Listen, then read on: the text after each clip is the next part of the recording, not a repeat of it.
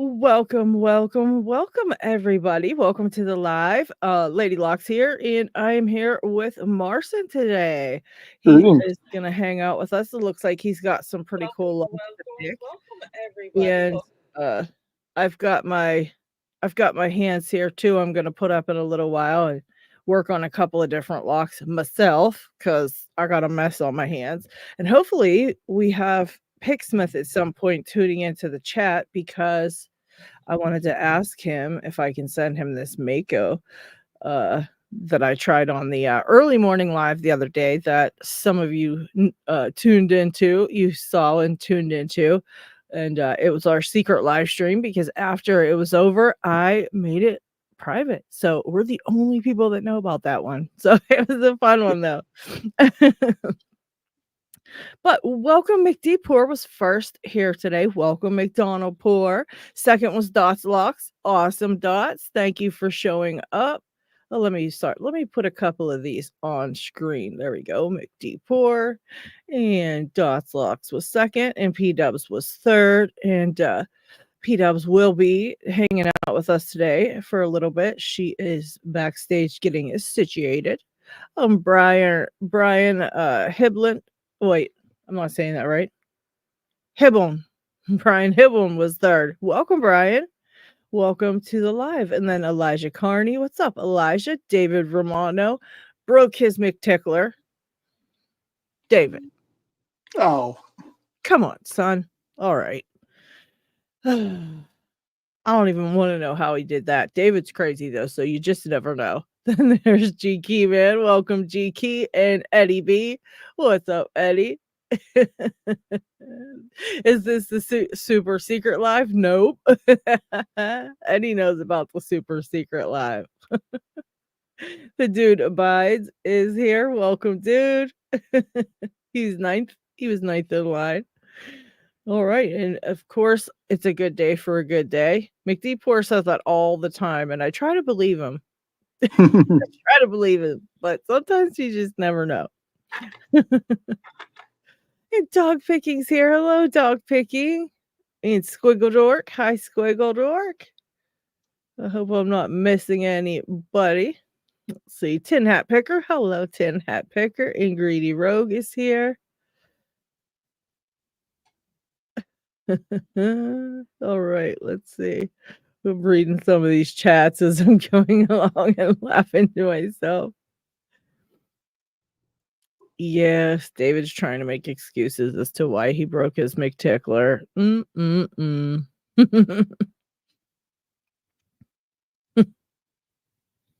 Okay, for the record, I was not using the McNally method, but I was working with locks that were very gummed up or rusty, and it just required too much force. Probably should have been using a 25 thou. All right, David, we'll let that slide. Because they were old locks you were working on. We'll let it slide. Oh, and he said there was a he did a bridge raid this morning. Oh man, I wonder how many locks he got. What'd you end up with, David? Lock Squash is here. Hello, Lock Squash and Zoe the cat and Greedy Rogue. I don't know if I said hi to Greedy Rogue. I was reading your messages though. Let's see. I have a clamp but need a tripod of some sort. Debating putting a nut in my desk and just mount it there. That's actually a good idea. I saw somebody else did that as well. Just mounted the vise right to the desk. that's what I did. Oh yeah, there's Marson. Marson did it. There it was. I knew somebody did. And you know what? Marson, if you guys noticed, Marson totally felt he knew what I was about to say. I didn't even get the words out, and he was turning his camera to show it. And I never said a word yet at that point. Like, me and Marson are on point here. All right. Who else is here today? I know I'm missing somebody. Coxie's here. Hello, Coxie. Coxie changed his what do you call it? Avatar or something like that on one of these places. And now I'm like, where I keep getting lost trying to find Coxie now. But I found him. All right. Coxie says he thinks he's subscribed to everyone in chat, but if he missed, let him know. All right. All right. Yes, Grady Rose says, always forget to like each video. Thanks for the reminder. No problem. We're always complaining and making people like stuff. Even if you don't like it, we're making you like it. Let's see. Okay, Brian, I don't even know if I'm subscribed to your channel. I have to shit, I don't think I can even click on you to find out. Maybe on my computer, but I don't think I can. I'm gonna have to go hunt you down on YouTube now. All right, let's see. Oh, Squiggledork has a big lock purchase somewhere between New Zealand and here. Hopefully he'll see it soon. Yeah, fingers crossed, man. Yeah. Mail service has been weird. Yeah. A lot of people having problems. Yeah, for sure. Keith O'Reilly's here. What's up, Keith? And Gerard is here. Hi, Gerard. All right, Yin Yet, GP Rider, PD Locksport, Phoenix. Holy cow, Coffee Gone Wrong, Unhinged Lockpicker. RL is here. Hello, guys. Richard Jones, good morning. Nola is here. Hi, Nola. All right, I'm like flipping through now real quick. Isamu Sushi. Hi, Isamu Sushi. And Zeph is here. Hi, Zeph. Let's see. All right. Did I get through the chat? Holy crap. It was like a minute or two. And I think well, maybe not. P-Dubs isn't ready yet. I don't think she's ready just quite yet. No, she says no. She says no. She's going, Okay. Let's see. I'm gonna pop in some tunes. We need like some snappy tunes in the background so we can get our groove on here. And you're getting something weird coming off your mic. Like at the end of when you're talking, there's like this weird kind of squeak on it. I don't know if it's feedback or what. Yeah, let me try to move this other thing out of the way here in a second. Because sometimes these headphones, my iPhones pick up my mic. Yeah. And I think that's probably what it was. Yeah, and they're under the desk and everything, but I might have been talking too loud. Is it still doing it? I hear it once in a while, but it's a lot quieter now. I mean, it doesn't really happen much. I wonder if that is what it is. Can you unplug them or? No, if I unplug them, then it goes. I don't know why it's doing that when I put it on. Throw a pillow on them. Yeah. You know what? They're in the garbage can. Let me see if I can put them in the paper towel roll. That's a good idea. Let's do that. Yeah, for some reason it picks it up, and then it also will, even when I mute it, it still plays, it still sounds. So I don't understand that. It's really taking me off. Yeah, it just like will not mute or anything. It's crazy. All right. I'm going to wrap them in some paper towels. Wrapping it up. Okay, and now I'm going to shove it down the paper towel. Let's see if that helps. Okay. And then I'm going to put it way back behind my desk. Okay. Oh, that was a lot of work. Holy shite. Okay. Now, are we going to feed the ducks today? Are we going to be in space today? Let's try in space. I don't think I like that. What's this one? This one's a bit trippy. What about this daydream? Oh, that's nice. Listen. Oh. Oh, that's really nice. We're just going to daydream today. We're just going to daydream away today. This way, if we're not talking to you guys in chat, can get your groove on. And just kind of mellow the F out. All right. Gonna make it super low. I hope it doesn't interfere with anything. You know, you pay enough for this shit. You'd think that it wouldn't interfere with, you know what I mean? You pay enough for it. It's ridiculous. It's supposed to work, and it just annoys the shit out of everyone. LPD's here. Welcome, LPD. And TN Lock Fun. I don't know if I said hi to you. Paracentric's here. He's been a member for 10 months. Holy shit. And thank you, Paracentric. You are amazing. I appreciate it. Totally awesome. And Lock Kraken's been a member for 10 months. Holy shit. Thank you, Kraken. Thank you. Thank you. Dog Picking said that the tunes will get him to sleep early. He'll be mellowed out too much and fall asleep. Yes, it's a great day for practicing lockpicking indoors. You're not lying, Isamu Sushi. Oh, wait. It's popping up. LPD's been a member for 10 months too. Holy shit. Thank you, LPD. Thank you. And I think, speaking of members, I think I have a couple of memberships I can give away. Let's see what I get. Let's see what I got back here. Not and that Keith, one. Yes, these are lock mail I got from Weasel. And for Unhinged, I believe it's when the pick enters. All right. There we go. 5 memberships. And of course, it'll probably gift it to people we don't know. Of course, I want to give it to any of my subscribers because I don't know what the deal is.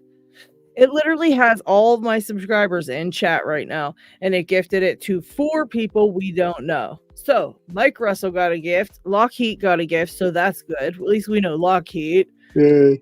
Then Filthy Nice 88 got one, Jane Oxenen got one, and Doug Bow got one. Really?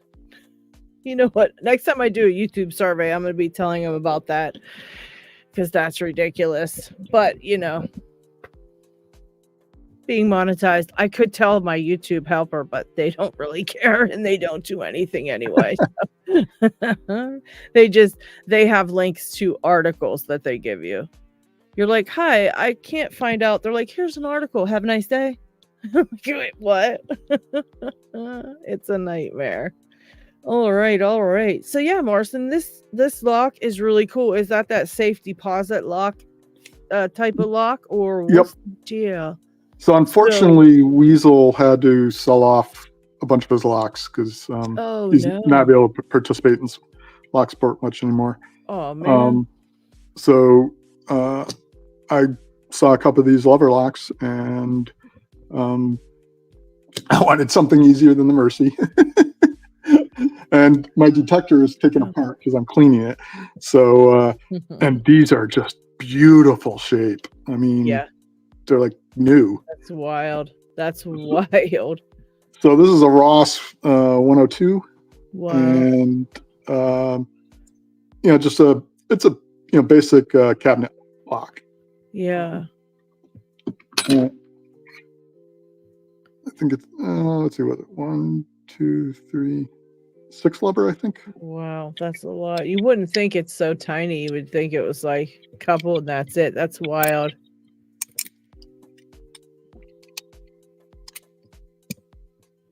Oh, that's the end. There you go. That's the latching end. That is wild. And then this one, it's a safe deposit box. And I forget the terms. I think there's like dual custody and there's another one. And like one means that either key will open it. Okay. And then there's the other term that means you have to use both keys. And either key is a lot more common apparently. But the safety deposit box is both keys. So if I put those 2 are the keys for that. You can see the difference right there. Just even when they're laying there, you can clearly see a difference, huh? And like the customer key will not fit in the bank because it's too big. But if I put it in and turn it, let's see. Oh, single access and dual custody. Is that right? Single access and dual custody, Coxie said. That sounds familiar. Says dual access, and then Coxie said single access and dual custody. Yeah, that sounds about right. Like single access and dual custody, like 2 people have custody of the box and the keys. Probably both have to do it and all that. That sounds. But I think dual access and dual custody were the 2 I was trying to think of. So dual access is more common where you can use either key, and dual custody is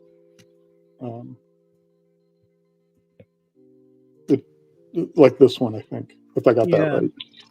But so if I turn this, you can, I don't know if you can see the Oh, thing yeah, there that's blocked. So even though I'm turning this, it's not retracting the bolt.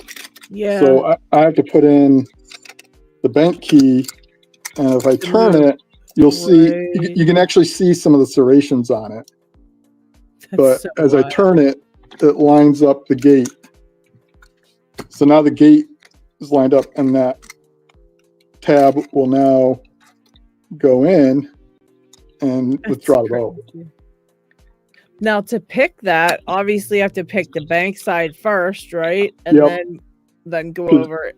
Now, do you have to hold it open, or does it stay open when you pick it to open? Yeah, it doesn't feel like there's any tension on the key. So the key's just sitting there. Yeah. So if you pick it, it should just sit there. Just stay put. And then I can move over to and pick that one. So cool. That's so cool. Now, do you pick lever locks? Have you picked any lever locks yet? Not yet. Not at all. Okay. Yeah, I only picked one that was see-through that LockChuck showed me how to pick, and then I picked one little baby padlock that Nick's Pick sent the tools for, and sent the name and number of the video that he made picking the same lock. So I was definitely able to watch him do it, and so it was kind of like a cheat, but it helped a lot because I'm very confused when it comes to lever locks, big time. I suck at them and it's bad. And he included a clear plate that you can replace this cover with. Oh, okay. For That's so cool. Yeah. For show and whatnot. That's nice. Yeah, and plus for helping you learn how to pick it. I mean, and Kraken, thank you for gifting the 5 memberships. And when Kraken did it, everybody in chat got one. So how the F does YouTube play with me, but not lets Kraken do what he wants? This is so ridiculous. So, oh wait, Coffee Enjoyer. I don't know. I don't think Coffee Enjoyer is in the chat. So that's the only one. But G Keyman got a membership. TM Lockfun, Brian Fitz, and David Romano. Everybody thank Lock Kraken for your membership. I appreciate that, Lock Kraken. And let me put a little banner up for Kraken because he's awesome. And I appreciate that. Yeah, Kraken did a Kraken thing. It's a shame we have a sticker for that. Oh, I need a Tiwanaka did a Kraken thing sticker now. Tiwanaka gifted 5. And okay, 1, 2, 3, 4, all 5 of my subscribers got that. Keith O'Reilly, Lockpicking Scout, Scully 1800, Buckethead Tactical, and Tequila Dave. Congratulations on becoming a Lady Locks channel member. We're super cool, and we have super cool little dudes that we can put in chat if you want to use them. There's a whole bunch of dragons in there that you're allowed to use. And there's some member videos back there in the membership section you could go check out. And yeah, just a couple little things for becoming a member. So thank you guys. Thank you, Tiwanaka, and thank you, Luck Kraken. Very cool of both of you. No, Richard, no. I have it actually displayed on my tool chest because it's my favorite lock. I was so happy when you sent that to me. It's the cutest lock ever. I absolutely love it. So it's the only one of my lever locks that is on display. It's right there, and I look at it every day and go, you really need to learn how to pick this thing. Which one is it? It's a master lock lever lock. Let me grab it. It's literally right here. And I thought it was cute. Somebody had one, and I was like, that is the coolest lock ever. I really need to get one. And Richard Jones was like, you know what? Hang on a second. And the next thing I knew, there was one in the mail. And he totally hooked me up with one. So thank you so much for this, Richard. Someday I will attempt it. But believe me, it's always taunting me from my toolbox. It's right on the drawer there. You can't miss it.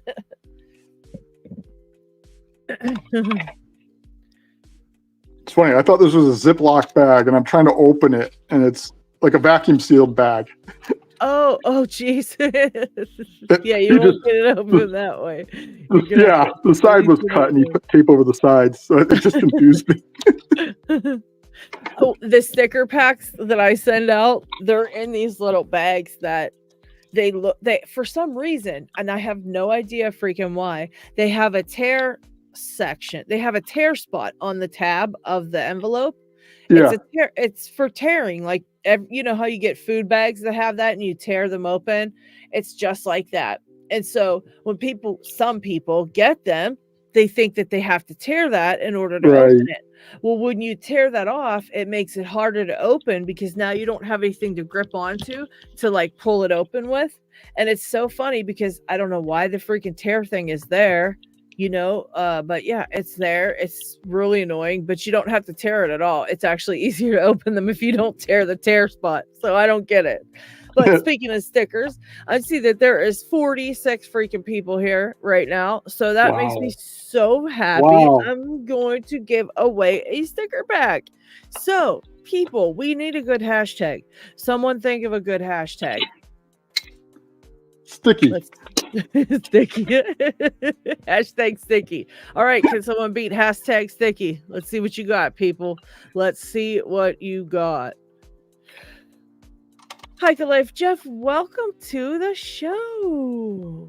Welcome. I'm asking for cool hashtags to use for a sticker pack giveaway because we've got like 40 people yet. We got 40 people here. Greedy Rogue says hashtag not a subscriber yet. Hell no, because you know what? Anybody that's in chat, I made them have to be subscribers because I was like, if you want to chat with us, then you have to be in our community. All right. Hashtag stick me up. I like hashtag it's always rigged. I think that's a good one. That's the one. That's the winner, people. That's funny, Coxie. All right. I'm going to type that in and we'll get this show on the road.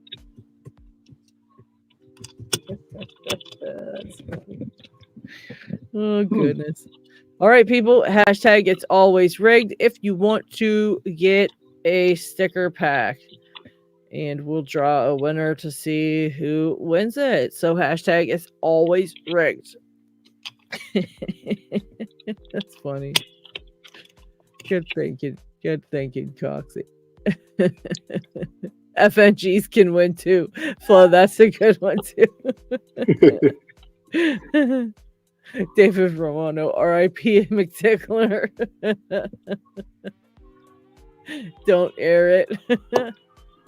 Oh, don't tear it. Don't tear it. There it was. Tequila Davey. Hashtag if I win, give it to someone else. I already have two. I already have one too, he said. I already have one too. Yeah, we rig it for Dave a lot. We definitely rig it for Tequila Dave a lot. Lockchuck, what's up, Lockchuck? Welcome.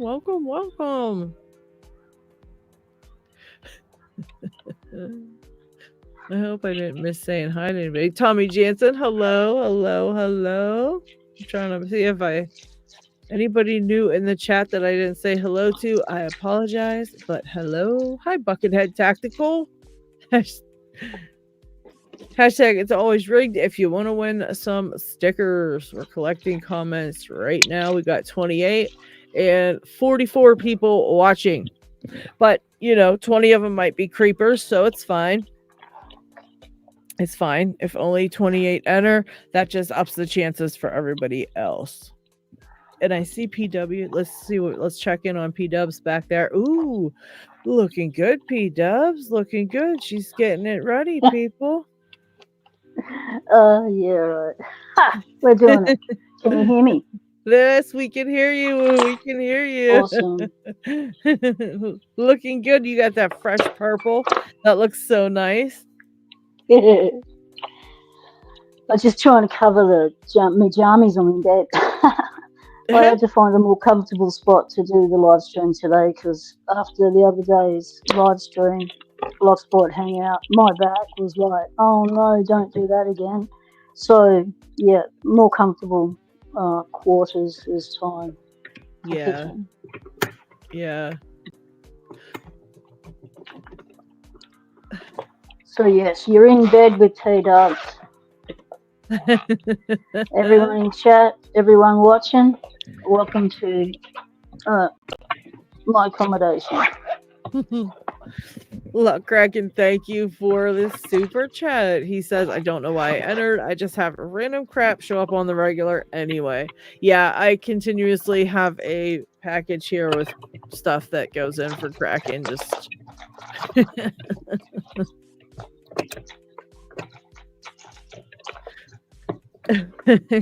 Greedy Rogue said, should throw my address on the Discord and see what shows up. You know what? I wouldn't put it past anybody in this community just to be like, maybe we'll send them some stuff. They do that. They do that. Hashtag not a creeper. I like that one too, Coffee Gone Wrong. We might have to use that for the next giveaway we do. All right, let's see what we got. Entries 30. Okay, we are going to draw for a sticker pack for for it's all hashtag it's always rigged. I got my sticky tab out, and I think the only thing I have to do here is send dude some 1100 parts. That's the only thing on that sticker. I'm getting out a new sticky to write down who wins this one. All right. Oh, why not get out the sticker pack and write it on there? How about that? That's a better idea. There we go. We'll get the sticker pack out. No. Just lost a pick down the side of the bed. Oh, shit. Oh, you might have to kiss that one goodbye. Oh, man. Well, no. I've got the light with the camera attached to it because I had to go to Plan B again because it started to overheat before I even came on. So I've had to hook up to an ice brick. So I've got you hooked up to the light. I've got the light hooked up to the desk drawer. I've got the light balanced on my calipers, my Lishy tea cutters, and my emergency backup anything. And that's the one I need now. So now I'm going to move yous. You might fall down. We'll try and keep you non-falling down. Whoa. I'm going to hold you up. You can do this one-handed while we grab what we need. Oh, that works. That might work. That might be okay. All right. Oh no, yeah. A couple of people should have got mail from me today, I hope. I know that Isamu Sushi, yours showed up, I think you said. And I can't remember who else I was sent to, but they should have got their shiz. All right, we got 30 entries. Everybody else is going to be shit out of luck as of right now. We are drawing for hashtag always rigged for a sticker pack. Drum roll, please. With my own drum roll. We'll have to have David Romano. Congratulations, David. That's awesome. All right, David. The one who calls it rigged wins.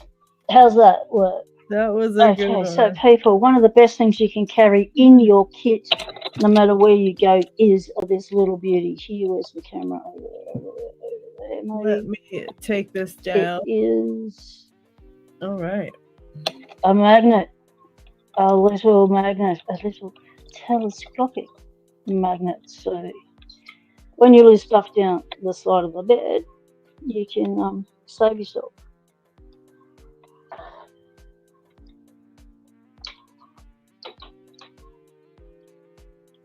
All right. Yep, David, you're right. It was fixed, and you fixed it. The Merv, hello. Right. Still Kittens driving, going to be listening, going through bad service areas. Okay, no worries, mate. Just let us know when it's fading out so we can talk about you while you're gone, and we'll be fine. Yeah. Hey, Eddie's right. David, congrats. Go play Lotto. You got subbed and stickers today. You're on a hat trick.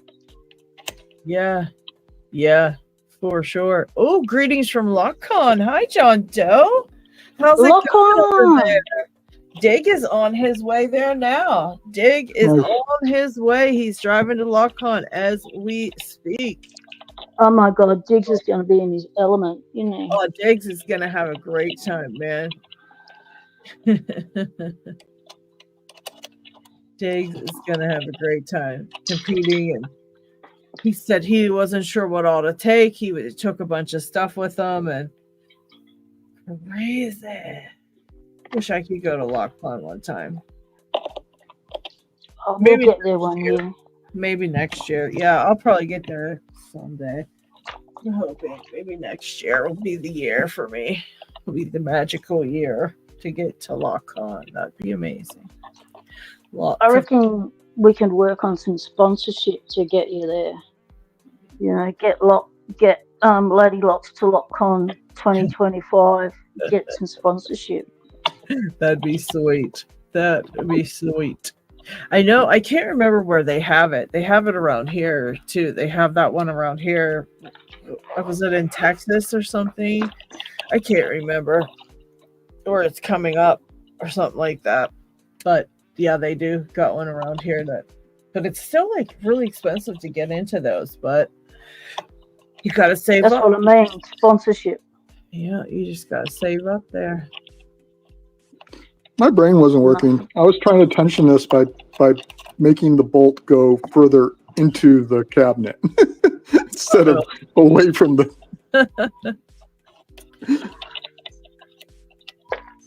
Oh, Lockpicking Deb is in Amsterdam for Lockcon too. Oh my gosh. Awesome. LPD, you go into that? Maybe you can find the person who got my package. He's got my challenge lock.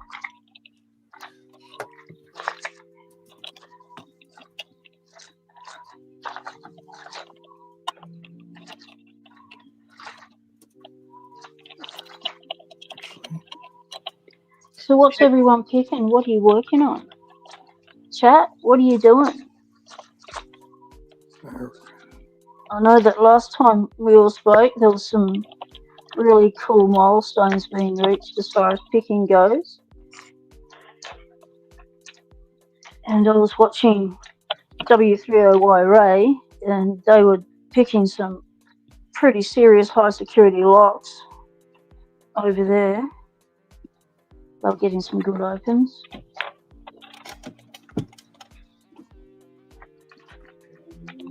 Okay. Keith O'Reilly has dropped in a super sticker. Thanks, mate.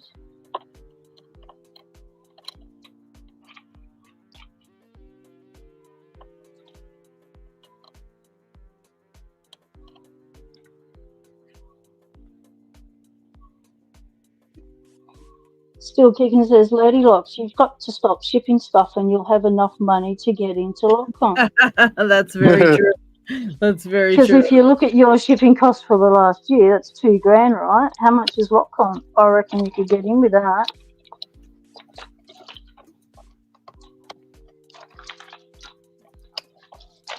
Good point. Oh, come on. Where is my favourite little tensioner? There you are. Hello. No, wrong tensioner for that lock. So you might hear some aircraft noise. It could be louder than that. Like I'm talking Air Force, Defence Force jets going overhead. And I mean, like, flat on your head, there's an airbase right to the left of me. Ah. Yep.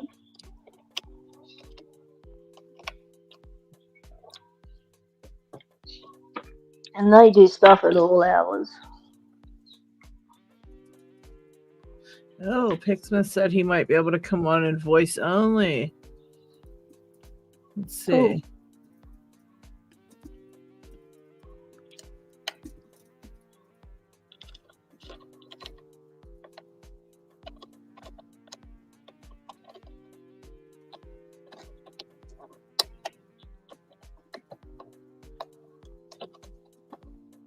Lockpicking's done a super sticker. Thanks for package. Hatch just arrived. All right, let me get Isumi Sushi. Your package. Oh shoot. All right, sent to Picksmith, and all right. Coxie. I'm reading the Discord. I try to keep with the Discord chats too, because I'll be sitting here chatting in the live, and there's like 25 Discord messages as well, and I'm like trying to catch up. And when I miss them, I miss things like Steve saying, "Hey, Lady Luck, send me the link and I'll hop in," and you know what I mean. So I miss that shit. Yeah. So I'm like, I really want to get on top of it, because I'm trying to be, what do you call it, proactive, and keep ahead of everything. But you know, we stay on top of the Discord. Yeah. Gerard says, I'm a mess. Gerard says, in the morning after breakfast, it's disc-detainer time. Oh, you're going for those. Nice. So did you make your own tool, Gerard, or did you score a commercial one? Or did someone make you something? That's what I want to do, is get a really nice disc detainer pick and start disc detainer picking, because I think it would be fun. I think I should go for it. I did I want to try it. Yeah, I did quite a few with, and I was able to do it with that orange you know, and Lockchuck made me a resin one too. That Talon pick, is it Talon pick? That Talon pick one? Yeah, I picked quite a few with those. And so to me, that's pretty good. I mean, those things aren't the best picks. And so if I was able to actually get things open with it, you know, I think I might be able to do well with a good pick. So at least that's what I tell myself, to get myself to pay that much money for a pick. Yeah. They're so freaking expensive. I want to get one, but then again, I'm like, I keep talking myself out of it. I'm like, you're not going to like it. You're not going to want to stay picking disc detainers. But I can always sell it. I can always sell it when I'm done.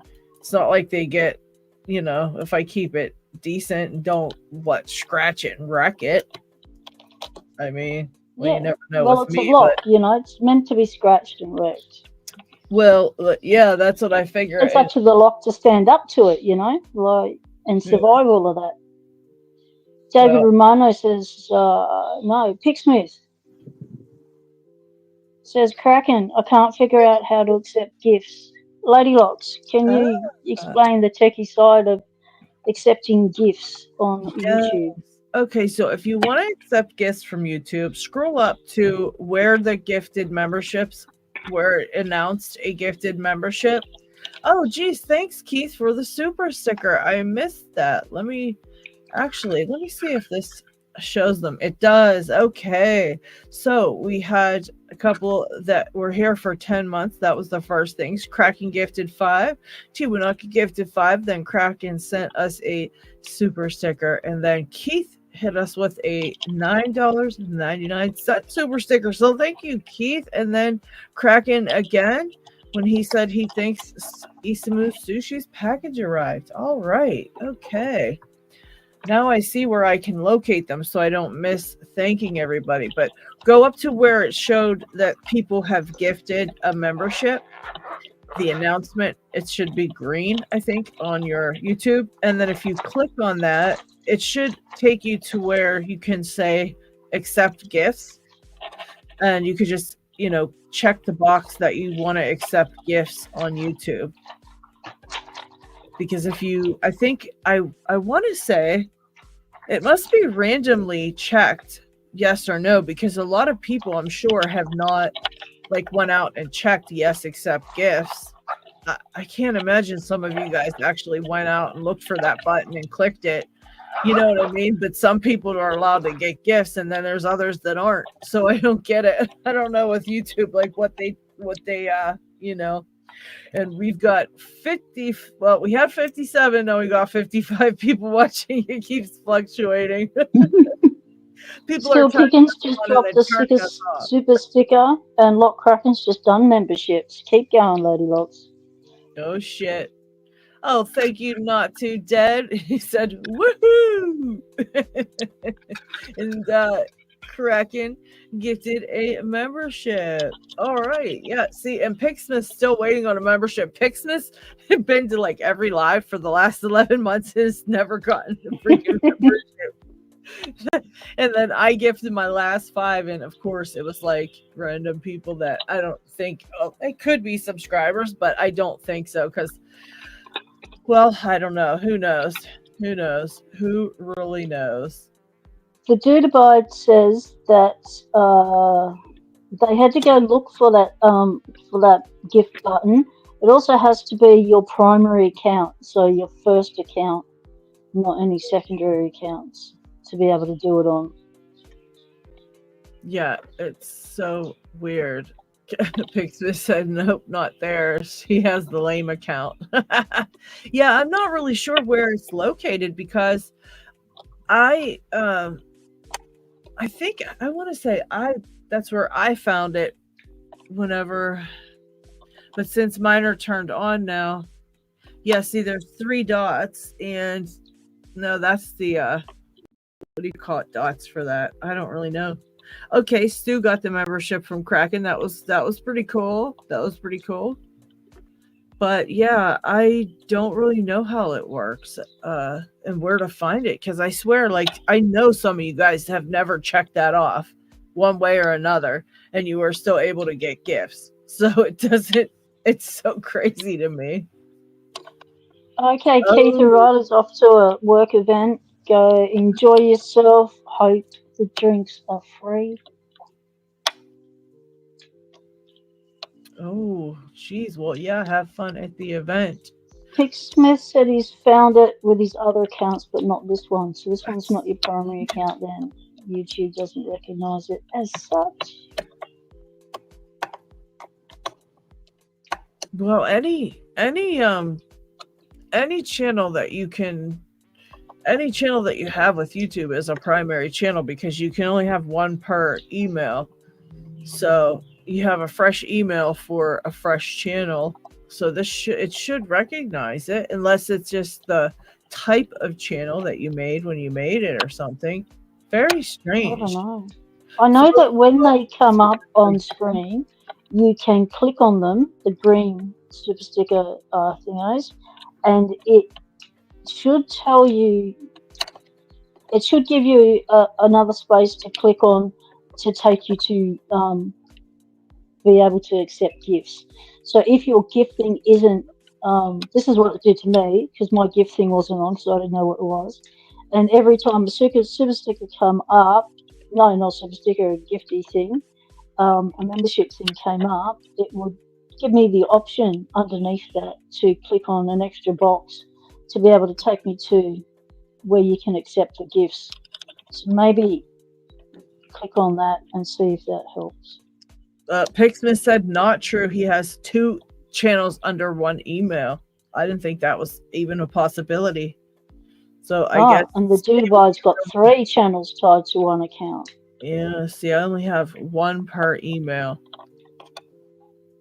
Because there's I somehow managed to get 2 different accounts linked together, different emails, so that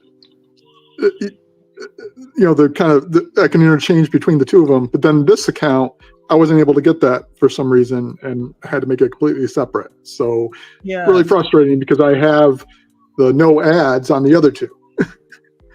Okay. Yeah. It's weird. I don't know. Yeah, maybe they changed it, and maybe you can't do it now. That's weird. Yeah, because I didn't even see a possible, like, once I created my Lady Locks account, it doesn't even let me find a place to make another one. You know what I mean? Like, it would say like create another account or something. I don't know. Oh geez, Pixsmith. Well, and channel is different than other accounts, so you can do, I think, multiple channels, but on the same account. And Dude says, I used to chat in here as Dose of Chaos, but I couldn't win or enter drawings until I switched to this one. That is so rude. Wild. YouTube's so weird, so random with stuff. Like, you can't follow any pattern. Yeah. I think Google in general is terrible with like UI and the user experience. Yeah, I agree. I can never find anything when I look for things. I can't find anything. And I'll tell you what, in my search, it depends on which account I'm logged into as to if my Chrome searches nicely or not. I have one of the accounts I have when I search for things, it just brings up the dumbest stuff. It's like, how is that even connected to what I asked you for? And so like I could never do research on there because it's just nothing relevant happens on there. So I don't know what it is, but I mean, Chrome's like, no, we're keeping you stupid. So I switched to the other account and actually find stuff. Luckracket, thank you for the super sticker. He said, Sushi Guy, that package was awesome. Very cool. Buckethead Tactical said, Picksmith After Hours. I like that one. I like that. City of Rocks State Park in New Mexico. Very nice. He said, back in a bit, time to take a walk. This place is amazing. City of Rocks State Park in New Mexico. That's pretty cool.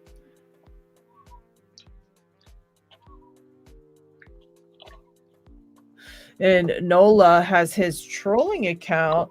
Whoa, wow. And this account under the same email. Nola, you're not supposed to be trolling, bro. You're not supposed to be trolling.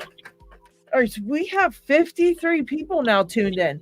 I'm telling you what, guys, we need to get to 100. We need to hit 100. We need to really you got to be the first to crack that ton. Yeah. I don't even think SE Lock and Key Lock Forces hit 100 yet. Could have, but yeah, this you know what? This live is the most fun. We do the funnest shit. We're the best community. There's no reason that we can't hit a freaking 100 people. So I'm gonna start putting it everywhere and making people show up. I'm gonna start like, you know what? I'm gonna have to start like really. Just tell them we're going for a record. We're going for a record. Come and join the record. Yeah, let's see if I say that on Facebook. We're gonna put it in one of the groups, and I'm gonna put it right now in a group in Facebook. Let's see what happens if they actually come over. Yeah. And tell me why I had to put my Facebook on light mode on my computer, because when I have it in dark mode, they are leaving the freaking typing in black. And I can't see it what an idiot. Black background. How fucking stupid was that? Like I said before, the UI, a horrible design, is so rage-inducing. Yes. It's absolutely so ridiculous. I'm like, how do you think that that's helping people put the typing in black in the black background? You fucking idiots. It pissed me off so bad. Sorry for this. I think the world would be a happier place if people were more competent with that. And because I like it, I like everything. I put all of this in dark mode. I really like it. Everything in dark mode. And yeah, same you know, one day I just turned my Facebook on and I'm going, what the hell? I'm like, why? Where's the words? What's happening? And I'm looking, and you know, they were in the background's like a dark gray, so you can still see the words. If you really look hard, you can see there's black typing, but the dark gray background, it's so hard to see anything. I'm like, I ain't this old. Come on, people. Yeah, it's like going on Discord. I don't know who I'm talking to. If their name's in black or a dark color or blue or anything like that, I can't see their name, can't read it because I'm in dark mode, and their names just blend or disappear. I can't even type. Good Lord. CHAT. Come on. You stomp. Up stomp. Get it right. Up stomp. G'day. Welcome to the chat. Says nobody on Facebook right now. It's after work hours. Yeah, well, they should get their butts over there. They should get their butts over So here. everyone does their Facebook during work time, do they? Yeah, use the company's bandwidth. Yeah. Yeah, I bet you no one even will like it. I just like my own post because no one likes it. Facebook's brutal. Squiggle Dog. Good information, mate. Says that there's a accessibility option on Discord to put the color in a dot next to the name and just leave the name white or black. Well, that would be more useful, wouldn't it? Yeah.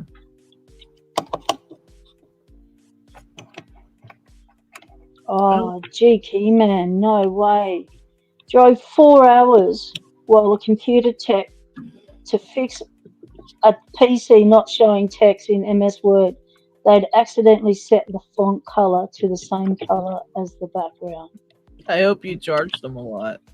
And it takes a critical thinker to be able to work that stuff out. Yeah.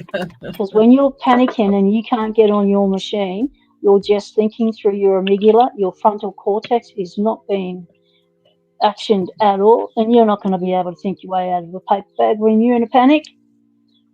And everyone panics when they can't get on the computer and the computer doesn't work and they can't see the writing. It's a panic. So yes, you need someone like GT Man to come along and go, let's change the color.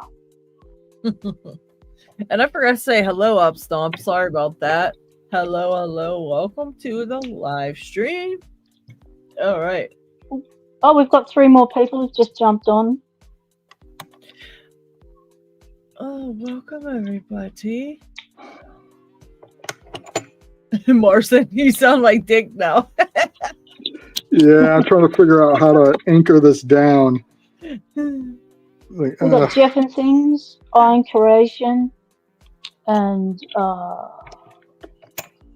Jay Gabriel, and East Beats 308. East Beats thinks we're fake picking. Yeah, that's right. If we were fake picking, we'd be getting locks open. Yeah, I wouldn't be picking my favorite lock that I should be able to get open in seconds for the last half hour. Yeah, it's fake picking. You can learn how to pick a lock. Why don't you join in and learn how to pick a lock? It's very easy on some locks. Most locks. Some locks it's very hard. It's hard to it's hard to learn, I think, more than anything. Once you get it learned, it's not so bad. And if you, because I think the learning part's easy. I think the maintaining practice and improving your skill, building your skill level up and your muscle memory, that's the hard part. Well, that's the discipline to do that. Yeah, that's true. I think that I consider that learning, though. I consider that learning, trying to like continually like make your muscle memory go smaller and smaller for these tiny little, yeah, you know, the tiny. But for the basic principle of picking a lock, put the pick in, find the binder, push the binder. Yep. Get that basic down pat, and then everything else is your big learning curve. Yeah, I think people have a natural ability to pick to a certain level, and each person's level is different. Like some people can get in there and they can start out at white and pick all the way to like blue with no, with really no issues. And then they'll get there, they'll get to blue and it's like a stop, like a dead stop, like, oh shit, now I'm having problems, And so I think but there's other people then that, have trouble picking past yellow. They get started and they try to pick, and once they get to about yellow belt, it's like, oh shit, this is really hard. Or some people have a hard time just starting out learning because it can be tough, but I think we all have a natural kind of, it's probably like who can learn muscle memory better or something. I don't know. Oh, it's different skills because as Marcin's explained to us in the past about different ways that the body, that neurodivergence and stuff learn is through different senses, and some of our senses are not working, so our other senses are stepping in for it.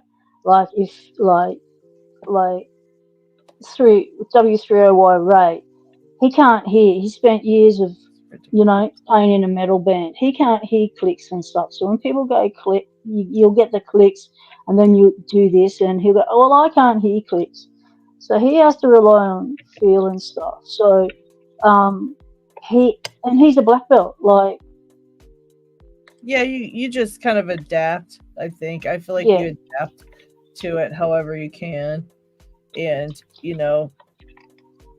if it's feedback, then you really have to work on like getting the best equipment to use to pick a lock, because if you don't have the best equipment that you can feel everything with, then you're screwed, yeah. You can't feel anything at that point. Brian Hibbins says that they're stuck at yellow. What lock are you stuck on, mate?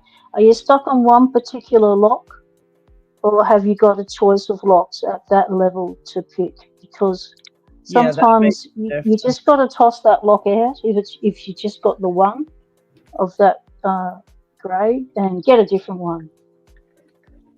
Yeah, sometimes you end up with something that's really hard and it could possibly be ranked a higher level, even though it's ranked yellow. It's like tough. It's so hard that it could possibly be like orange, but they rank them how they rank them. But yeah, sometimes like with Lady Locks, and I have proved that there are cursed locks out there, and that's one of them. That's the where are we? Where's the camera? The Lockwood 120/40. Oh my god, cursed padlock if I've ever come across one. Yeah, that's been on my desk for years, mate, and that's cursed. So cursed, I don't leave home without it. You can't leave it in the house on its own. You don't want it to infest all the other locks in the lock lab, mate. Don't leave the cursed ones unattended. It'll get into the fridge. Yeah, exactly. Remember when having a lock party, coming home, there's keys everywhere. Oh gosh. Remember when who was that? Lock Fumbler? Was that Fumbler who made people freeze the lock in the freezer and pick it up? Yes. That was the lock challenge. That was, and I cooked mine because we were in a very cold winter, and there was no way I could do a frozen lock on top of freezing in the house. So I got special permission to do a hot lock. So I heated my lock in the oven, and then I picked it. That's a good idea. You had to do one thing or another. I've got this. Yeah. Oh, you know what? I have cursed locks. Lady Locks. Dan Scotland says, sorry. Hi, Lady Locks. I suspect my muscle memory has amnesia. Great show, Mrs. Locks. That's what I ran into. That's a good one. Yeah. I think that's what happens to us when we go into the doldrums. Our muscle memory gets amnesia, and you can't remember how to pick a damn thing. You're like, wait a minute, was I ever even a lock? You're like, wait, is my lock picking days over? And even if, look, here's the thing, even if you've gone through this before, when it happens to you, like the 5th time, you still think to yourself, is it over? Am I done? Is this it? Literally think that every time. And even though this has happened 6, 7, 8, 10 times in your picking journey, you've forgotten how to pick, and you get the doldrums and you can't pick anything for like days and sometimes like a week. I don't know if I've ever had it go. No, I gotta say I had it sometimes that it was like 2-3 weeks. I had a really hard time picking anything, and it was like that one was really hard for me. And I thought, this is it, it's over, because it's been too long. It's like 3 weeks and I'm still not opening anything. Like I'm so screwed. It's over. And you really go to the worst immediately. Even if it's only been a day, you're like, oh my God, I really forgot how to pick a lock. I really forgot what I'm doing. What do I do now? Like you freak the F out. And yeah, it just happens. And that's normal. Yeah. That's normal, people. We all go through it. And you don't just go through it at the lower levels of grades, you know. Black belters still go through it. Doesn't matter. Yeah, all lock pickers go through it. Yeah. I've been giving a whole bunch of advice on the gold P and figured, well, I should refresh my memory on it and pick it again, maybe put it on video again and maybe go through how I pick it. And nope. I love this lock, but I spent the past couple of days, poking at it and nothing's happening. Yeah. It's like, I opened it on one of the lives. I opened it either on last Locksport. I think it was the last Locksport Weekly. I opened it, or on P Dubs' live. One of the freaking lives. I sat there. Somebody said something gold P, and I was like, "Oh, I got one of those. Maybe I'll mess around with mine." And I picked it and got it open.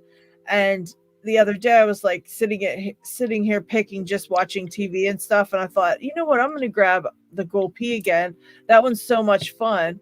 And, because it's always like a little bit of a challenge no matter what. Even if you know what you're doing on that one and you're good at it, it's still challenging. So I was like, this is a great one to sit here and work with. I picked it up and I've not been able to open it since. So you're not alone, Marcin. You're not alone, buddy. I'm the same thing happened to me. It's literally sitting here looking at me laughing right now. I hear it.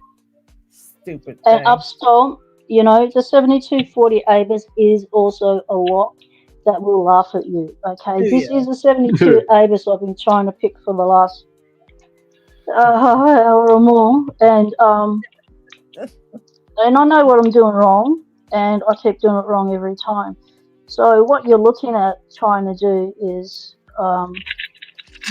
what you're working on is extremely tiny pins and tiny spools. So you only can feel the spool as feedback slightly if you increase the tension. So the heavier tension, the more feedback you get. So on this lock, it likes, medium strong tension. I find that if I try and pick this top of the keyway, I've got no chance of picking it. The only way I can pick it is bottom of the keyway with one of these thin wiper blades things. And the other thing you've got to remember is you're not picking upright. If you're picking in a vise, you are placing your lock like that upright. The keyway is actually at an angle like that. So you need to adjust for that with either your hand position and your tension in position. Because if you don't, you're just going to be automatically muscle memory picking upright, and you're going to be picking the warding. And so I pick these in hand all the time because of that angle, and that angle works well picking in hand because you automatically are picking at the angle that the lock is situated, the core. And the other thing you need to remember is when you go to gut these, that those springs will go on you. They will bolt. They will disappear. And don't worry, mate. I have a whole bag of them. I can send you more springs. So don't panic about gutting this thing. It's okay. The key pins are tiny as well. So you're dealing with very tiny drivers and very tiny key pins. So you need to have a pick that's thin, a very thin tip, as in not wide, so that you can position under that pin and not accidentally be picking two pins at once. And so medium to heavy tension, bottom of the keyway, thin pick, very thin, depends on your bidding, but I use a very, very short, very low profile. This was a short hook that's been blown out over the years. So this was an SS Dev, so the thinnest ones you could get at the time, and very short hook. So give that a whirl, mate. But and remember, when you do gut it, that when you put it back, that everything is at an angle. Watch out you don't drop your drivers in. Yep. So that's it for the ABS 7240. It's a fantastic lock. Once you can get to picking it, you can actually pick it consistently. It's just getting that first open. And the other thing is, with the open, the other reason why you've got to have a little bit of heavy tension on it, you're working against a very strong actuator. And when you go to turn that as an open, it's a lot of force, and it's very it feels like you're turning a core through a rubber band. So that's what it feels like. So you're feeling the pressure of wanting to go back, and you have to use a bit of force to push it down to get that open. So yeah, so chances are you might be getting opens, but not using enough tension to turn that core because of that actuator. He says Lockpicking Lawyer doesn't have any problems at all. His videos are totally awesome. Lockpicking Lawyer has tons of problems behind the scenes, just like every other lockpicker. I was going to say, you have to ask him about that next time he's on. Yeah. But we've had Lockpicking Lawyer on the live streams, and he's picked with us for like 6 hours, and he's picked through all of his standard practice locks and stuff that you've seen him show on his channel before, and he just keeps picking and picking. And there's locks he's had difficulty with and stuff, and he has trouble picking. Yeah, not everything's fluid and flows when you're on a live. And he's told us, you know, what he goes through, how many takes it takes him to get it right and stuff. It's not turn the camera on and shoot like we do with the lives. Yep. Yeah, that's true. It does take a bit. Lock Kraken's getting up, you lady locks. You gave him the link that took him off the live. No, that was a link for what's his name, who needs help with the 7240. I don't know where Lock Kraken went. He's just pressing on things and ended up in a pickle. Where did he go? Yeah, exactly. Gave me a link that took me off the live. We're Yeah. Lock Kraken, don't click every link you see on the internet. I was just waiting for Pete Dubs to get done telling him about that 7240. Greedy Road has got some more information. Says that you just need to feel the earth move. Enough tension to feel the earth move. The 7240 is so frustrating. Yeah. Yeah. So East Beast 308, yeah, LPL actually does show up on stream fairly regularly here. And I'm also going on a trip to see LPL in a little while. Hopefully I'll see him when I go on my trip. Nice. Jay Gabriel said he's talk texting. And so if he says anything weird, it's just because he was talk texting and, you know, it didn't pick up right, but he had to go make a phone call, so he'll be back. Diggs here, go and hunt for him. Does that mean you're going to go and hunt for him? Because he is, I don't know if he actually got there. Oh, he might have got there. He might have got there. I thought he said he had a couple hours to go. He had a couple-hour drive, but doesn't he have to fly there? Did they have to fly from Germany to the Netherlands or no? I don't know. I think it's a drive. Yeah, okay. Then Diggs said he had a couple-hour drive. So he might be there by now. I don't know what time he texted me. Let's see. I might be able to see that. He just was getting on the road. Dig said, oh yeah, that was at 2:00. He should definitely be there by now. Yeah, go hunt him down. Yeah. Ustomp says it's a pretty small keyway. My biggest issue is that the pins feel locked up with any tension applied. Yep. So what is happening there is your pick shaft. Are you doing bottom of the keyway or top of the keyway? If you're doing bottom of the keyway like I am, your pick shaft will set pin 1 and 2. So what you do to overcome that, because I pick from the back, is put the tension wrench in, don't put any tension, put the pick in, apply the tension, and then pick through it. Kraken, thank you for the super chat. He said he missed the recent live. Thank you, or happy 21st birthday. Thank you, Lock Kraken. It was a good one. It was a good B-day. Yeah, happy birthday, Lady Locks. I missed all that. That was a fun one. So you had a birthday. My channel had a birthday. So it's a birthday month. Yeah, P-Dubs' channel had a birthday, and then it was 6 years old, right? We're trying to get P-Dubs monetized, people, also. So if you watch PW's content, do us a favor and, watch another second video. Or, you know what? If you're just going to, go mow the lawn or something, put a playlist of P-Dubs on your cell phone and let it play in the background. Or if you're setting your phone down at the house, put it on, let it play on your phone in the background while you're going out to do something.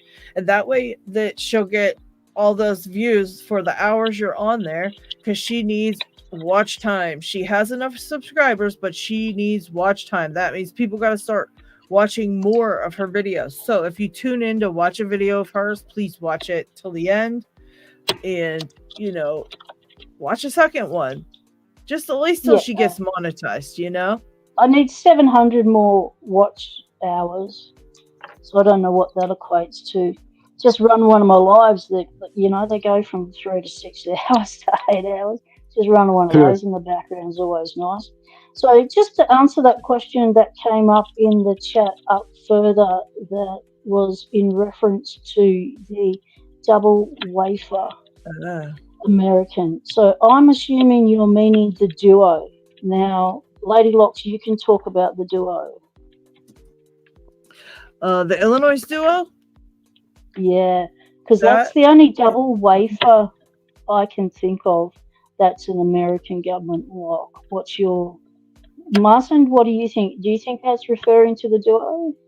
Don't know. Let me see. Let's see. Yeah, I'm so behind in chat. Let's see. Oh, I want to try a CASP. I don't think I ever tried a CASP. Dotlock says that's my next to try. Oh, you just got the CASP 14040 this week, and it's a nightmare. Oh, shit. It's a nightmare, eh? The CASP 14040, that's a nice lock. It's a good looking lock. Did you get a green one? Because the green ones are really nice. Yeah, I use enough tension to feel the earth move. That 7040. Oh, geez, Greedy Rogues. Yes, said he does use enough tension. I think I missed that one too. I was typing or something. Yeah. Go up on that link and save it in your watch laters, Greedy, and go watch that one and check it out. It really was a very instructive video about that, so you can kind of try to follow along with it. I really was annoyed with that lock until I found that if you pick straight up from the bottom of the keyway, just straight up, like it feels like you're not going to be able to, and it looks like you're not going to be able to when you're looking at that keyway. But honestly, if you just go straight up from the bottom, you can hit the pins correctly, and then get them set right without having to angle around in that keyway, because but remember, your pick is going to not be straight up. It's going to be at 11 o'clock because of the way the core is situated. So you can pick straight up the keyway, but you'll have to do it at the 11 o'clock angle. So allow for that. So Squiggledork wants Martin. Martin, what pick are you using for that? Tensioner. You're using a tensioner pick. Let's see. Yeah, I'm trying to get this one from Trucker open right now. This is a trucking lock logo. I don't think I have anything that reaches far enough because this bottom lever looks like it's got to go pretty high. And I don't have a hook really that'll do that. That's so cool. You can see right inside of there. Oh, what one's that, P-dubs? The 7240. So that's the 7240. So that's how I've got two gatekeepers up the front, two really low ones, and really high ones up the back. So that's why I'm saying watch your low sets at the front because you will overset them with that keyway by the shaft of the pick. All right, let's scramble it, and I don't think it can zoom in anywhere, but yeah, just pick straight through the bottom. It goes straight in the bottom there, just right in. It goes right on in, straight up and down. It's like, just like that.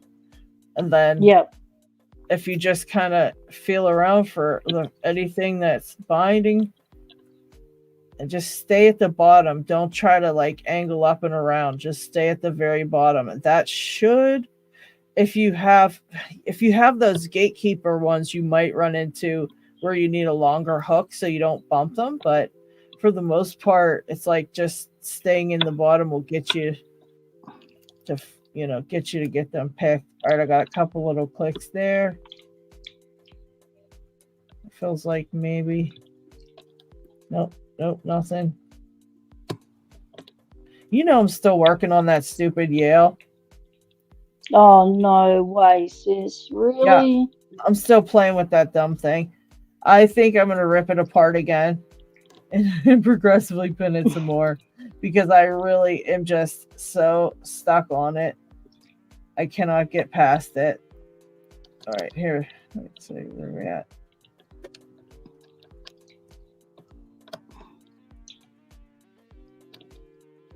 Yeah, I like a lot heavier tension on this one too sometimes. I think I need longer. That's got a green one. Awesome. A green cast. They are so nice. Protean, welcome, mate. Filthy nice. Squiggledork. I can't remember. I think it was Squiggledork. I was cracking up. He sent me that a little short video of him trying to pick and his cat jumped up on the thing. I wanted to say, was that Squiggledork, Morrison? Yep. It was At least he does have one. It was so cute. It was like, you're done. That cat was not having any more of it. He was like, look, you did enough. All right. That's better. We needed a longer hook for that one. And I guess you like that storytelling one I sent you. What's that? The dude, how I think I tell stories and how I actually tell stories. Yeah. Dude, that guy cracks me up. He's like, he does them for like every situation. I'm like, how do you think of all these situations? But it's always hilarious, like always hilarious. But yeah, that one was a good one. Yeah, that was a good one. That's probably me too. Like, yeah, my fiance sent me that. I'm like, okay, wedding's off.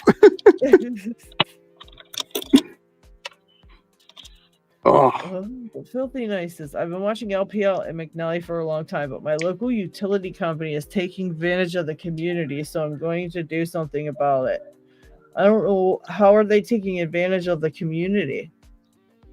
He mentions that further on, but there's nothing you can do about it, mate. You can't legally remove those locks. Yeah. You just have to go through your members of parliament, get a petition going in your community, try and get some community action going. That's get some media around it, get some attention about the situation. That's all you can do. You can't do anything illegal. Yeah, definitely don't do anything like that.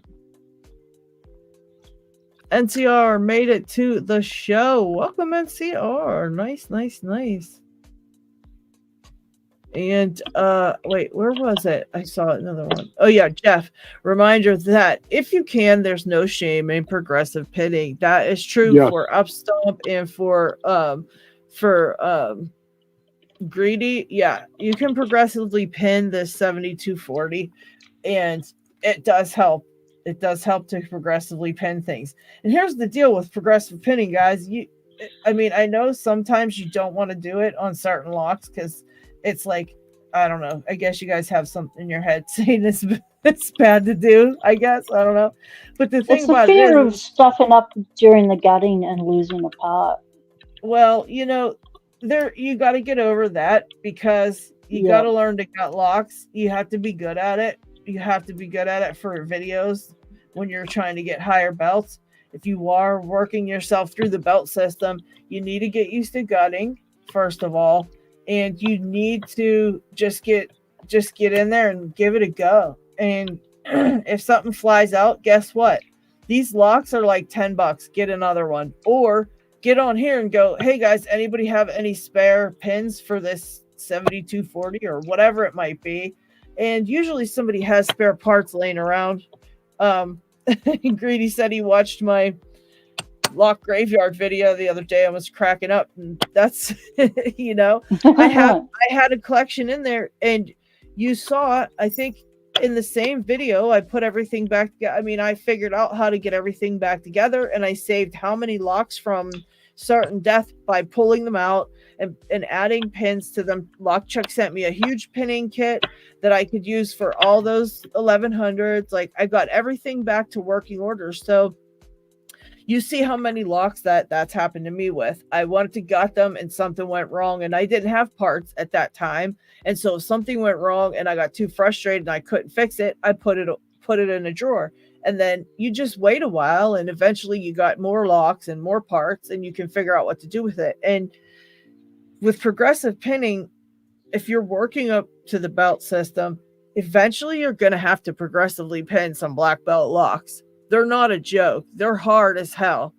And unless you're white or left-hand Loki or like Rain or one of them guys, you're going to have to freaking progressively pin them to even figure them out. They're ridiculously hard, next level evil.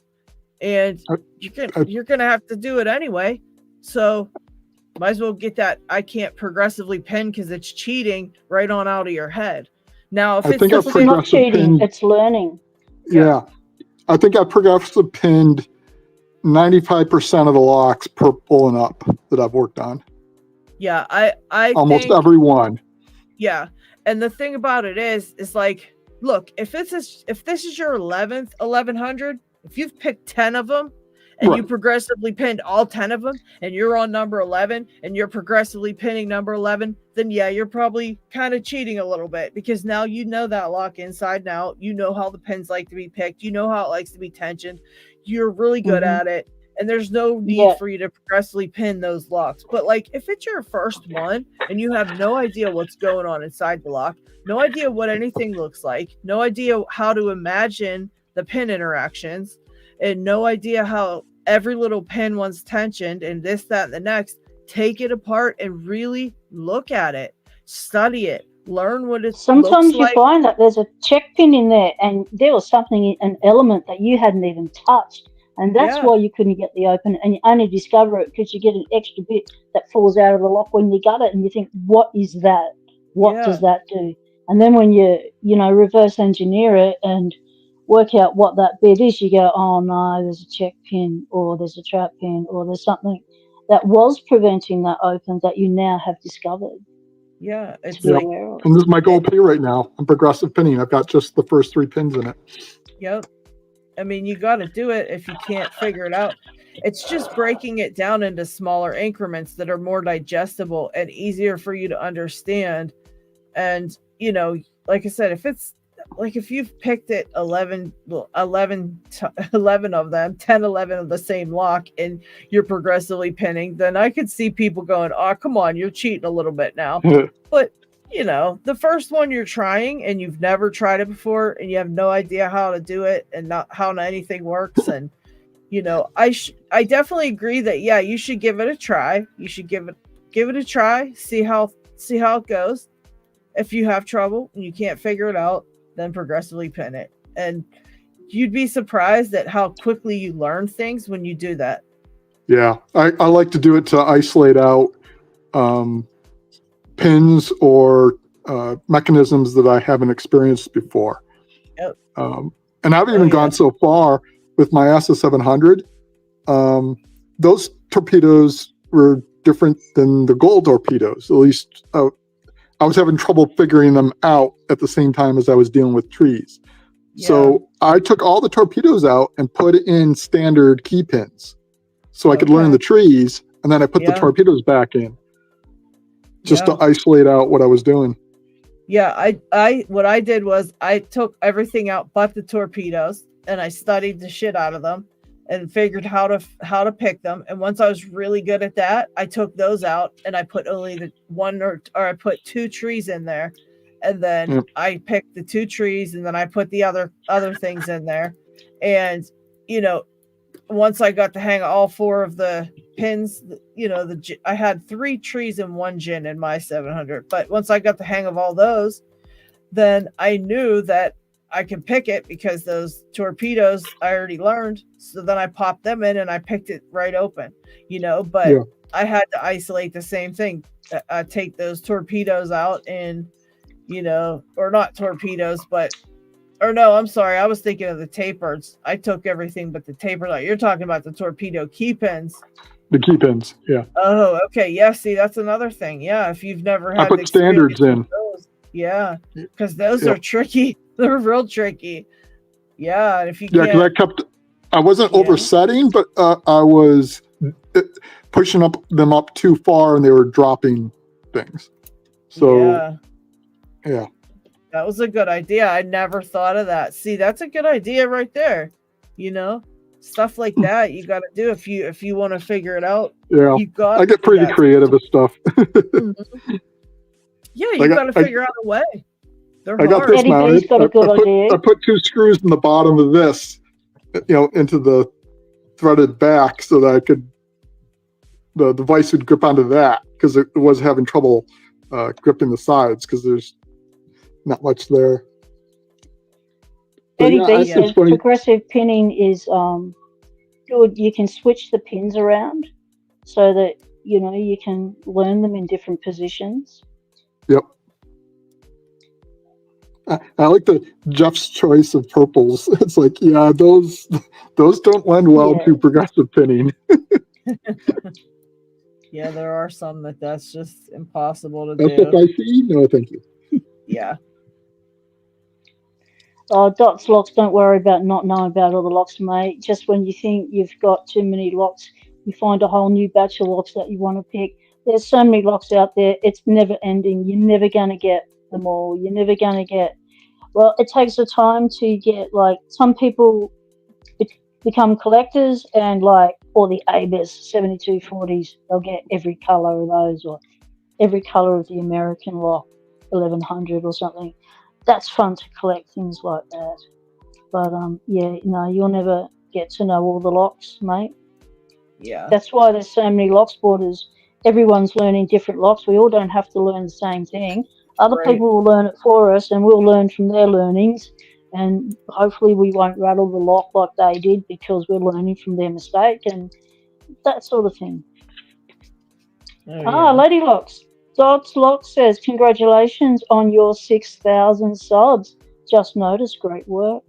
Thank you. Yes. Thank you very much. 6,000, the big 6.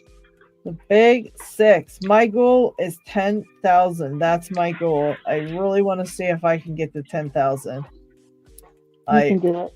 Really want to see if I get to 10,000. I don't know if I can do it. I'm going to try, but you just never know.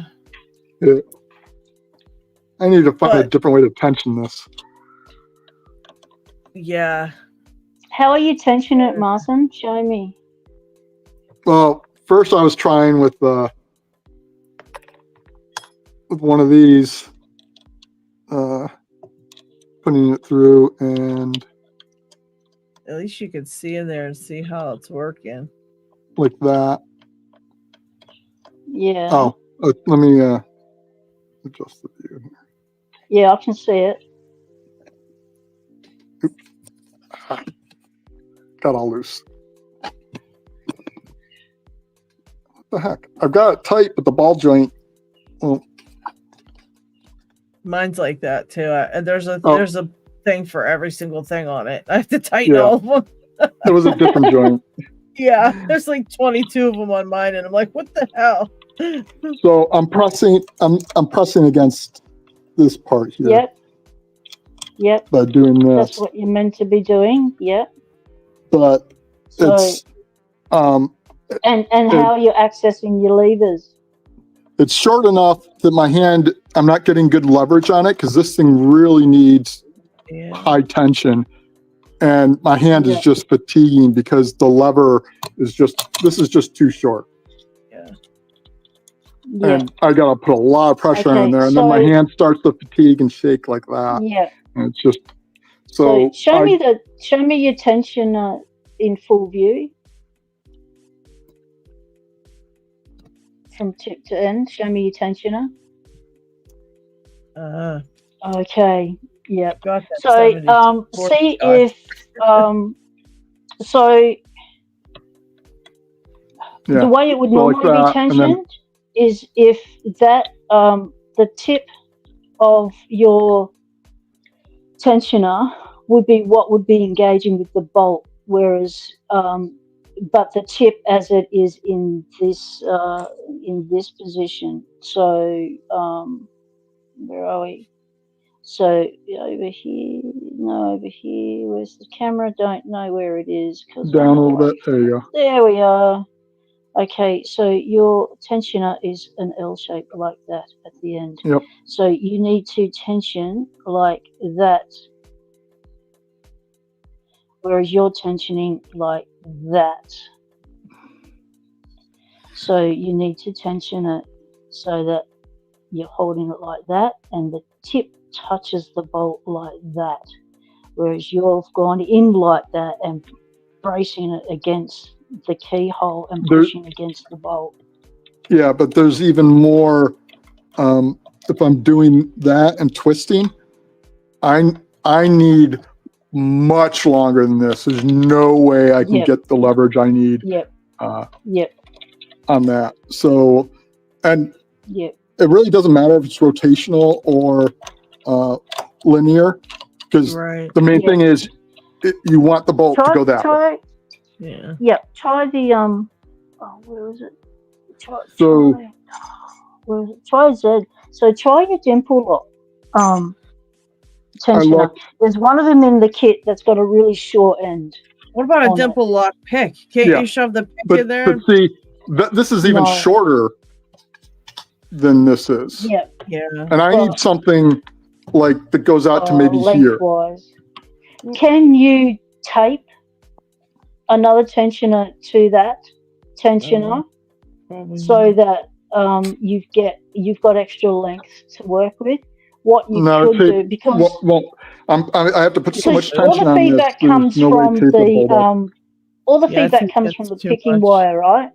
So you don't really need much feedback through those tensioners. So if you were to say,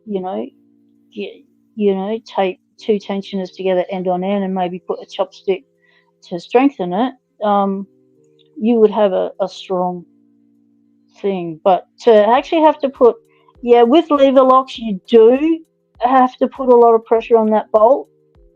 And you think you're going to snap your wire because they're only like 16 gauge and stuff, but you don't. It's pretty sturdy wire stuff. But trying to do it with a tensioner, the only person I've seen who's been able to do it like that was Chris Capoon. Thanks, Jeff and Squig. Yeah, I'll check out the videos. I just got this in today, and I wasn't even sure. This is mostly messing around trying to figure out what I need. Oh, Yeah. wait a minute. Actually, I don't think this will fit. See, that's the Copy little going problem. wrong. Is Going for the distance. like this would be long enough, but then it gets in the way of the pick. Show me again. Show me that again. I was gonna say, like trying to use one of these.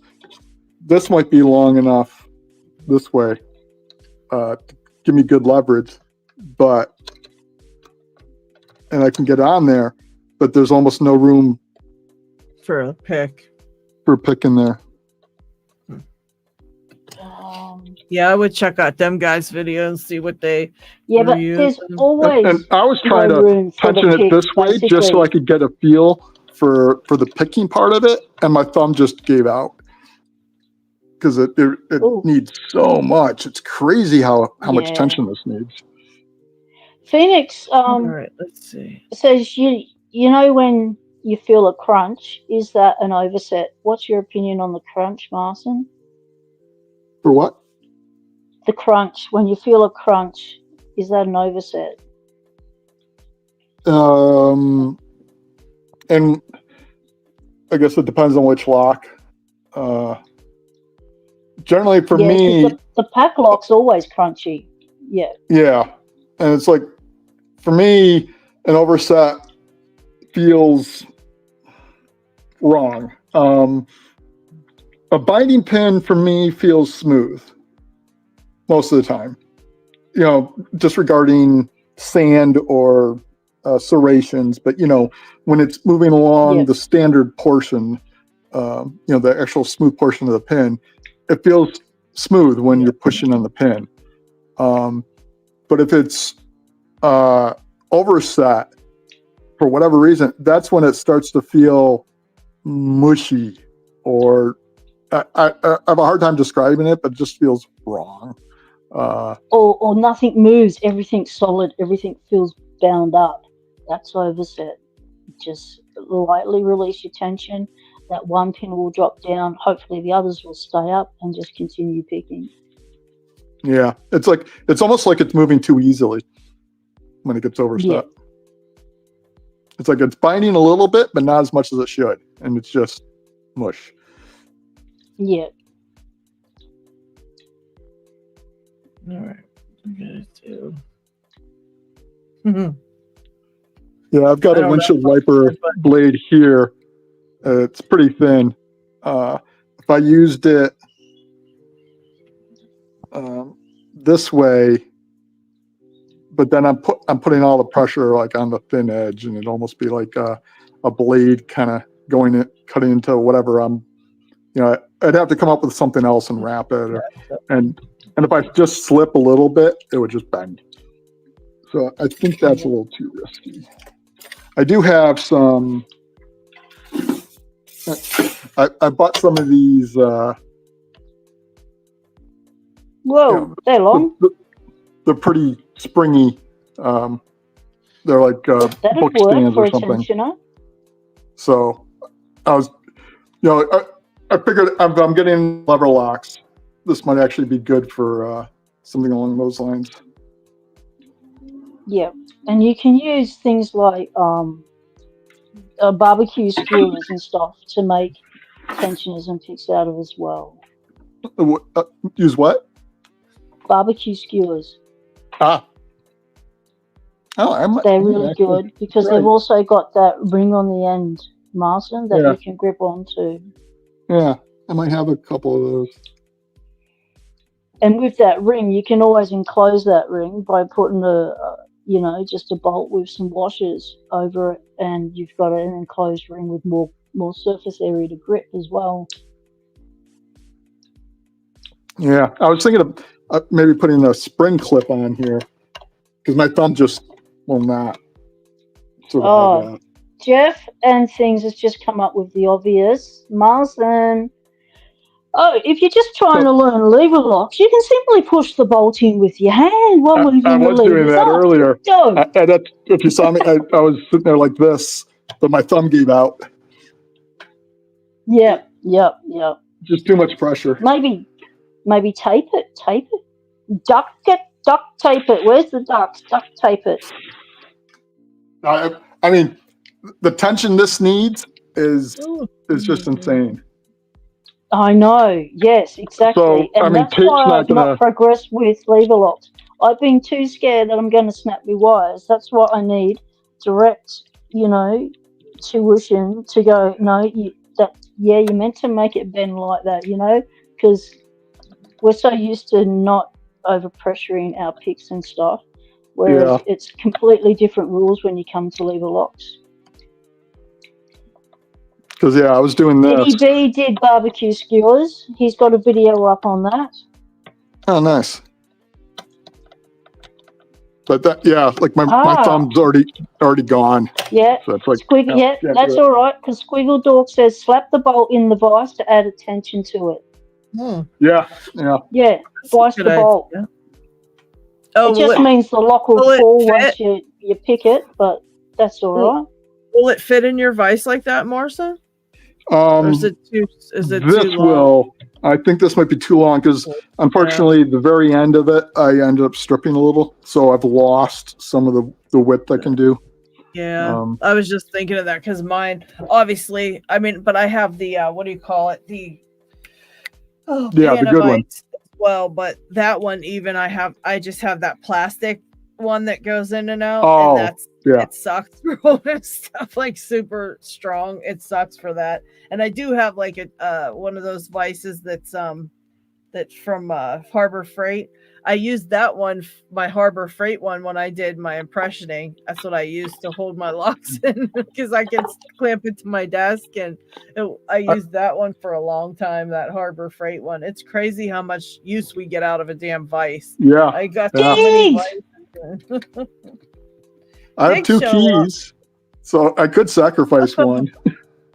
Yeah, that's what you should actually do if you can, because that would be the best tensioner ever. And then just the bottom, because you keep this and file away the rest of them, right? Yeah. Awesome. You check it out, everyone. Check out, Chris Capune knows how to make those, and Tinny knows how to make those. Nick's picks. Jeff and Things has got a video on it. Yeah, it's hard. It's like you have to do certain things to it to make it, but yeah, you should actually.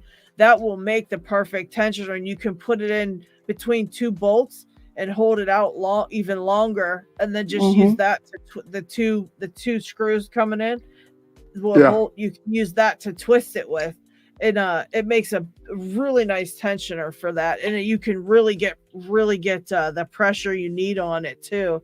But definitely, I would watch a few of the videos of how to first, just because I'm not 100% sure what you're supposed to do, and I think it can be tricky. But I think you've made so much shit before. I'm sure you can make that. It probably won't be nothing for you to make that. But yeah, you just got to take off some of it and leave that one part and it just it goes down in, and then you just have to turn it. It's like it puts great tension on there. Hello from Almost Harmless and me from Netherlands, LockCon. Hello, Dig and John Doe. What are you guys up to down there? Anybody doing any competitions? How's it going down there? You guys Dig. You picking up a storm. You're representing, the YouTuber Locksporters. Yeah. Drink one for us, have one for us, mate. You tell them that Lady Locks and Pocket Woman and Marson and all of the Locksport Weekly crew said, hey guys, good luck to everybody in the competitions, and we wish we were there. And, we wish you were live. We'd be there. You guys go live, we're all over it. Yep. Dig, you can always get the link and hop on with your cell phone and show us around. But I don't know how they probably don't want to be seen on video, so I wouldn't do that. But you might have to take some video of it. Take some video of stuff you're allowed to video. I don't know how they're going to do that, Lady Locks. Check this out. John says, don't chat, drink your beer, Diggs. They're at the bar. They're not even at a the Locksport section. They're at a bar. I'm gonna send Dig a link. We'll see what he got. We'll see what he's doing. Let me find your name, Dig. I had sent so many things out today. Okay. There you go, Send Dig. him the link. It is in your inbox there, buddy. Dig and Almost Harmless down there. That is going to be something else. Oh, my That's God. going to be one crazy combination of all crazy Locksporters. Dig will show the beer. He said, you aren't here and we have to drink. Have a good night, Dots Lux. Thank you for stopping in and hanging out with us. I hope you had a little bit of fun. A little bit. We're about to go to LockCon. That would be very cool. Get ready, people. We're about to jump into the LockCon conference. This is live, people. You're not going to see this on any other Locksport channel here. This is Lady Lock's Locksport Weekly. We are going live at LockCon. As soon as Diggs gets his A and a G.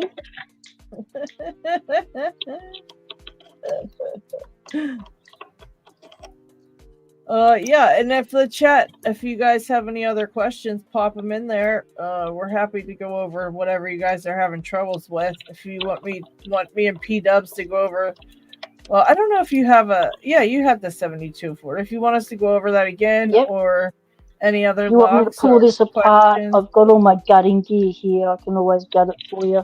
If you want to see inside it, see how tiny these things are, and I can show you the spring pressure that you're working against as well. If you want to see any of that, I'm happy to gut this one. Yeah, we're happy to help any of the new people if you have questions, all that good stuff. You stomp, up stomp, you stomp. Keep saying you stomp, up stomp. It's because there's someone else in the chat with a U in front of their name. Up stomp, up stomp. Is that a dance move? I'm not sure. Has found me on YouTube. Well, thank you, YouTube. There was a time when you punch me in, you get all sorts of crazy women stuff coming up. Oh, jeez. Yeah, that's crazy. So you punch in Pocket Women Locksport and you'll get me. Yeah, you have to put Locksport. It's a shame because that's our names on there. That's our names on our channel, and it's the same as the at whatever that they gave us, the actual link names that they give us. But if you use the link name, you can't find it. It comes up. Don't know what you're talking about. No, not at all. And you're using someone's at name. Yeah, can't find shit. It's ignorant. And that was supposed to be YouTube's big thing on how easy it would be to find people by giving you this other bloody name. Look who it is. Look who it is. It's Dig and John Doe live from LockCon in the Netherlands. Cheers, guys. Hello. Hello, people. Hello, everyone. G'day. How are you guys doing? You having some fun? You can now see how sad we are. Oh, yeah. You guys are so sad. So sad. Yeah, enjoying our beer together, and yeah. Is that a Netherlands beer? What beer is that, John Doe? You're into your beer. What beer are you drinking?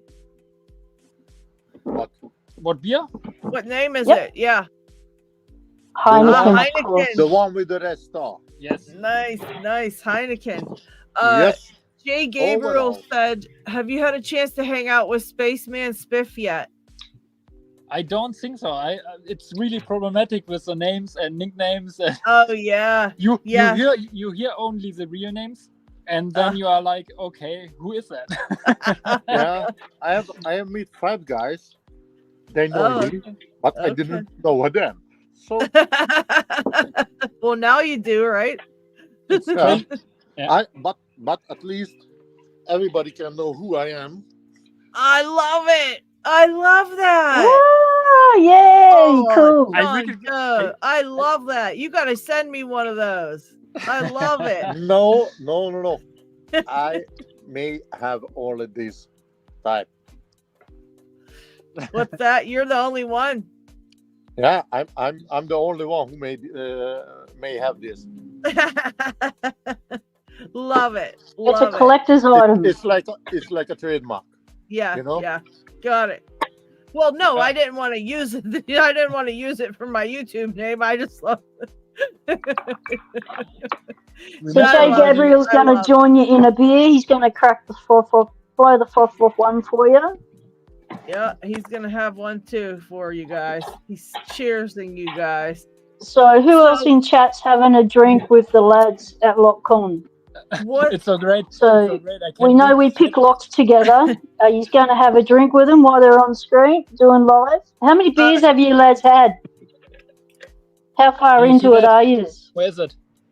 I could pick a lock actually right now. Oh, nice. What are you guys? Where are you guys going not next? more than 20 kilo of lockpicks with me, and 50 kilo of locks. But I don't even try to pick anything. Yeah. When Not are you yet, guys not yet. gonna go to? What are the things they got there this year? What kind of challenges are they doing? Like competitions in lockpicking, impressioning, safe cracking, and I think this detainer picking. Okay. So just the usual stuff. Nothing interesting. Are you guys gonna do any of the challenges or anything? Or are you just there to hang out and watch? I have to take to go out to the sea with my niece to for fishing. So I will stay only tomorrow here, and tomorrow will be no competitions. So okay, that's all. Yeah. Competition starting on Saturday, I think. Yeah, Okay. Saturday evening. You're better informed than me. Or tomorrow evening. I don't know, but it starts at 21 at 9 p.m. Ah, great. Yeah. Oh, So nice. I saw already Nitiflor, Clementine, Locknoob is here. Oh wow. Oh, Yeah, cool. I didn't meet him. He but did say he's he was here. going there. Yeah. I met him already. Okay. Henry. Nice. Cool. Say g'day to Ash for us.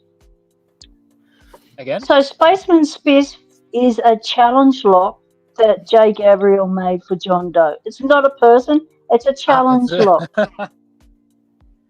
Okay. Yeah. No idea. Okay. It's We didn't know that. It's All a right. I challenge lock. didn't even try to pick it.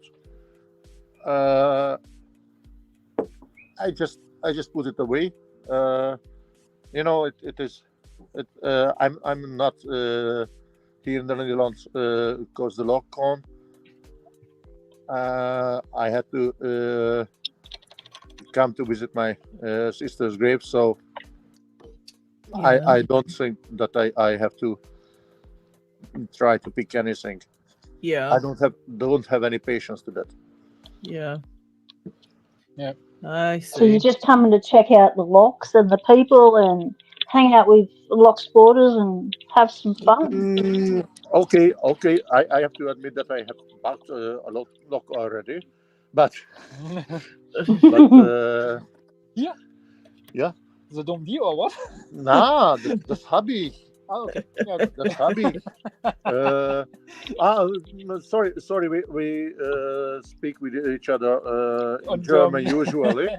So I have found on XP1 Abus. What? I Ooh. have one in my pocket. Okay, but it was only 10 euros. Yeah, So they have a bunch of them on the table. yeah. See, they're even getting cheap locks at LockCon, Yeah, and XP1 yeah, for yeah. $10. I have to get me one Wow. myself. You have it in That's your a pocket? good deal. Yep. Oh my god, yes, a lock. Okay. You can win this pocket pick tool right now. Oh, yes. All right. Hashtag dig. Hashtag dig, everybody. If you want to win the pocket You grabbed it off the card table. there, use hashtag dig if you want to win that. Right now, you got to be quick about it because we're at LockCon and these guys don't have time for that. They're busy drinking beer and doing stuff. And that's the XP1. Abus XP1. Oh, nice. Probably, then they more recognize them better. Oh yeah, Where's it? Interesting. there it is. That's that one with that nothing horrible interesting. keyway. Nothing Horrible interesting. It opens within 2 minutes. Oh, First well. time I meet that, it was Keep a hitting the wrong thing. chess championship, and I made Cheers. it open in less than 2 minutes. That's wild. That's a tough lock to Nice. pick. That's a good job, John Doe. All right, Nice hashtag picking. dig, everybody, if you want to win the pocket Do I need card to enter thingy. myself? The pocket card thingy. I don't know what it is, but pocket card thingy. I don't know what it's called. What's it called, Marcin? The thingy. The thingy. If you want to win that thingy. Ja, ich weiß. Ich habe gehört, das sind Visitenkarten eigentlich, aber ja. These guys are crazy. All right, hurry up and get them in. They don't have all day. They got to get back to their beers. Viper, g'day, mate. We are at LockCon with Almost Homeless and Diggs. John Doe, I thought aka Huzzah. Right. Oh, awesome. Upstomp is making progress with the 7240. Awesome. Check this out, Upstomp. I have my open already. And especially for Lady Locks, I can prove that I'm not a gay. I smoke non-electric cigarettes. Yes, I can smell it.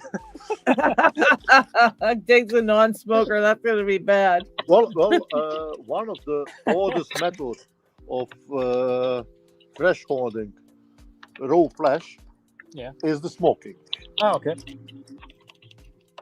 One thing we can't show on YouTube is smoking meat. Like yeah. Diggs and John, one thing we can't show on YouTube, as for the YouTube guidelines, we can't show smoking. So we can't promote it, we can't show it. So keep your fag down. I'm only a drink. Just show your Heineken. We're not allowed to see the cigarettes. Yeah, you can show your Heineken, but we're not going to mention what it is because we can't show that on YouTube either. YouTube's got so many, conditions as far as smoking and drinking goes. It's like how you're supposed to show people in a pub. Was that you that said that, Marcin? What's that? Was that you that said show your hiney? Yeah. I heard it. I thought it was Dig, and then I was like, wait, no, that was Marcin. No. Yeah, you just slipped that one in on me, Marcin. Nice one.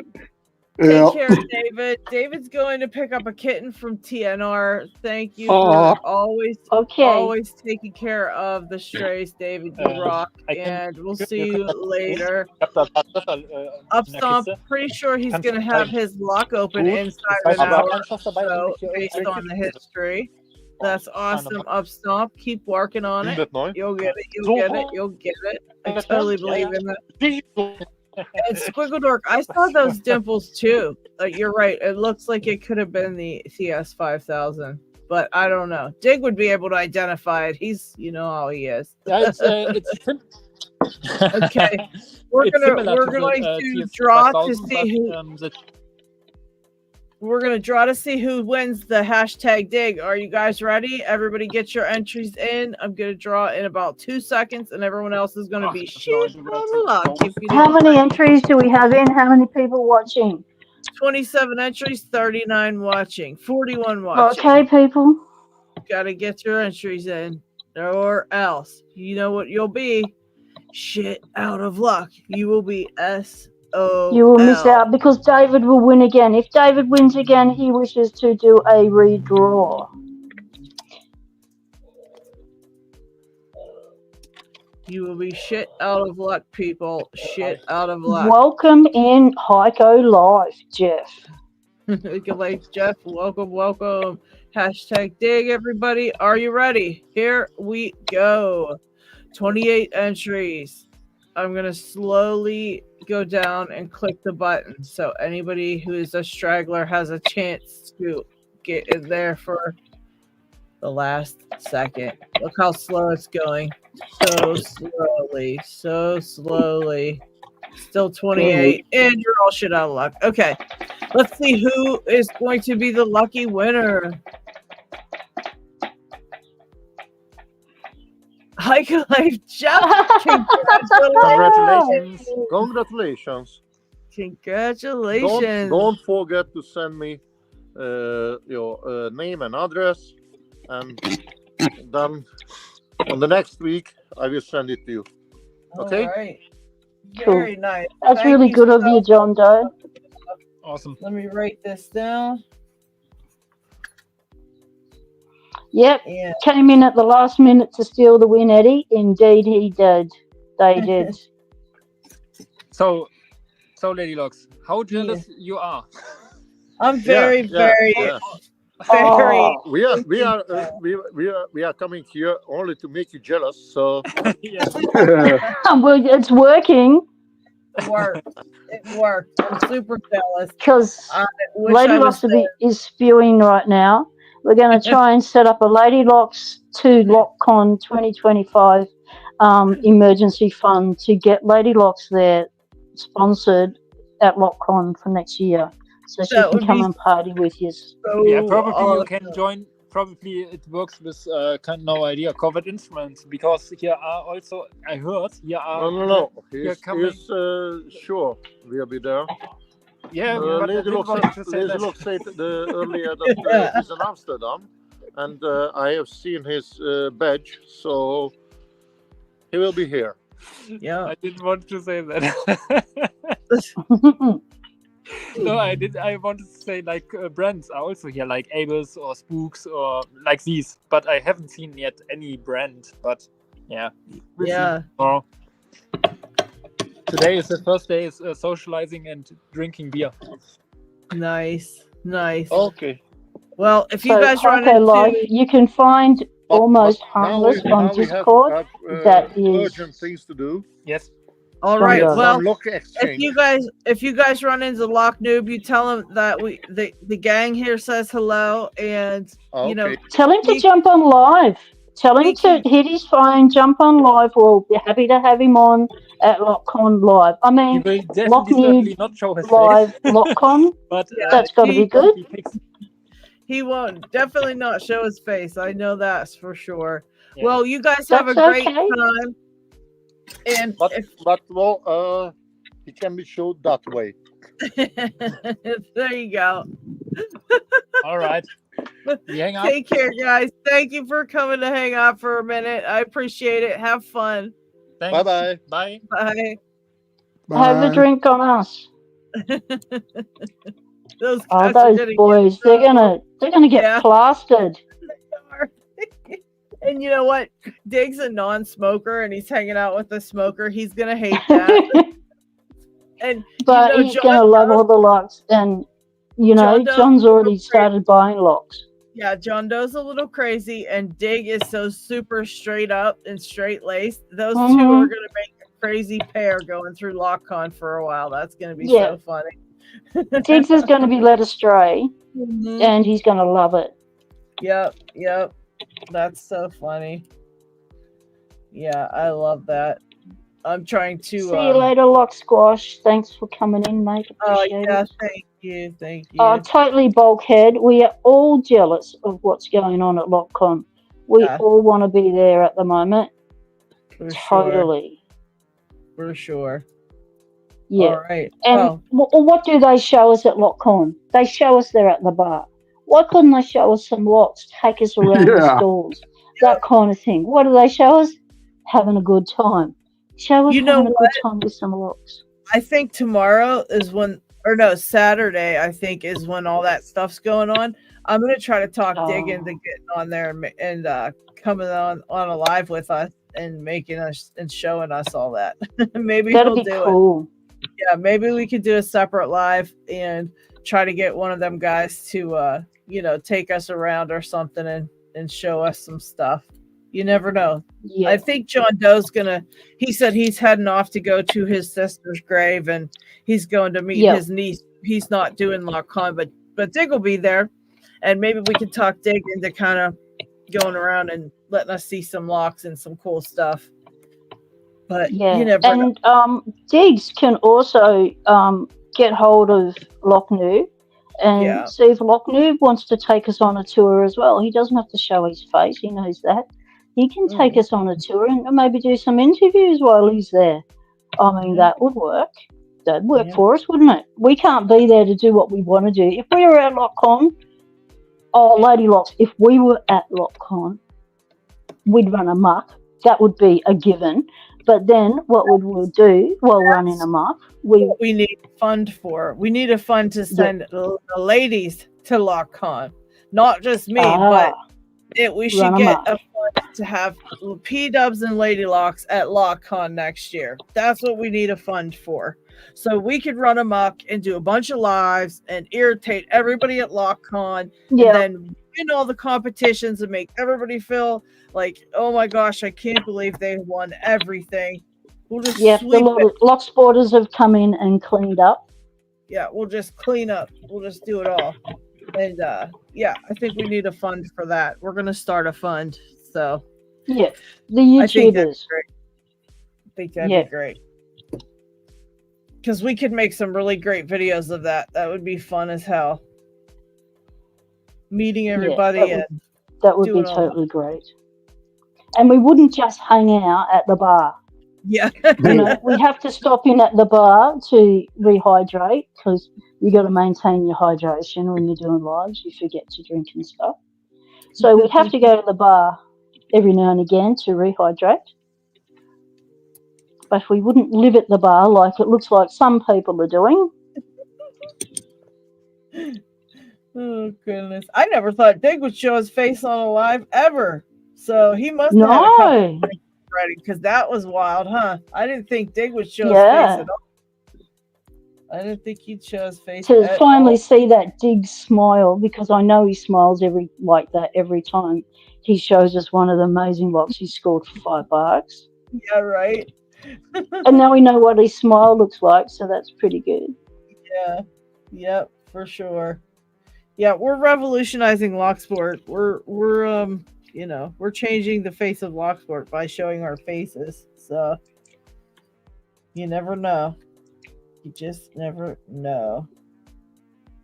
Yeah. Pretty cool to kind of put a face with a name, though. Oh, yeah, shit. And you never know when you're going to see my face on a live. You just have to be there. And you'll get to see what I look like eventually. Try to keep it out of camera. But it does show up every now and again when I'm pulling something apart. Or doing a lock explore. You never know when you'll see me in a mirror. Yeah, that's true. Greyhound picking. Welcome in. Woof woof. Good afternoon all. Happy picking day. I know that's every day, huh? But every day you can get your hands on a lock and your picks and have some time to yourself to do some serious picking is a good day, mate. Yes, it is. So for my 6,000 subscribers, I'm going to be doing a giveaway. Nice. Yeah, I'm going to be doing a giveaway. We'll just save you right there, Lady Lock. So if you're going to be doing a giveaway for your 6,000, why don't you just put everything in my package already? Save yourself running the giveaway. Save everyone having to do entries and stuff, because I'm going to win it this time. I missed out on the 5,000 and I was spewing. So just heads up, everyone. Pocket Women's out to win the 6,000. You've got yourself some comp. So whatever Lady Locks has set for us to do, whatever challenge we have to put our locks through, we're going to do it. And we're going to win it. To take the win, huh? Grady Rogue says hashtag rigged for P-Dubs. Yeah, exactly. Yeah, so I'm going to be doing that. And I'm going to be giving away one of my logo locks in with the prizes, and also one of the 44 Delta logo locks is going to be in there too. So that's going to be pretty nice. Now, there are only 2 of the Lady Locks logo locks as of right now. So that's going to be one. And then It's a given. I need to win that. I need to win it. Well, there's so going to be Key Man, yeah, I am elbowing you out the way. Yeah, I'm elbowing everyone out the way. I'm going for the bouquet. It's being thrown, and I'm elbowing everyone out the way, and I'm going for the mark. I'm catching that beastie coming down. I'm winning it. I won a Lady Locks logo lock. Well, there's going to be a second chance to win it. There's going to be a second chance to win the second one, because that one is going to be my members giveaway for the 6,000. They're going to get a chance to win a Lady Locks logo lock. So the channel members will get a chance to win that as well. So I'm going to let you guys know what exactly, you're going to have to do for that. But, the channel members will have to do something in the members section, and, they can still get in on the regular one. So they're going to get 2 chances, the members. And then, I'm happy not to win twice. I'm happy just to win once. I'm happy to win the members one. The other one. I see. Oh no, my phone's cut out. Both, she said. Yeah, Paracentric said hashtag Pocket Woman 6K. We got to get P-dubs to 6K.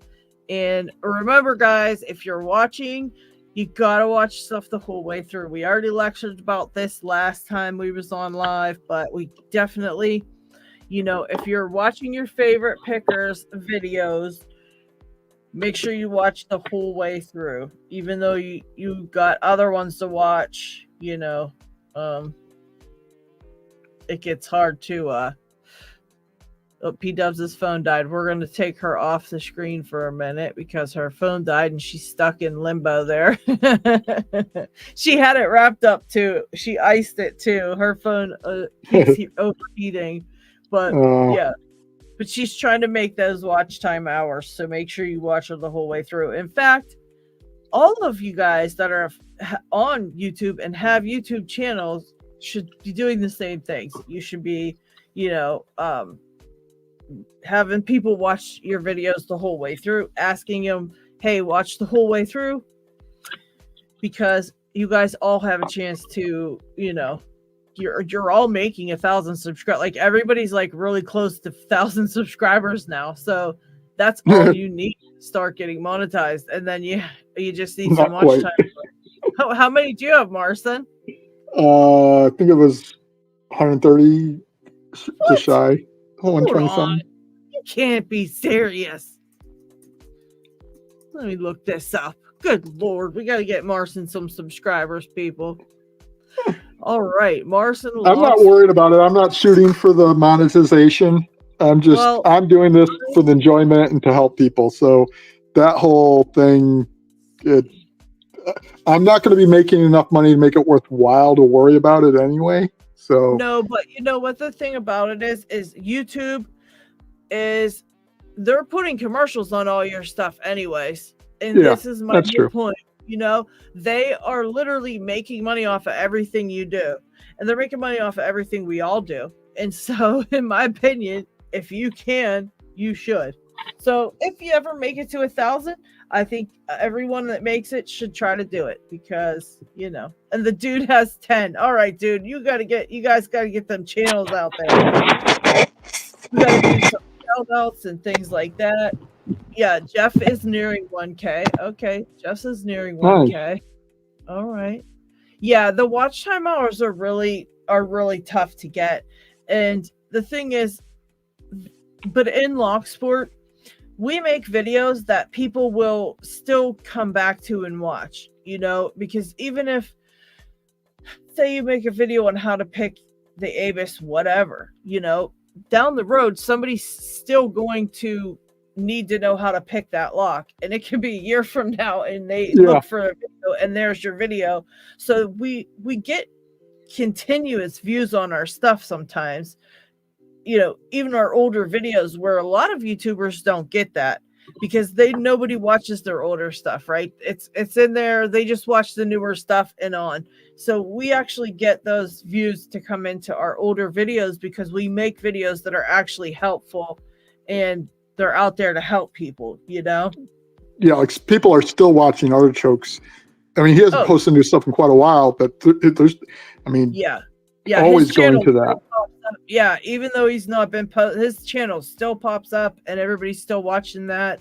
I mean, he's got some brilliant videos on there. So, yeah, that's the thing, you know. And with lockpicking, I feel like our whole genre isn't even represented on YouTube. We have Lockpicking Lawyer and McNally, and that's the only people they see, and Lock Noob sometimes. And there's like 4 or 5 of the very big ones, but it's not like any other genre on YouTube where there's 1,000 channels that you can easily find that are out there, you know, doing the whole YouTube thing. So it's sad to me because there should be, you know, it should be more normalized and people should see it and know that we're not here to do all these nefarious things people say sometimes. Yeah. Like one thing I was surprised at, I was avoiding shorts for longest time. Yeah. But I posted a couple shorts, and I think one of them has more views than all of my long form videos combined. Wow. Right now. Wow. And I mean, just in a few hours, I got like 4 subscribers out of it. Yeah. I mean, so shorts can be, if one of them pops on the main page or whatever, you can get lots of crazy views all at once. Yeah, and I think that's the thing, that there should be more of us out there. Like, there just should be more of them. There should always be somebody doing Locksport when people look for that. Like, we can't even find each other's channels, even if we type in the friggin' name. It's ridiculous. It's ridiculous. And that's the thing. I think it should be so normal that there's and so many out there that you can look through, and so many that it's just normal, and we can at least find each other when we have the name. You know, it's crazy. It's crazy. Yep. It should be more well represented. It should be bigger, in my opinion. And like I said, anybody that has 1,000 subscribers, you know, try to get those watch hours. Aim for those watch hours, you know, because if you can monetize, who cares if it's only a couple of dollars a year that you make? It's still not YouTube's money. They're making so much money off of us because nobody monetizes, you know. I don't know what it is about Locksport, but people are like, oh no, I'm not here to do that. But YouTube's taking advantage of every video you put out there, you know. So I just say, you know, do it anyways, because it's not cool. They're making us watch all these commercials, you know. They're making us watch them all. I mean, some of them lately are ridiculous. I mean, I have YouTube Premium, is it? I have it on my, I want to say my Lady Locks channel, my actual channel. I have it on there, I think it is. But the one channel I don't. And so sometimes I'll be on that channel. Like, so even now, like when I'm in StreamYard, I happen to be on that channel. And so every time I go to watch something, it's like a commercial and I'm ready to pull my hair out. And I'm like, what the hell? And like, it doesn't matter whose video it is. Even if you have 10 subscribers, they're putting commercials on your stuff the whole time. And I just think, you know, in my opinion, I'm just like, they're getting all that money. Make them split it. Make them pay you. Make it, even if it's not much, and it really isn't. It's literally next to nothing. But it's still the point, you know? And you never know, because someday you might actually, you know, have your videos become super popular, and you might decide you really like doing this and this, that, and the next, and you'll be mad if you didn't do it. You know, you'd be like, damn, I really should have, you know? Add the other channel as a family member to get no commercials. G. Keyman, you're a genius. Damn, fine work, G. Key. Thank you for telling me that. That's what I'm going to damn do, too. You better believe it. I need to make us a thumbs up button to pop right in the middle of our screen here so it looks cool during the live. What else do we need? We need some cool things to pop up during the live. I have one that says, congratulations for the winners of giveaways, I think. Or no. Oh no, I have this. Giveaway time. I made that one. And then I forget to use it. I never use it. But we gotta have some picks too. This one's pretty nice, just to leave down here to remind everybody we're lockpicking. Damn it! And I've got the exploding locks. I've got the Kraken, but we need a thumbs up. I feel like, and we need. What else do we need? Chat, come on, chime in here. You're the ones watching. What would you like to see there? We can make all kind of cool stuff in there. I have the exploded lock. Yeah, I have the Kraken did a Kraken thing. Yep, I have that one. And you got to see it, the exploded lock. Where's it at? I'm sure some of you guys. I have 2 of the exploding lock. Is this one when someone accidentally got strong? I have this one, and this one. I like this one better though. I think it's more to the point. You guys all been there, right? I think what I'm gonna do is Unhinged says we need a dragon wearing a top hat. Yeah, I need to make one of those. That'd be fun. I think I want people to make a video with bloopers on it for my giveaway. When I put that up, I think that's what I'm gonna put up. I'm gonna say put your bloopers, and I'll give it like a month, because that way people can actually capture the bloopers in case they don't have any on hand. As many as I do. What happened, Marson? It just rotated my view, didn't it? Oh yeah, you're up and down. It did that automatically. I've tried to do it on purpose so many times. It just rotated on its own and now won't go back. You know what mine has done? It just goes off. It kicks it off of the whole StreamYard. It'll kick it out of StreamYard. Even if I'm on screen, it'll disappear and kick me out. It doesn't kick out my regular channel or my regular camera or whatever, but it kicks that out. And let's see. Yeah, P-Dubs is still on the thing, even though her phone died. I'm gonna try something here real quick. Let's see. It captured her cell phone and just was like, whatevs. Variant of the exploding lock, a dragon breathing a bunch of flaming pins. That would be a good one. That would be a good one. I have a couple of the dragons. Wait, where are they at? These are these are the ones. These are just a picture of the dragons that are in. There's Marson. There he is. No. Oh wait, it's showing the other way down on the bottom. Yep. So weird. Piece of crap software. Yeah, and like I said, there it you're goes. back. For as much as they freaking charge, it pisses me off. Oh, Vegemite pop up. Yes. You know what? I downloaded those for a thumbnail, the Vegemite pictures, so I can make one of those. I'm gonna write that down. Any other ideas, guys? What do you guys want to see? Come on, it makes it fun. It makes it fun. What do you want to see here? What colors would you want the dragon wearing a top hat? I mean, you could make her a girl dragon and make her pink. Or you could make a cool black dragon with some pink eyes and a top hat. Or just whatever color. Okay, so we need a Vegemite guy. And we need... I did have one in mind. What did I want to do? Oh, a thumbs up. We need a thumbs up. Let me write that down. Thumbs up. Yeah, we need those two. And we'll see. Sleeping on a Lockport. I actually have one of those. Oh, I wonder if I have her in the... let me look in my files. I think I might have one of those. Because... And I want to say this was when Parky showed me how to damn make it.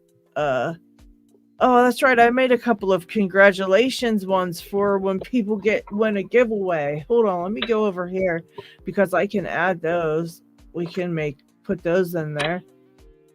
And we can get rid of this one here to add those. Yeah. There was a couple. Let's see. Difficult to acquire skill is finding appropriate camera angles where you can pick and not block the view at the same time. Yes, you aren't even lying. That is 100% true. It's so hard to do that. I don't know how people can actually get that right sometimes because, yeah, that makes it a little bit hard to do. Especially when you're doing a short. I find doing a short to be super annoying. Yeah. Yeah, I think I do have a dragon sitting on a thing, but you know what the problem is? Nola, I think it was Nola who said that. Somebody said that. I'll look and see. The problem is it's not a cartoon dragon. It's an AI looking. Like I think it's a real looking one. Where is she? Dang it! Here she is. What's this say on top? Here we go. I can probably let's see. She's in there. Let's find her. Yeah, I can add her, but I don't know if you guys will like her. Well, I mean, she's cool, so you'll like her, but where's the dragon at? Where did she go? Here she is. I don't know if it'll fit. I don't know if the file will be the right file size. Let's see. I have to take the name off the top, but there's one. It's kind of too big, though. What else do I have in there? Yeah, she's kind of really big. I think that's pretty much it for the cool pictures that I had. Yes, that's it. Let's see. Yeah, that was all. That was all the cool stuff I had. I put them in there. And, yeah, there were some backgrounds.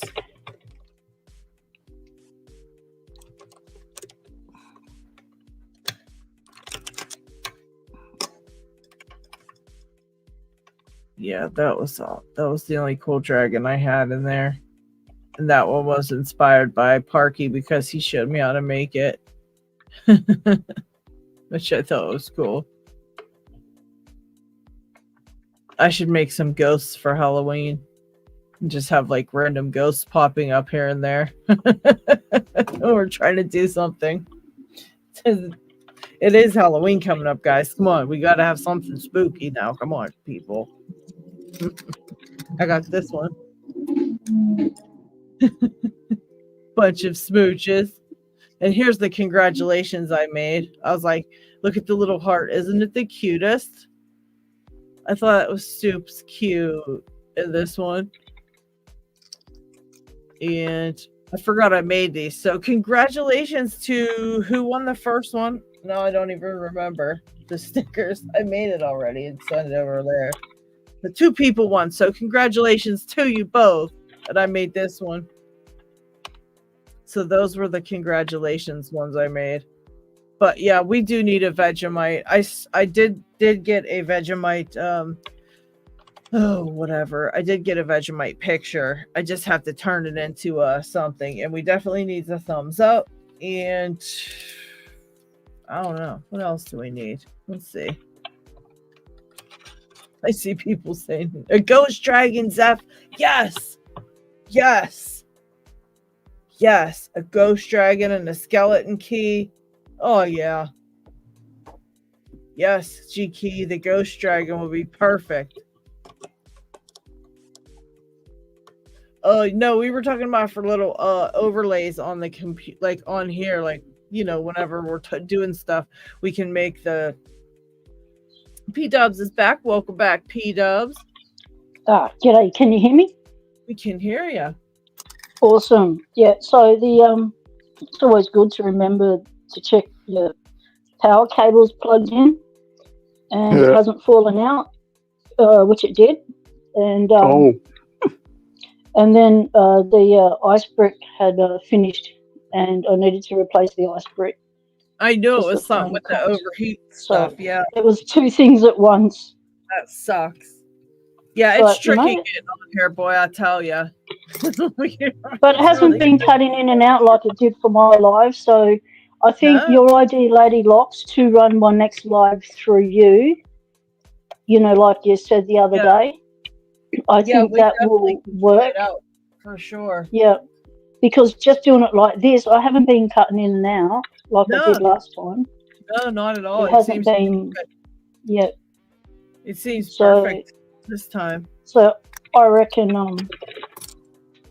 that's what we'll do, sis. We'll run it together.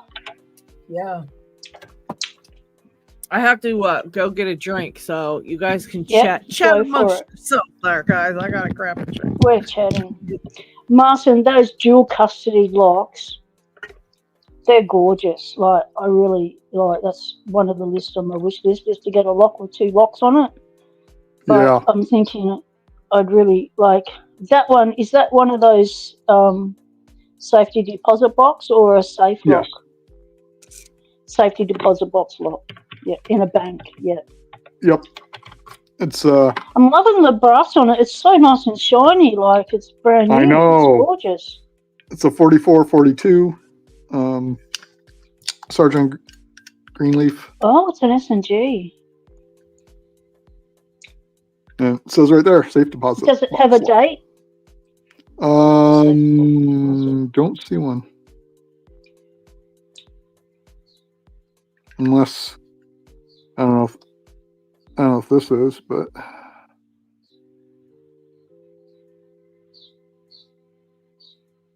I mean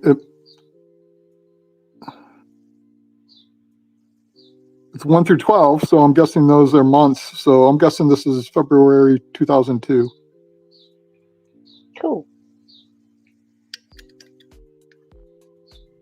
But yeah, when I saw, Weasel unfortunately had to get rid of them, but it was just so gorgeous.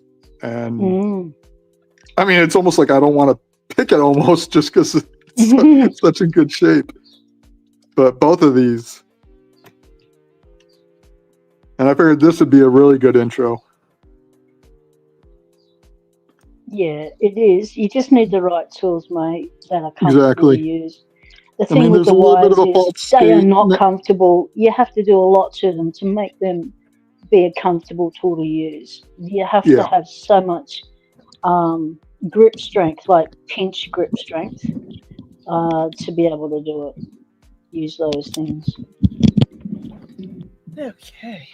Okay, Phoenix, thanks for dropping in, mate. Appreciate you coming in. Enjoy your sleep. Later, Phoenix. Spontaneous disintegration. Welcome to the chat. Keybeard. This one's got a whole bunch of do you know about the Diebold 175/70 pick made? This one. Do you know about the Diebold 175-70 pick made for picking bank deposit locks like that one? No, I do not. I have not seen that one either. Huh. Picksmith is back. How was your walk, Picksmith? Hope you enjoyed it. Thank you. I'm going to definitely take a look. Thanks, Keybeard. Picksmith, we went to Lockpicking. Yes, we were there. Missed it. Where were you? You were off on a walk. Yeah, you missed it, man. It was really cool. Dig and John Doe popped up, showed their faces and everything. They were drinking at LockCon. You missed it. It was so good. We didn't get to see anything but the beverages, but that's okay. Oh, he showed us one lock. Yeah, that's true. He bought it for $10, didn't he say that? Or something? Yeah. I can't remember. XP1. Yeah. Pixman said he was lost in the rocks. That happens, I guess. Yeah, how was it? I mean, and I said, did you get any pictures? Any good pictures that I can show? That you can send me that I can show?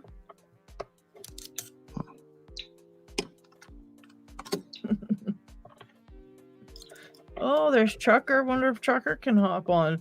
Let me grab an invite and send it to him. Maybe he'll hop in and say hello. Let's see. Oops, guess I need to put it on the right damn keyboard thing. Dang it. Okay.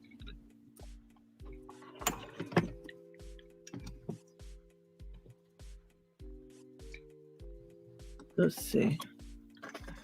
We were talking about we were talking about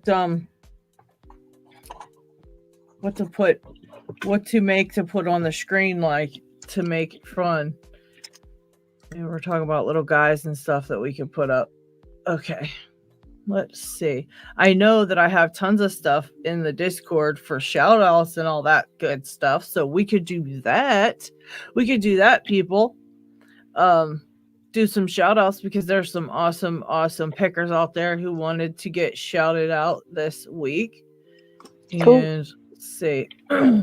Okay, yeah. He said his wife has some cool picks he could show us. But yeah, in the meantime, I'm going to look at some of the channels that was wanting to be shouted out here because I love doing shout outs. One of my faves. All right, so who do we got up first? We already did that one. So who's this? Oh yeah, let's shout out Dots Locks again. Dots Locks. Copy link. Let's do this. Let's do this. There we go. Dots Locks. And we will present and share the screen for Dots. Dots has some cool videos up. I'm going to put all the links into the chat, and I'll also add them to the description. Should I add them to the description of this video too? Yep. That's so people can easily find them when they do the rewatch. Okay. Let's see. Go to... Oh, I'm on there. Okay, let's go to content. Live. I'm going to edit these as we speak. Okay. Some shout outs from the live. Goodness gracious. Okay, let's see. Some awesome channels to check out. All right, first up is Dots Locks.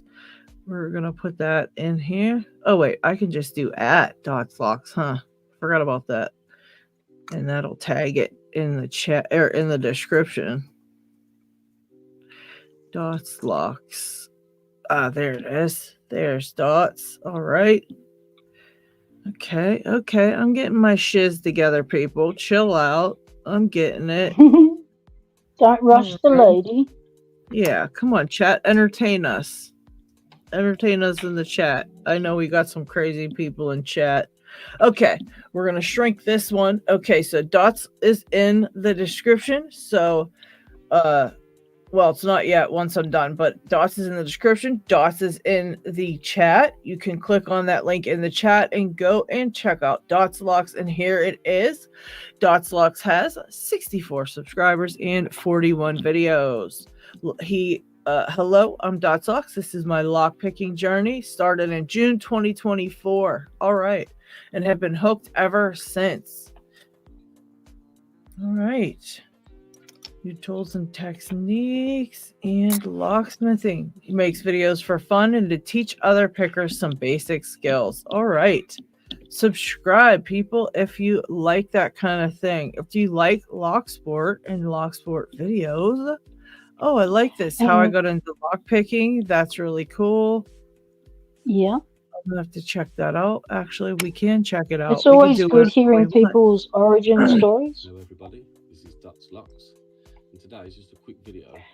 Keith O'Reilly's back after a few too many and goofing around, back from the work function. As you can see, this and played golf, which he'd never played. Where is the sound coming from? Can you hear this? I found these. I can hear that. What? You must be From the coming video, from the YouTube. And I couldn't quite believe you need to mute the sound on the YouTube. No, I wanted to hear the sound, but why is it coming out of? It's coming out of my. Have you got something else open as well? No. Okay. You know what it is? It's separate. It's totally separate. That's why. Let me see. I didn't do it as a tab. Oh, yes, I did. This should be coming out of the speakers here. not out of the speaker in my computer. This is wild. Leave it to StreamYard to screw up again. This literally should be coming right into the stream when I hit that button. This is crazy. Hold on. Yeah, it's in here. Yeah, we're hearing it. I guess it's just so weird. Okay. This was a Christmas present when I was 11 years old. I begged my dad for a lockpicking set. I'd seen it in the back of I think it was called Spytech, the company was, that used to do all sorts of things, from spyware, like listing devices, to lockpicking, to all sorts of stuff. So I begged my dad for this for Christmas, and he gave in. So it come with the jackknife, the book, and it was a Southord beginner's lockpicking set. You know, I used a lot of I think Southord was like the first real place that I found when I was looking for stuff. And I don't know if I had that one or not, but that's funny. That was like so far, so long ago that he wanted that. And that was cute. So that's Dots Locks, guys. The link is in the description when we're done here. The link's also in the chat as of right this second. And hi, Lockchuck. Lockchuck is here. Spontaneous Disintegration says Dots Locks does have some really cool, useful videos. Yeah. So you definitely want to, check that out. And I know I've got some more shout outs here. And all right, I think Picksmith. Oh, he did. Holy shit. Picksmith sent some pictures. Let's interlude for that. Let's take a look at this. Hang on a second. We're Let's gonna go check to Pickies. Share screen. So this is the Rocky, what was it? Rocky Outcrop or Rocky something? Rocky Way? I think it's safe to share this. Yes, here we go. All right, look at this, guys. Ooh. What? That's stunning. So beautiful. That is where Picksmith is, right? This. Nice. He was hiking all over these rocks just a few minutes ago. And look how beautiful the pictures turned out. They're just gorgeous. Beautiful, beautiful, beautiful. Thank you for sharing, Picksmith. Very cool of you. We wanted to see where you were. Yeah. Thank you. That's just really appreciate you joining us from such an awesome location. That is specky as. For sure. And oh wait, there's more.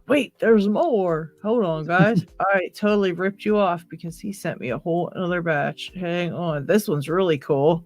This is like some cactus. Dang. Ooh, wow, nice. That's really nice colors. Look how pretty that picture is, man. That's crazy how beautiful these pictures are nowadays. Like, you would need a professional photographer for this. Like, how long ago now? All this, it's like, boom, here you go. All with your phone. Just, here's a picture. Wow. Look at that sky. Holy shit. That's wild. Beautiful, beautiful, beautiful. That's so cool. And more. Okay.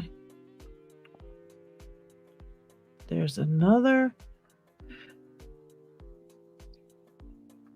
This sky's just so pretty. Look at this. That's really nice. Wow. Look at that. That is cool. Let's see if there's any more. There is. Dallas Blonde. Love runs deep. I love it. Thank you. There's more. Thank you for that, Picksmith. Very freaking cool. Beautiful, beautiful scenery. Very gorgeous. Let's see. We had Dots Locks. And next we have, oh yes, we can't forget Richard Jones. Of course. Got to check that out next. We will. Oops, I hit the wrong shit. Leave it to me. Copy. again. Copy. Now, here we go. Paste. Okay. That one. Now, we'll paste it here. And we will go to YouTube and we'll type it in here before I even say anything. Richard Jones. All right. We want to make sure to get them all included in the description because we don't want to be jerks. Okay, here we go. Present, share, and Richard Jones. And I think P-Dubs disappeared again. Oh no. Oh no, she disappeared. All right, let me hit this. This is for Richard Jones. If you guys want to check out Richard Jones, 76 subscribers, 13 videos, lever locks. He does lever locks. Nice. I love the handle on that. Look at that. Wow. Videos up here. Oh my god, that's grand, isn't it? Like 48,000. You're breaking up a lot. Oh shit. Yeah, you broke up heaps then. Didn't hear any of that. Oh, what goodness. All right, well, there's I thought it was my end. No, I think it's too many streams or something. I don't know. Yeah. Too many Let me X this out of the internet. That shouldn't be because you're allowed up to 10. So we've only got No, it's not allowed. It's. I mean, I think it's the bandwidth that's you. Let's see. Okay. X it out of that. Yeah, it might just be because I was pulling up videos, but it still should be might be just my internet stinks, so that could be the problem. Parky's wife texted today and she received that plaque from Covert Instruments that they had sent for her, and she kind of got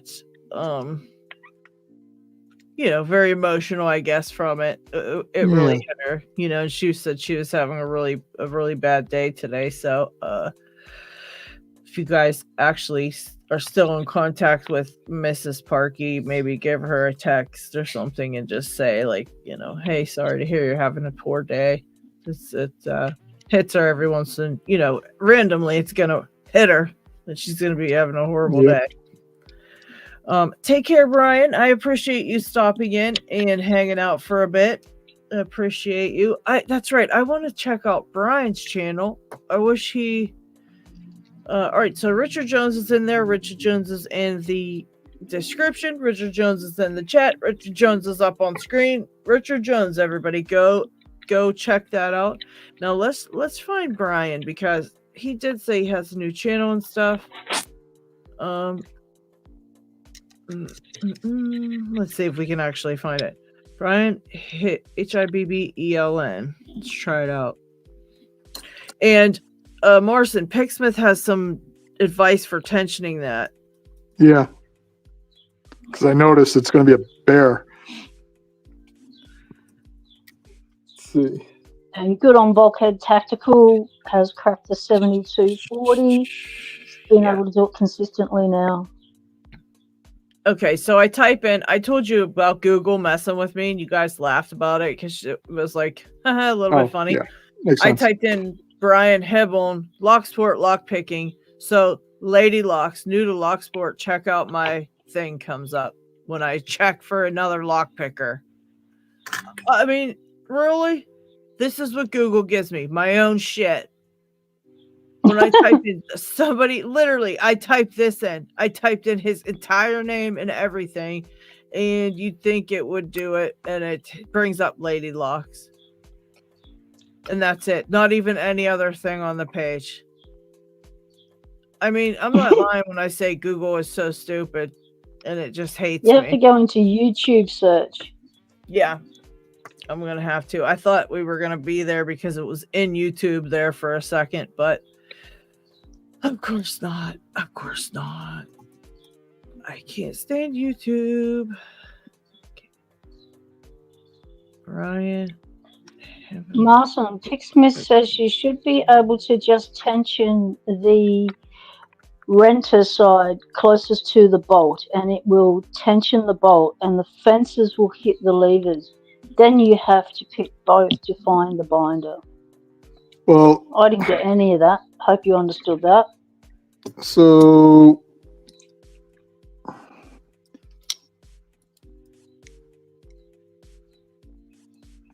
I'm not sure how I can tension it through this. I think we're gonna have to tension it through here because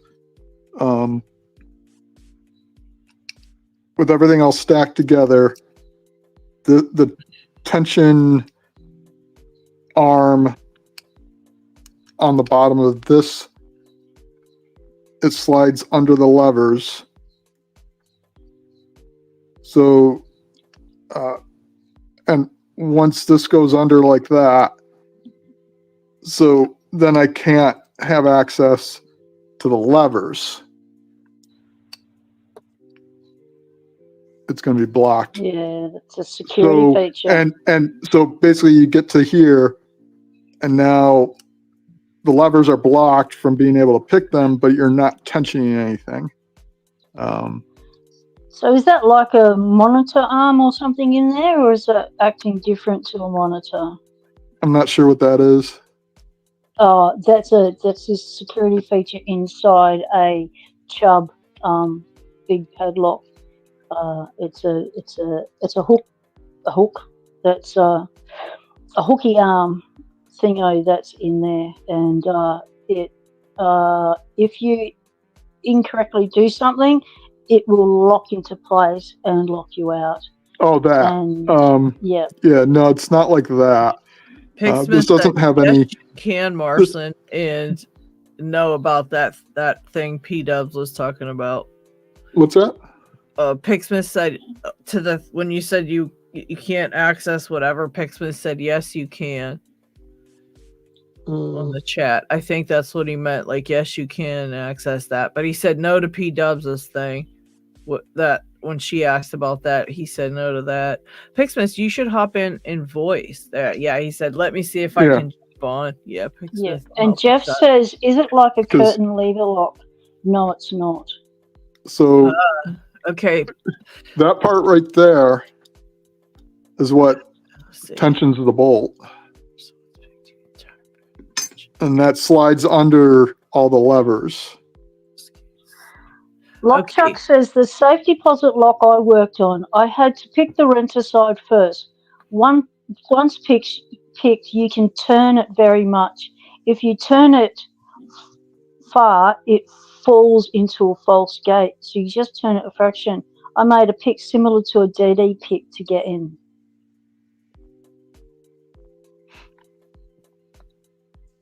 So it's all about the renter side first. That then gives you access to that other one. It must leave a fraction of a space available to be able to get your pick in past that safety feature, security feature, once you pick the renter side. It must shift it a little bit, Marson. This is the renter side. The bank side is basically it's two levers and there's no shield. So it's the bank side would be easy. The runner side's what you're having trouble with. Yeah, this one is.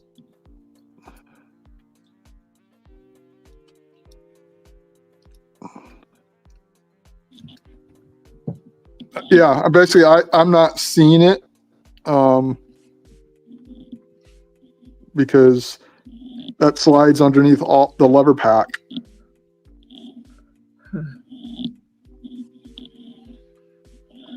And then now the lever pack is okay,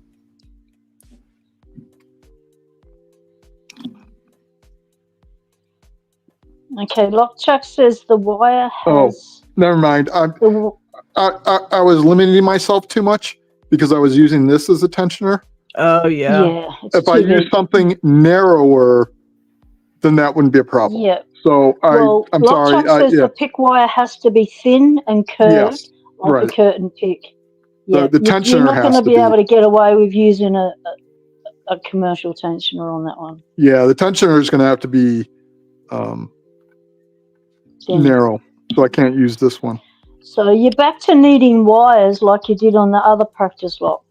Yeah. So you don't really have the right tools to be able to pick these kind of lever locks just yet. Low blood sugar right now, so I'm not really thinking straight. Yeah.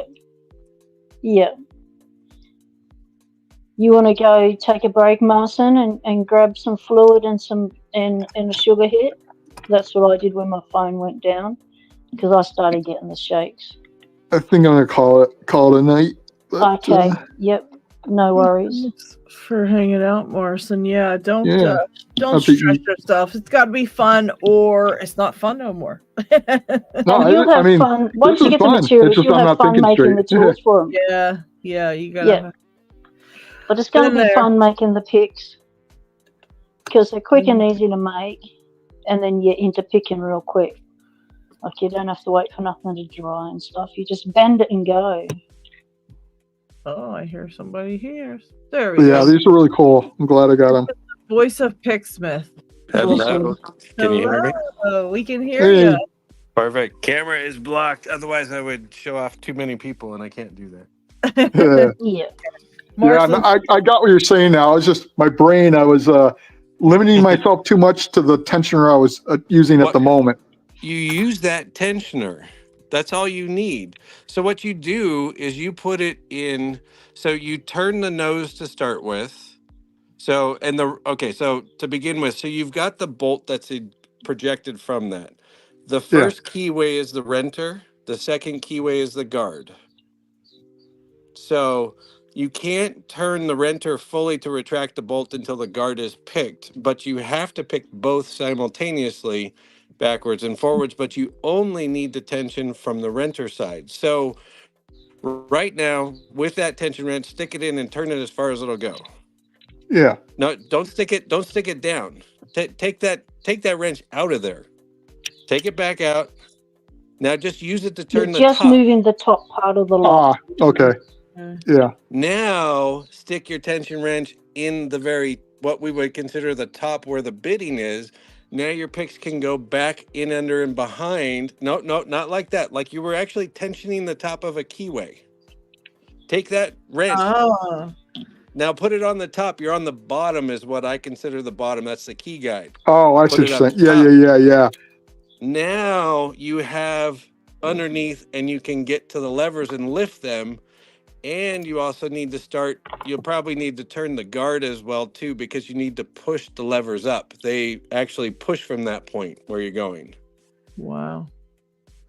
That's all you need to do to tension these. That's it right there. Just doing this. Yep. All right. Yeah, because it's attached to the lever that's on the bottom, and that's what's tensioning the bolt. Correct. Yeah. Unlike a regular lever lock where the key tensions the bolt, this particular lock has a piece on the bottom that actually interacts with the bolt that's separate from the key, even though the key goes through it. But yeah, it's like a sheath to the key. Yeah. Exactly. I'm not getting any well, because the binders may be over on the guard side. Hey, we got Trucker the binders in as well. Hello. The binders can be on both sides. Hey, Trucker. Steve might pop in as well. Steve, I sent you a link, Steve, just so you know, in the Discord. And for everybody to know, Trucker turned, what was it, 44 yesterday or something? Yeah. Happy birthday. Happy birthday. Yeah, thank you. Birthday. Whippersnapper. You young upstart. Yeah. Well, somebody better tell my body that it's young because it doesn't feel like it. Just wait 10 years till you get to my age, and then it's really going to be Yep. Oh, shit. Yeah, add another 10 years to that and tell me about it, lads. So, in Marcin, yeah, there you go. Turn the guard up because you're pushing the levers up like that. And so you go backwards and forwards between the two stacks because what you're doing is you're tensioning the fences and they're into the levers. but you may get one that's stuck. And then, because if you notice that sometimes they have little notches for what we call false gates too. Yeah, lots of serrations on these. Exactly. So you're having to find it, and then you need it when you lift it up to the right spot. It has a little bit more play than being locked up. So it's kind of like a tension release, move backwards and forwards. Those things are a pain in the butt to even try to do that. This only has 2 levers, the bank side, but it's got 2 solid wards that don't move. No fun. And that's an S&G, I think it is, from the look of the noses. Yep. Okay. 4442. Yeah. Okay. Very basic standard. They always built them all the same. Even the knockoffs look the same inside. Wow. Yeah, I can't feel one that's binding. But those are crazy little locks, though. It is a learning experience. The way that I used to pick them was I'd insert the guard key, use a dent puller, pull out the nose, and then take a key and just rock it, and you could open it up. Oh, wow. You destroy the locks to open them when you need to. Wow. Yeah, we never picked them like you would going, oh, no, how could you? Easily, because I needed to get the job done. Yeah. He's like, I wanted dinner, so I had to get home. Lots of birthday wishes in the chat, Trucker. Everybody saying happy birthday. Thank you, everybody. Wow, didn't realize. So, Trucker, are you still driving, or have you opened your shop doors yet? Or are you still getting ready? I'm still driving for right now. My shop won't actually be open until probably it'll be April of next year. The shop that I'm moving into a shop that's moving out, so I'm just going to take over their release whenever they leave. So that saves me on having to buy or pay for like getting the 3-phase high voltage power ran in there, and because it's an existing metal shop already. So cool. Well, it's quite good that you're going into an existing place because, previous customers will go back there and go, okay, well, it's changed management, but it's still the place they need. Yeah, unfortunately, a lot of their clientele I won't be able to capitalize on because they do a lot more like one-of industrial projects from start to finish. So I won't have a lot of the machinery required for some of the projects that would come through. But there will be some that I'll be able to make. Well, I can do that.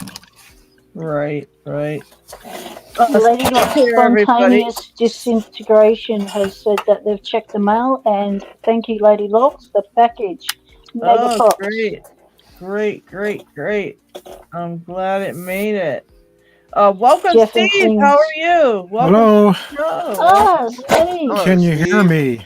We can hear you. Yep. How are you? Oh, pretty good. What you got going on in the Lock Lab today? Oh, just a bunch of stuff. Making any cutaways? Well, I just finished a 19, sent that off. But now I got this one to work on. That's my next one to work on. A battleship. Dun, dun, dun. Lady Lock's cruiser. So I I have a believe I surprise. lost that thing for how long too? Lost in a drawer. Where's the chat? Okay. I can see the chat now. Oh yeah, Jeff wants to know, Trucker, are you going to change your name once you change your job? No. I will. This will always be a part of me and who I am and who I was. So I figured I'll just leave it. Once a trucker, always a trucker. Yeah. Yep. There you go. I mean, I'm still under the belief that caffeine and nicotine equals protein. So Jesus. Okay, well, I'm going to hop off now. I'm going to go back Well, into thank the you. chat. Appreciate it. So I have one of You're those S&G locks. They're pretty cool. Is that the one Morrison has, you mean? Yeah. I got one of those Ah. over here somewhere. Well, yeah, thanks for coming on, Pecksmith. I appreciate you popping in. And let me know about he hopped off, but if you can still hear me, Pecksmith, let me know about this weekend. Even Sunday or something, whatever. It doesn't have to be, Saturday, so that's fine. But So yeah, I got something to show off. Ooh, let us see. This is from Lockchuck. Nice. Oh, look at that! Nice. Oh yeah. It has Whoa, pinning I'm trays making right you there. big. Hold on, this is Little- cool. Wow, Little, followers. That's awesome. that's beautiful too. Look at how he made that. Wow, that's so sleek and bougie. Holy cow! I asked him about it, and he sent this one, and he sent me a mini chuck too. Oh yeah, I love that black mini chuck. He sent me one of them too. I freaking love that thing. It's so he rounded the edges on it, and it's like so cool looking. Pretty cool. Very cool. This is what I did today. There was some scrap metal container that had this locked on there, abandoned, forgotten. Wow. Opened I it bet up. you was it rough picking it because it was in the wild, or was it all right? It wasn't too bad. It's just so dirty that it just doesn't Yeah. feel like anything's going on at all. Yeah, Yep. that I hate that feeling, man. You can't feel anything in there when they're all Crazy yucky. thing. I have a 6835 that Cajun Lockpick sent me that was from his work. It was somebody's lockout tagout lock. And Yeah. just by looking at the outside, I knew it was going to be rough. I don't feel a damn thing with that lock because the insides are so nasty. I'm just like, yep, you're going in the bucket for a while until I clean you out. But Yeah, paying Still- for the bucket. Sounds Still about dirty. right. And it was raining today, so it's wet. Oh damn, you were out there. You weren't playing around. You wanted to get that lock, and that was that. It Yeah. stopped for a little while. He was not playing around. And I had this little guy in my pocket. Oh, nice. very nice. It's Oh, these packed serrations are a full of bitch. goodies. I can't even imagine, Marson. I don't know how you're even doing with that. Are So you those- using the ACAB pick for that, Marson? I was using the one that Nick made for this side, but I'm using a medium round for this side. I just wondered because I just caught sight of that other one, and I was like, what is that? But what were you saying, Steve? Yeah, those levers have little teeth in there, kind of like this Walsall 2000. Same type of teeth in there, so you have to be kind of careful. How do you deal with them? Do you just have to know where they end and where those are false gates when they make teeth like that? Is that what that is, or Yeah, basically. Okay. And those are actually also you can change the key on them too. Oh. P Dubs is getting another ice brick. She had overheated again. She's in the tropical weather right now, so she's it's pretty warm where she's at, I think. And then on top of that, her dang phone keeps overheating on her, so she keeps using the ice bricks, and then they keep, I guess, melting. So yeah, what you been up to, Trucker? Have you been picking at all, or have you just been too busy working, or?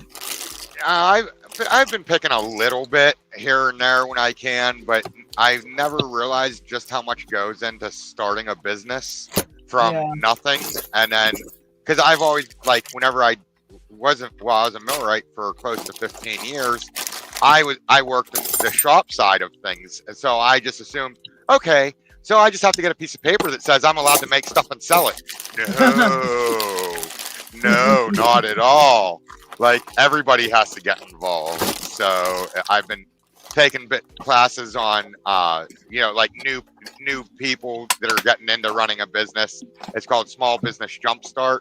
So they're teaching us all the basics from like figuring out like our gross profit income projections and cash flow projections and all the fun stuff. And I just learned, or I'm learning, Microsoft Excel, which, oh my God, there's so much to it. But yeah, definitely have my hands full. I can't even imagine that crap. That's just too much. Too much. And then, Good luck on that. And on top of all of that, like having to find out what I have to do by when, then I also have to manage the squeezing time between work and doing all that stuff of meeting with vendors and suppliers, so that way I can get quotes for everything, because I actually need like hard money quotes for my business plan for whenever I submit for a loan to the bank. So they want to see where every little penny is being allocated. Jeez, man. Yeah, that's busy. It's gonna be worse when you're up and running, because you're gonna have to run everything and do everything and worry about everything and deal with everything. Right, like, I'm gonna have to run everything, and I'm gonna have to be out there making contacts, looking for work, you know, scouting for work, and just then if I hire people, then that's a whole new ball game, because then I have, you know, I have a lot more other stuff that I have to file for, just the nature of the work. And it's just, there's so much to it. And I did not realize that employers have to pay a payroll tax. So if I employ somebody, I have to pay a tax in order to pay somebody, in which they still get taxes taken out. I have to withhold taxes on that end too. So it's like, why do I have to pay this extra tax? Like, but that's just the way it is. Oh, I'm beginning to think it was a mistake. It's one of those good ideas at the moment.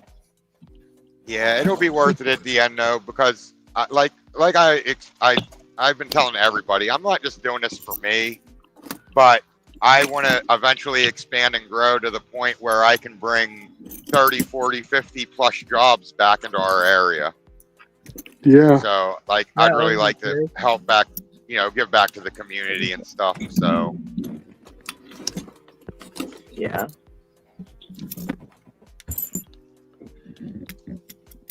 It's all money. That's all it is too. Oh, you know what? Don't you worry, because in a few years, you know what's going to happen? You'll be able to just buy a robot and you won't have to employ anybody. And you know what? It's only going to cost you 20 grand a robot, and you don't. I mean, I literally, my mom sent me a TikTok or some shit that there is a robot laying bricks, and the guy is standing there, like smiling about it, holding his tools in a brick and smiling about it. Like, what is so funny about that? That's not fucking funny. That means the robot's gonna take your job, dumbass. Like, what the? I don't understand. I don't get it. Oh my god. Okay. Yeah, you're definitely gonna have to just hire a couple bots, trucker. You'll be fine. And you know what else? I never even thought of this. They can work 24 hours a day. They don't even need a break. They don't need to go home. Here's what I get to deal with, Lady Locks. Oh my god. Let me make you big. Hold on a minute. What is this, Steve? That's one of my milling machines that I run. And I have a little robotic arm. Oh shit. This is an older video. That's awesome. Wow. I program it to do all this stuff. Yeah, I mean, if you're programming it, you'll probably keep your job, but an entire robot will just do all that next time. Jeez, oh man. Maybe you'll be able to program the actual robot then, so you'll have a job. Until the robots learn how to program robots, and then you're going to have to work. Oh my god, look at that thing go. Oh shiz. That's awesome. Push the part into place. Wow. Damn fine work programming that stuff, Steve. Holy crap. It would be nice if we could get to the point like where it's like Star Trek, where we don't have to worry about working. Yeah, well, yeah, it would be nice, but if it has enough parts, it will run all night long. damn. Yeah, that's the thing. They can run all day and night. It'll run all night, do its thing overnight, all day. And yeah, it would be cool if we didn't have to work, but what are we going to do for money? That's my worries. Like a new phone? Oh, look at this shit, Steve. That is cool as hell. That was cool as hell, Steve. That you can't even tell that was Dude. Closes. That's wild. Oh, Wow. I'm jealous. Yeah. Damn fine phone, Steve. Holy shit. That's really nice. Dang. Tech's getting crazy. Mm-hmm. All right. That's wild. Oh shit, dad jokes. Hold on, he's getting big for the dad jokes. Sorry guys. I was gonna put us back to normal, but nope, Steve's got some dad jokes rolling out. So here we go, people. Like my little avatar there. Yeah. I can tell. So I'm trying to pick this. I can see the levers and the gate through the these two little holes here, and even being able to see what's going on. It's damn hard. So this is going to take me a while. Usually people will put tape over there. Oh, do it. Okay, let's see. Oh, that's messed up. Keith O'Reilly said, Steve is my new hero. Why did the fish refuse to play basketball? Oh, man. I give up. He was afraid of the net. Oh, gosh. That one was real bad.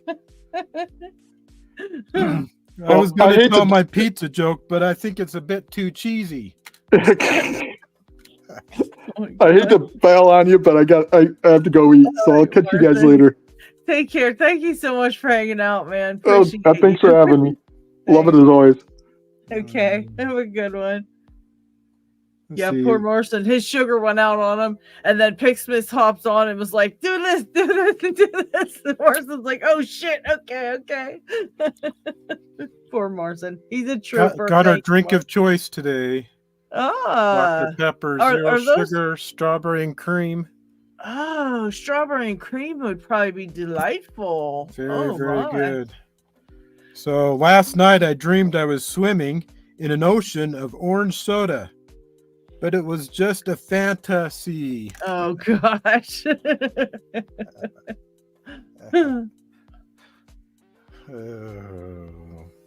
Yeah, Keith, the Avatar's talking. That's hilarious. Let's see. What's Forrest Gump's password? I give up. 1 Forrest 1. I almost spit my pop out. Oh, my God. That's messed up. You don't need to see my face. You got the avatar there. I love the avatar. Although I feel like you're like making robots. You're like getting in with the robots now. So I don't know, Steve. You got the cool phone. You got the robotic arm at work, and now you got a freaking avatar on the live. I can't even. Oh. Well, I got to get my flipper guy out. Oh, yeah, one of these guys. There's my little dolphin guy playing around. Oh, that's cool. I've been playing around with RFID locks lately. Oh, really? That's pretty neat. Have you been having much luck with it? Well, it's kind of funny because, I mean, if you want to open them, or the easiest way is to have something like this that's emulating the card. Right. But in order to emulate the card, you have to copy the card. So you have to have to physically have the card, make a copy of it, and then this can emulate it. Yeah. Wow. Yeah, so that's a problem. You got to actually have the original thing. Yeah. And I have some other. Let's see. I have one of those where I got the little card computer. Oh, Steve got all that shit. I feel like Steve's gonna be one of them guys that buys a robot. Little RF sensor for it, so I can read the cards. These things are cool because they take Legos pieces. Oh shit! There we go. That's pretty cool. And then I even made my own RFID reader. Oh wow, Steve! What the heck? Yeah. Where is this guy? Oh my gosh, that's like Lockchuck. He does all this crazy computer stuff too. So here's a card.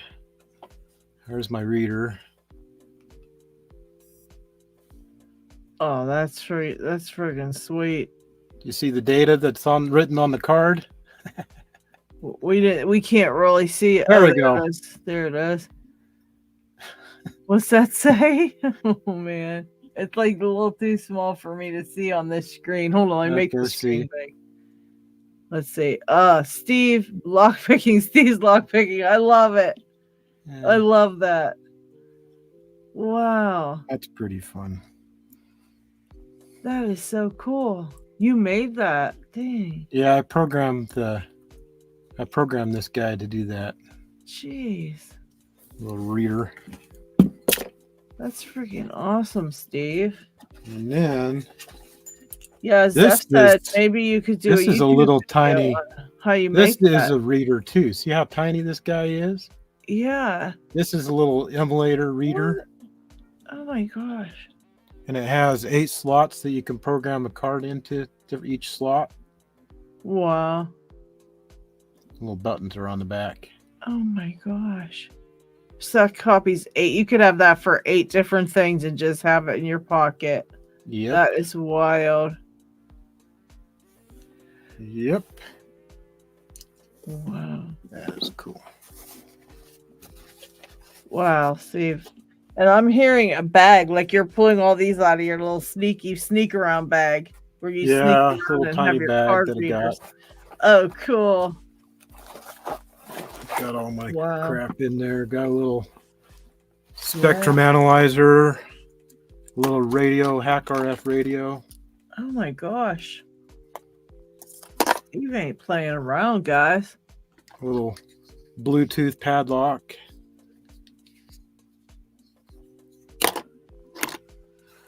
A little microphone. Oh wow. With an amplifier. I got that. Having fun with my gadgets and gizmos today. That's pretty sweet, Steve. That is pretty amazing that you can do all that. It's very impressive. I don't even know how to begin to know about that stuff. How about John Doe just texted and said, now Dig's looking around his lock chest. We knew that was going to happen. And he said, Trucker. John Doe said, hi, Trucker. I don't know. We can't hear Trucker. I kind of wonder if Diggs has one of these prison locks. Oh, he might. Oh, that's a cool thing. We'll have to ask him about that. He'll be jealous if he doesn't. He'll be looking to buy that one. And Trucker, I don't know. Oh, Trucker left. Okay, I was going to say, Trucker, I don't know if you know this or not, but we couldn't hear you. So we weren't ignoring you if you were talking. We didn't hear you at all. So I couldn't hear a thing from Trucker. But yeah, So- Steve, that prison lock right there, you should take a picture of it and send it to Dig with ha ha ha ha. Do you have one of these? He'd be so mad. There's Trucker back there. All right, Trucker's back. So one of Yeah, I these, dropped service. Ah, there you are. John Doe said hello, Trucker. Hello, John. How you doing? Oh. Steve, Unhinged would like to know how feasible is brute force on these things? Like, how big is the key space? You mean for the card readers, or for the like brute force on the door where the cards would be, or you mean? I'm not sure. Joey, welcome. Welcome to the show. We're just hanging out. I'm gonna check into Discord and make sure that I didn't miss any shout outs, because we were going through shout outs and I don't want to miss nothing.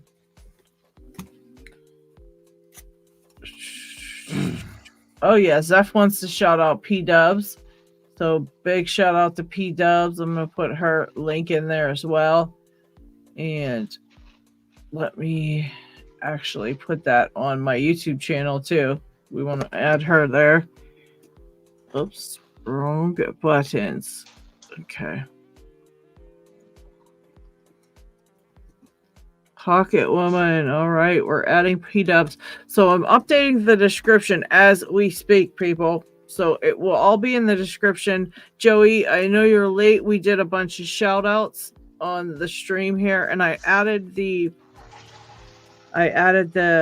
links to all the shout outs in the description so you can find them if you want. I just saved it. So if you go to the description of this video, you can find all the shout outs that we did during the video. So please go do that. And Joey, thank you for becoming a member. Thank you so much. That is very, very cool. If anybody else would like to become a member, all you have to do is click the join button right where the subscribe and stuff is.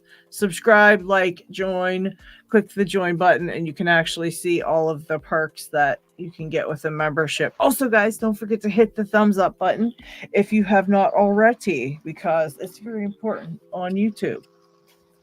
I have been out of touch for a few months. When are the lives usually held now? Jeff, I usually do them.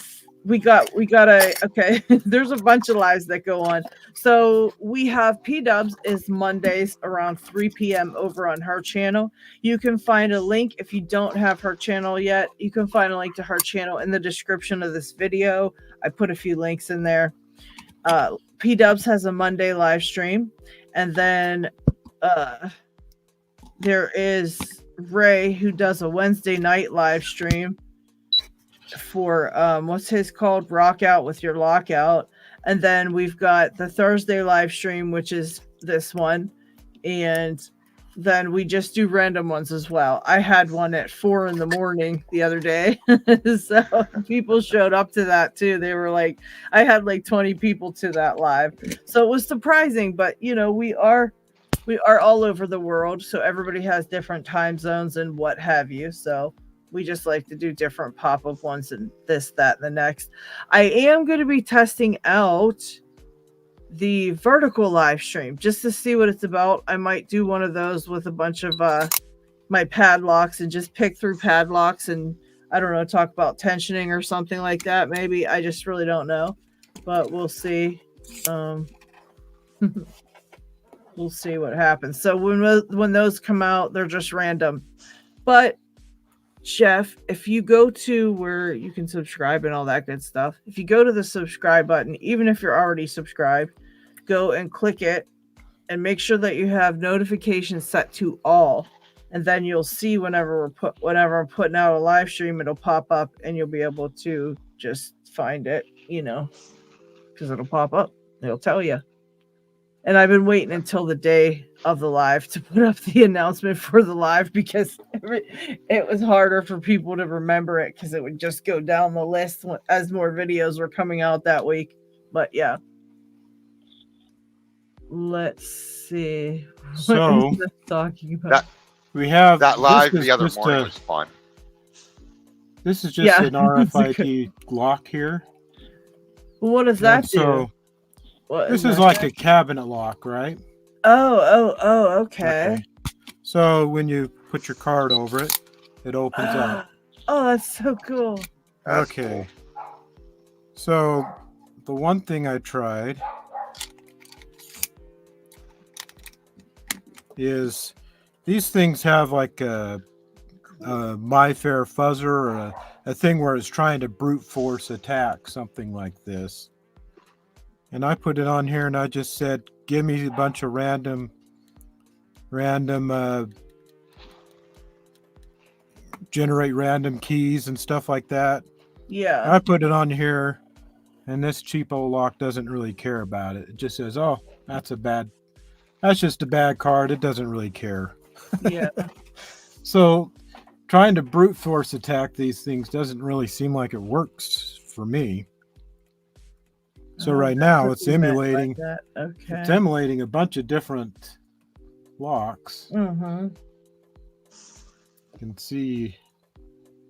Wait, let see me the make you screen. bigger, Jeff. Let me make you full screen. Or I mean, Steve. What did I say, Jeff? Oh my god, I'm losing it. So you can I'm see losing right it. here, it's generating a different ID and trying to give it to it, and it doesn't care. Yeah. So Says, that's "Oh, what that whatever." means. When he said brute force, he just meant like just shoving random card numbers at it. Basically, Right. that's brute force. Right. Okay. So Interesting. we can go back here. Back.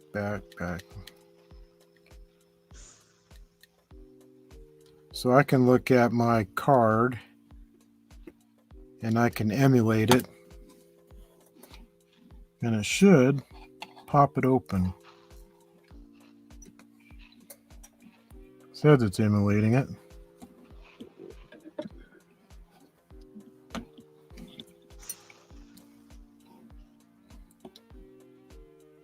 Emulate. That doesn't seem like it's working now. I know this guy has it saved in there. Yeah. Well, maybe. Yeah, see that little guy just popped it right open. Yeah, that's wild. It's kind of pretty cool. You see that again? It automatically senses the RF signal That's so cool. and pops it right open for me. This is supposed... For some reason, it's not doing it. All right. Did somebody do some type of something where it's give me a hashtag? Who's saying give me a hashtag? What's going on?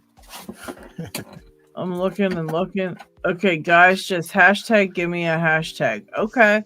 We're going to do a hashtag give me a hashtag giveaway, I suppose. So allow me to do hashtag give me a hashtag. I miss these, and then they're doing giveaways and shit behind my back. I can't even deal with this.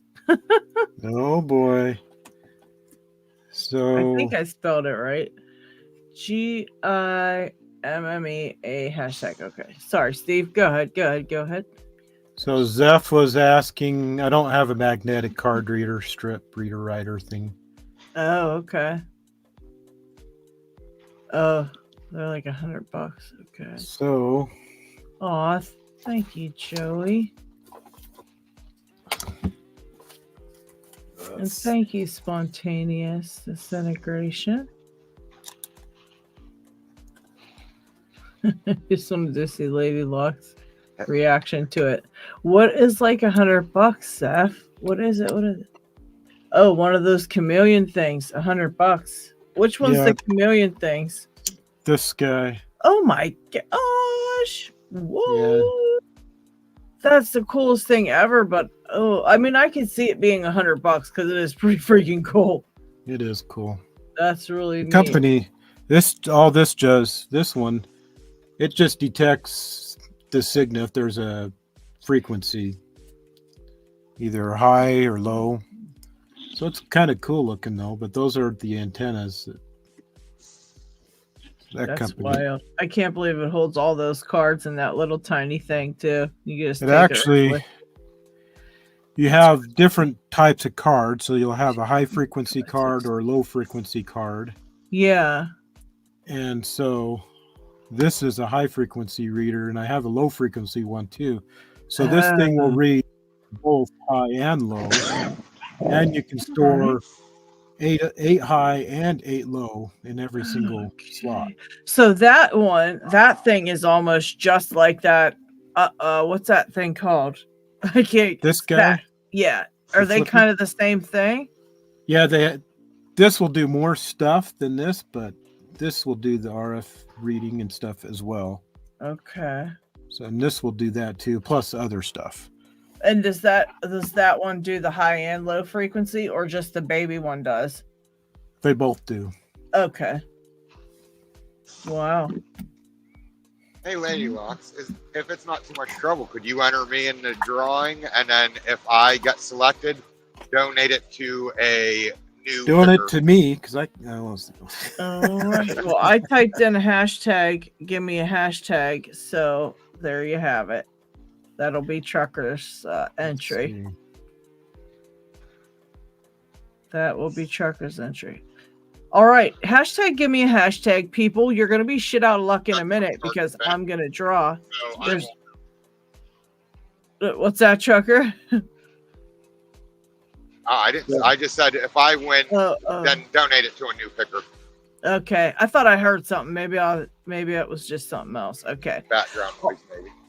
All right. Give me a hashtag for a random John Doe something or other.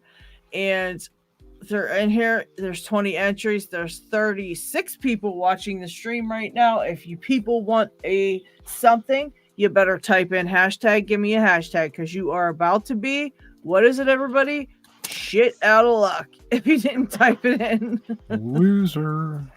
Yeah, you're about to be a loser, people. I really need to take that down by Steve. That was a good one. What happened, close. Steve? I had stuff fall and it almost knocked over my drink. Oh gosh. But it didn't. So I bad. saved it. I saved Thank it. God.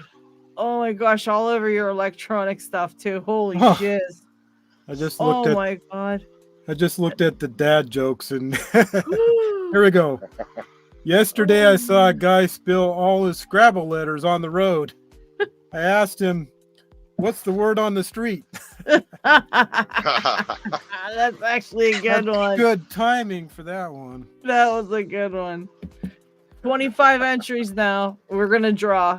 You're all shit out of luck if you didn't enter, because I'm drawing right now. John Doe is busy, man. He doesn't have time to wait for all of you to decide to type in hashtag give me a hashtag if you want to win something. So I'm going to draw right now. That's the drum roll, in case you guys were wondering. Holy shit! Nice going, Steve. I'm on live in order to win these things. Good job, Steve. All right, that was the John Doe something. Okay, Hike of Life Jeff won the last one, and Steve won this one. This was the hashtag. What was this hashtag? Give me a hashtag. And we don't know what you won, but it's probably cool. How do you make a milkshake? How? Give it a good scare. Oh my gosh. Nola, every time one of these days. You might what? I might be repeating myself one of these days. Yeah, you know what? Once you get through all of them, you're gonna have to be like, you told that many dad jokes already. That's a lot. And the funny thing is there's one on each side. Oh my gosh, that's a lot. Holy shit! All right, Nola thinks we're scheming against him. All these. Oh, so if you want to see the frequency, so this is a spectrum analyzer here. Oh shit. Oh, let me see. Display. So I could see all the frequencies here, and it gives me a little waterfall down at the bottom. What in the world? So that I can see that signal that this card reader is. So watch what happens. Oh man. Jump. So it's reading that Yeah. That peak is that signal of this reader right here. Wow. That's insane. That stuff is so weird to me. Me too. That's like James Bond 007 type stuff. Like, Right? I'm super jealous I don't know this stuff. I'm Hey, gonna they're take locked. a You trip. gotta learn everything to do with locks. Well, I'm gonna take a trip out to you, Steve, and you can teach me all that stuff because I sure don't know how to learn it on my own. So yeah. Hashtag Lady Locks Around the World Fund. Because I gotta go to if you Chris's go out and to get visit lost. Steve, make sure you hit that restaurant. Oh yeah, that's a good one. Yeah, Trucker, I met up with Trucker when he was passing through town, and we went to a restaurant and had some really good food. Yeah, I'll have to. Yeah, I'll have to that hit place that is up. awesome. I'll have to hit that up. Yeah. Yeah, I need an around the world fund because I want to go. I want to visit Nick's Picks. Chris, I gotta visit Chris. I'll probably visit Picksmith. Gotta visit Steve. I mean, I got a whole list of things, and then I want to go to that lock thing in. I want to go to the one here, and then I want to go to the one out in the Netherlands. So I want to go to all of them. So yeah, it's just gonna be a giant fund. So you guys just know we're gonna start collecting soon for around the world tour. Hashtag send Lady Locks around the world. See, Zeph's on it. Lady Locks around the world fun. There you go, Zeph. There you go. Emulate.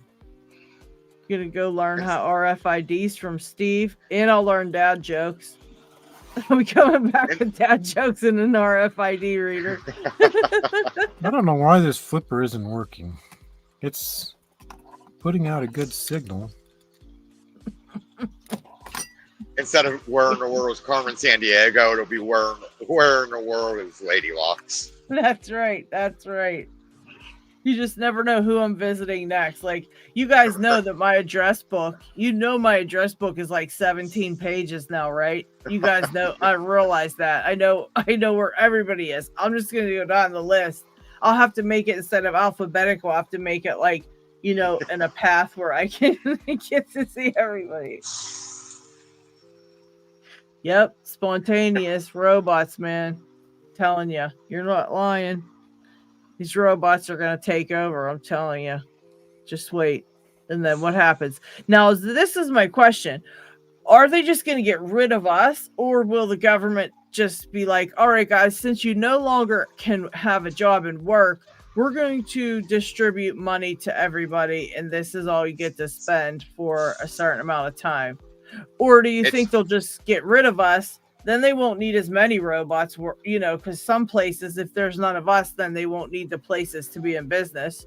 So, I wanted to talk to you. Whenever I watched that video, I actually got to go to a very large manufacturing facility that they actually are employing more and more automation and robotics. So I talked to the guy, and he said, we are not losing a single job person-wise to the robots or the automation.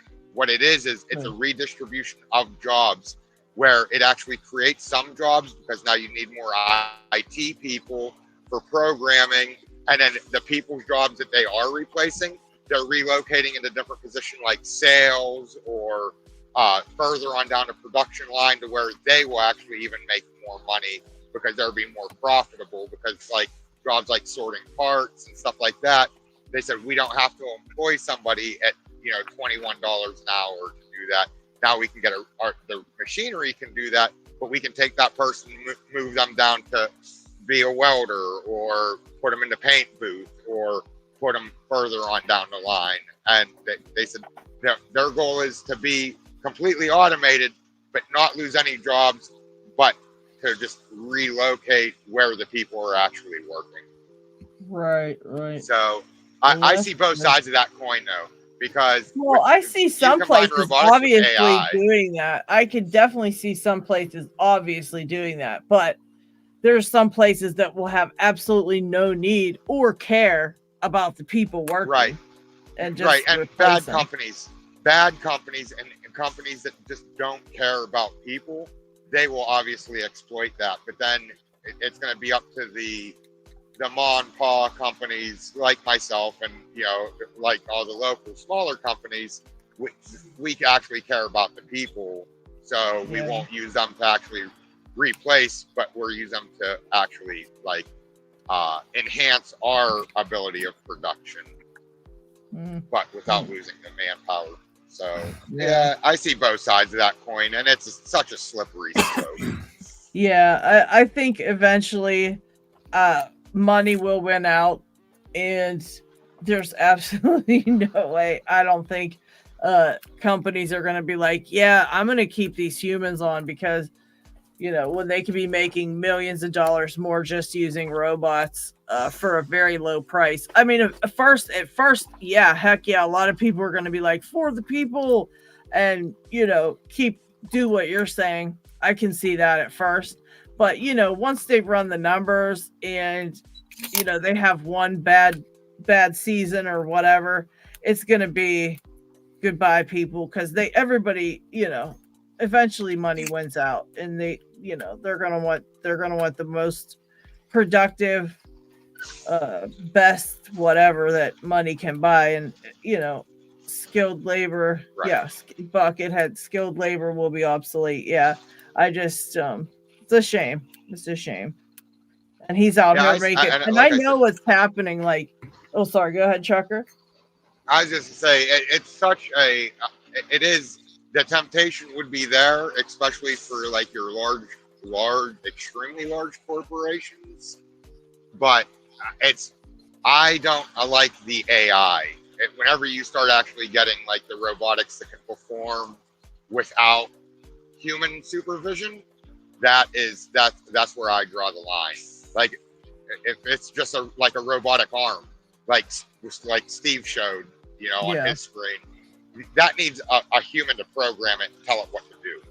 Now, but eventually a robot will be able to do it, because they're gonna be like Terminator, bro. I swear. That's where I draw the line. I'm against AI in that aspect, where you wouldn't need a human; it would eliminate the human altogether. Yeah. But I'm totally against it too. I think it's a lot. I hope there are a lot of people out there that are against it, but unfortunately, you see which direction the world is going, and it's a bad direction. And then, on top of that, we've got all this crazy weather and all these terrible storms and things like this are going on, where people are they're displaced and made to kind of move in closer to everybody's just becoming so crowded, so overpopulated.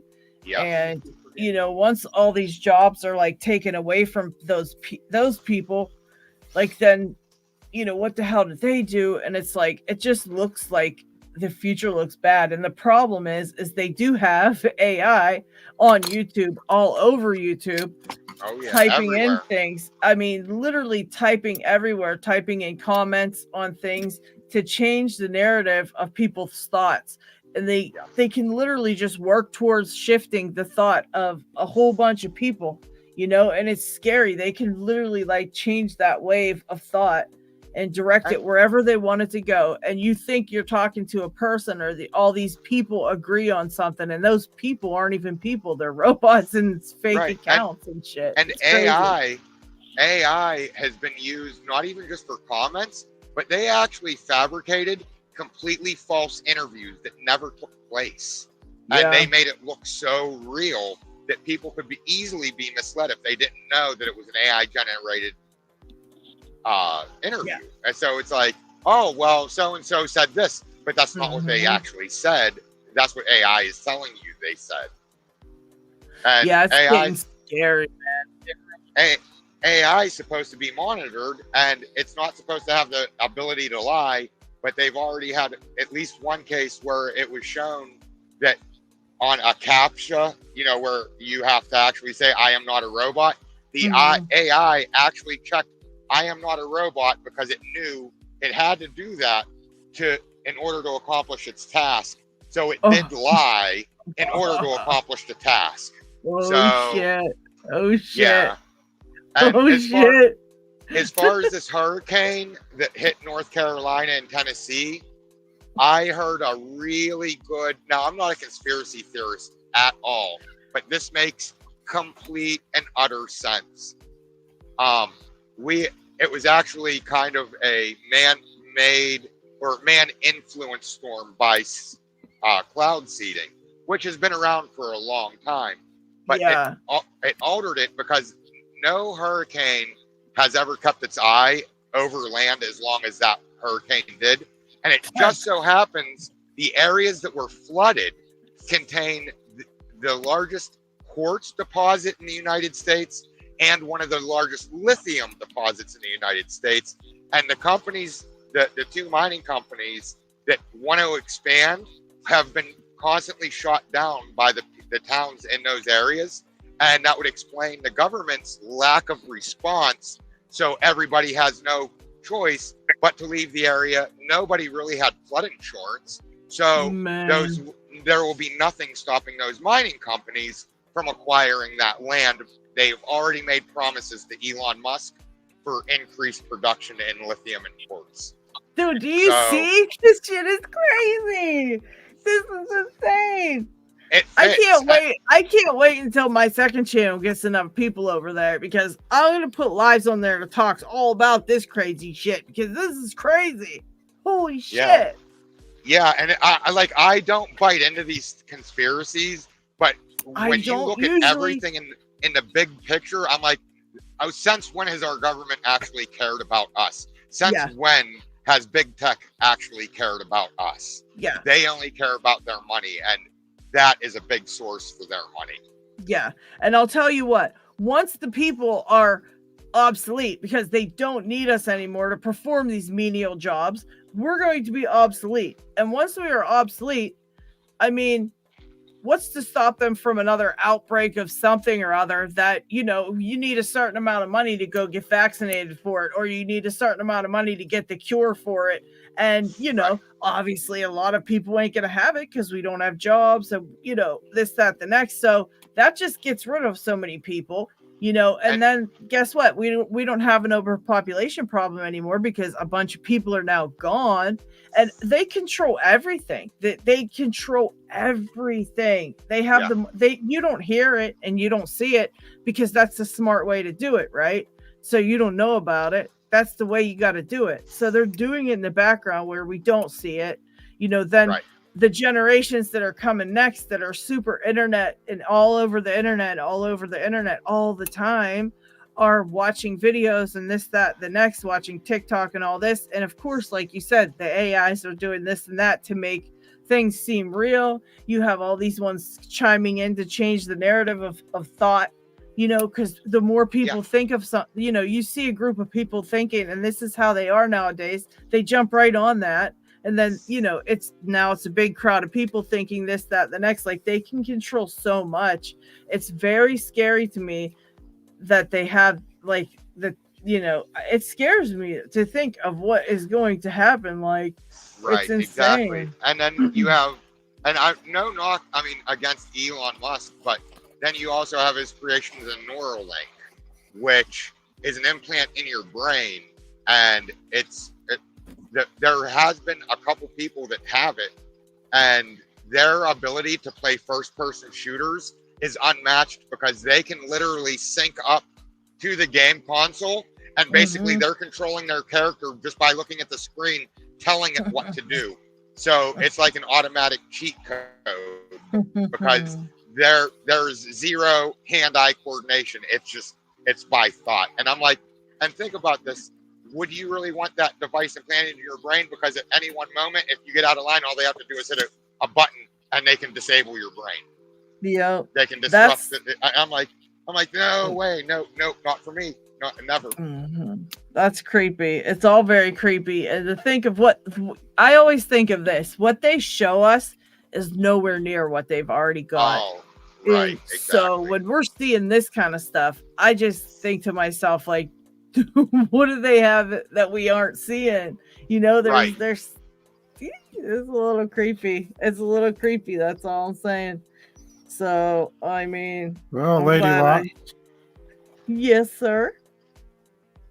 I just picked something up from my local classifieds.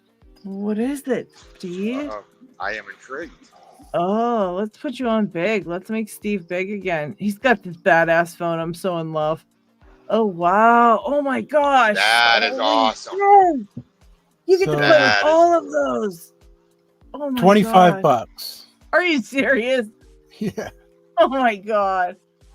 We have another dig. Yeah, right? Does Steve got the touch now or what? Oh, my gosh. I took off one of the doors. Oh, that is wow. Yeah. Wow, Steve. So you're gonna have so much fun project. with that. Yeah, what are you gonna do with that? Are you going to leave them all on the doors, or are you gonna take all the doors off and try to just leave them in the wood but cut it? Like, that's actually metal with like a fiberglass insulation. Oh, wow. And it's heavy. Yeah. But these 3 doors that were just sitting there loose, somebody else took them. So I'm like, whatever. But yeah. So I took off this door, but these other 4 are locked, and the lady didn't have the combination or doesn't know if there's anything in there, but I doubt there is.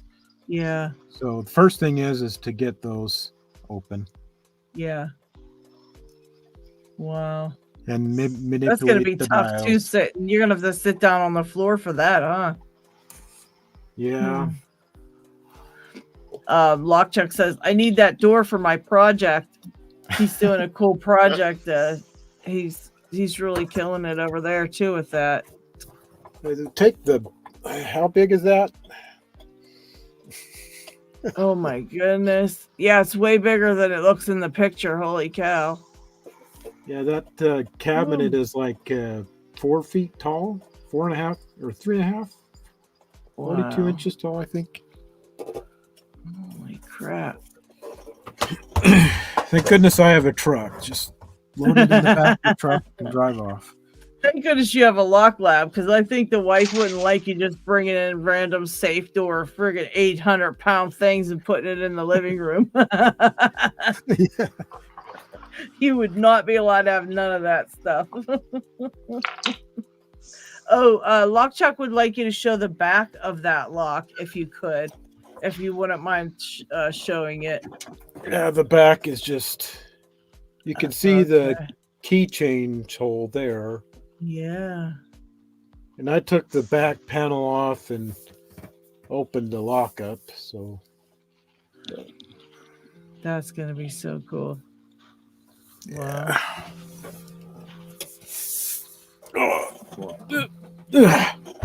Poor Steve.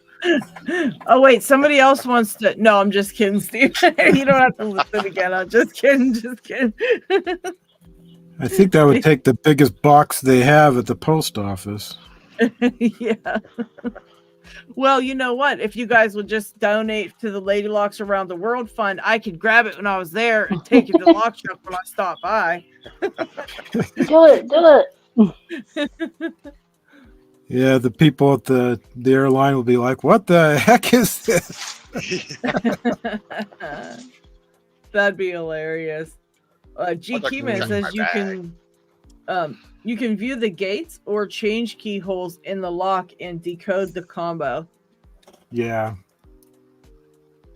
Okay. And Eddie B said, wait, I couldn't see it. Steve will be looking like Popeye by the end of this, forearms all swelled up. Yeah. Let's see. There we go. Lockchuck says which lock is in it? It's a S&G 6. I think it's a 6700 series, an older one. Wow. I think I wrote it down somewhere. Did I write it down somewhere? Yeah, GKey says drill a hole in the other's body to get the change keyhole and decode those. Yeah. Well, it does have the screws in the panel, so I can take it apart, and I can take the lock out, take it apart. So I already took it apart. I didn't decode it, but I took it apart and checked, made sure it was going to be, to see what kind of lock it was. $25. That is wild. Dig's gonna be so jealous. And you have, what was that other thing, that jail, that prison key or something, that prison lock, all that stuff. He's gonna be so jealous of that. Yes. Yeah, all the other doors are locked closed, so I can't get them open. Well, have no fear, because Lockchuck is building a safe cracking robot. I am working on that too. Another damn robot. You people and your robots. I can't take you guys. I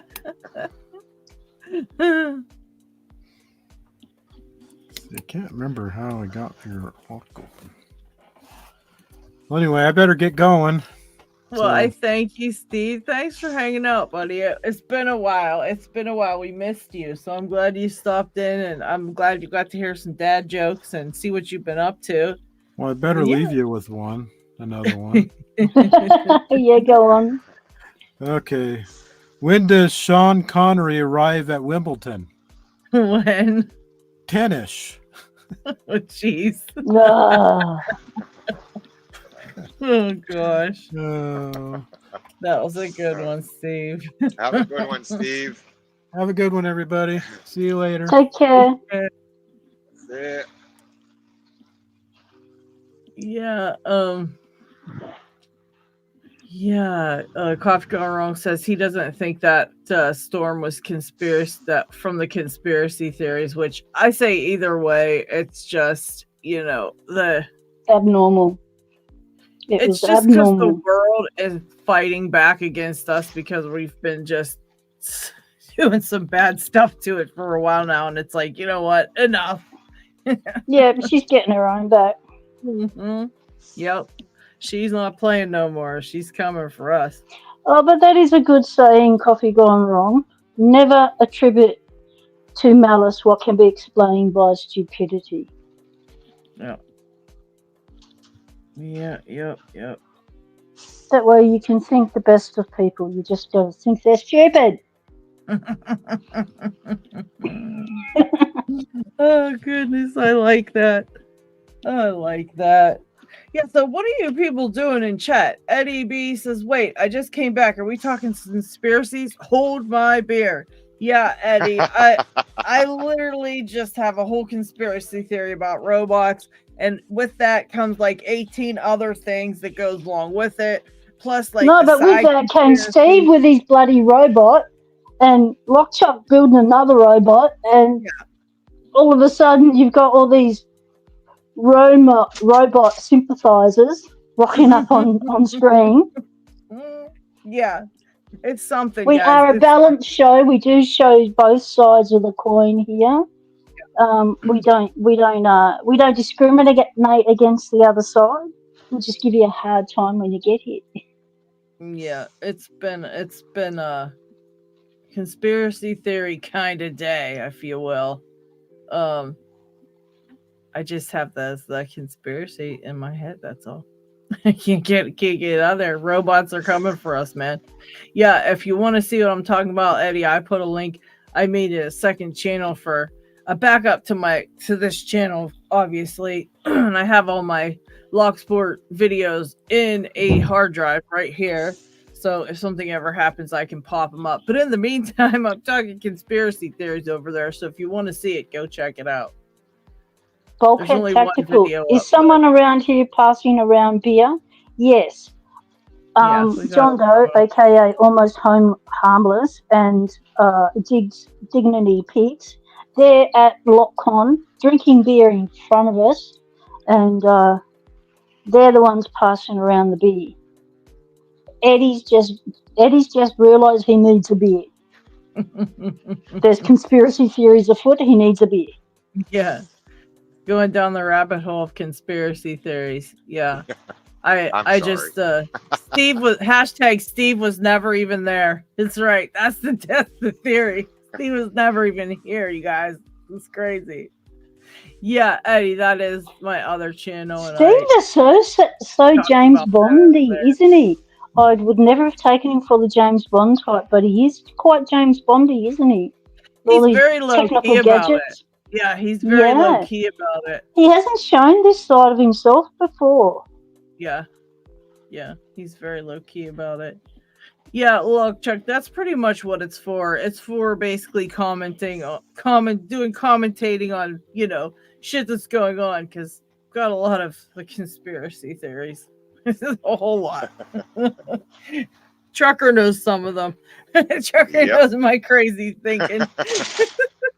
There's a lot. And all the stuff that's going on today, there's always something behind it that just ain't right.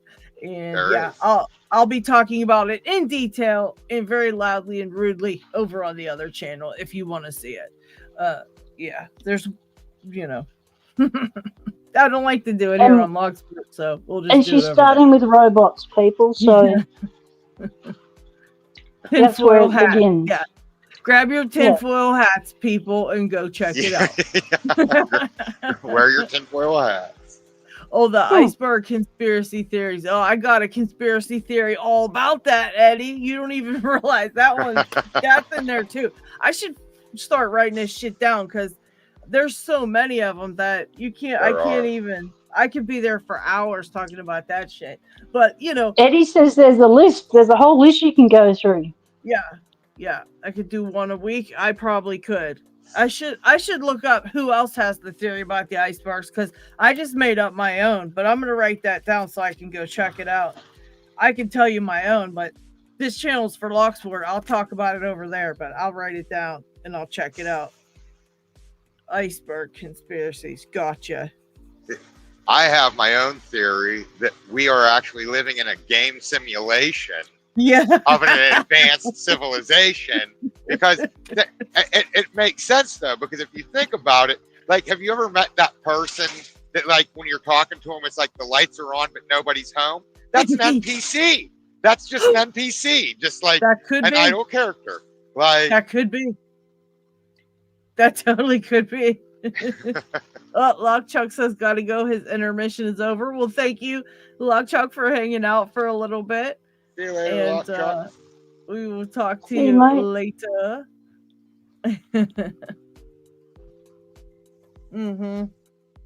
Yeah, Zeph, that would be pretty cool. Yeah, there's a lot of tutorials on YouTube about Flipper Zero. I know that Doubt's been doing some. Oh, there's a helicopter going past. Yeah, I can't figure out those Flipper Zeros myself. He said the for people that can't learn alone. That's me. I'd be like, wait a minute. How am I supposed to use this? I'd have that thing all messed up. That's why I don't even bother to get one. Spontaneous disintegration. Yeah. Totally agree. One doesn't need to resort to conspiracies when one's interests align. Locks are much easier to determine than the interests of the powers that be. Exactly. True. Locks are predictable. They have a predictable pattern of behavior and construction. So they're easy. Easier than people. That's why I've got more locks in my life than I have people. Yeah. I was talking on the secret live about picking locks because it helps me get rid of my anxiety for a small time. And so I pick locks for that reason too, because I've got anxiety a lot. And when I'm picking a lock, I kind of can just basically focus on that and forget about all kind of other stuff. Like it doesn't, doesn't have any room in my head for the anxiety. So kind of you're focused on what you're doing at that time and nothing else matters. That's why I like picking locks, because whenever I start picking, it's nothing else matters. I'm focused.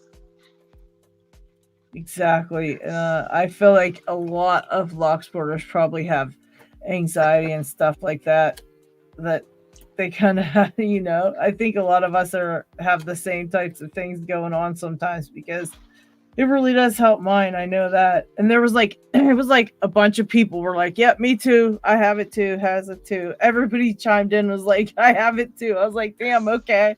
I definitely ain't alone in that. But I think that's my downfall. Will be my downfall though. I'll be in the middle of picking like the Goal Z, for example. Like whenever I was so close to getting it, my house could have been burning down around me, and I would have been like, one more pin. Like I only got one more pin. Hold on. Yes, it's a fine meditative stillness exercise indeed. Yeah, that's exactly it. You kind of go to a whole other place, like not anxiety, but it's one of my autism stims. Okay, nice. Yeah, I think it helps with a lot of mental issues, because you just there's nothing else but the lock for a while, and that's about that. And if you have pent up anger, whenever you come across a lock that you just can't pick, you can take your anger out on that lock, which I have done a few times. Yes, indeed. I thought I said there's a bunch of locks out in my yard, probably from me throwing them. I don't recommend they mow the lawn on the hillside, or they might get smacked with a log. I don't know, Zach. What did you say? I must have missed it. That's what's up on the screen. Your last comment's up on the screen, I think. I didn't see any other one. That was it. And I put it on the big screen. Yeah, that's the only reason I don't do more lives. Well, don't skip them because of anxiety. You're more than welcome to hop on and not say a word until you feel like saying something. We've done that before. We've had people have that before. We just leave you alone until you feel like talking, and then once you feel like talking, you just talk. Yep, no pressure. It's about the locks. Being comfortable on live, learning how to be comfortable picking and talking live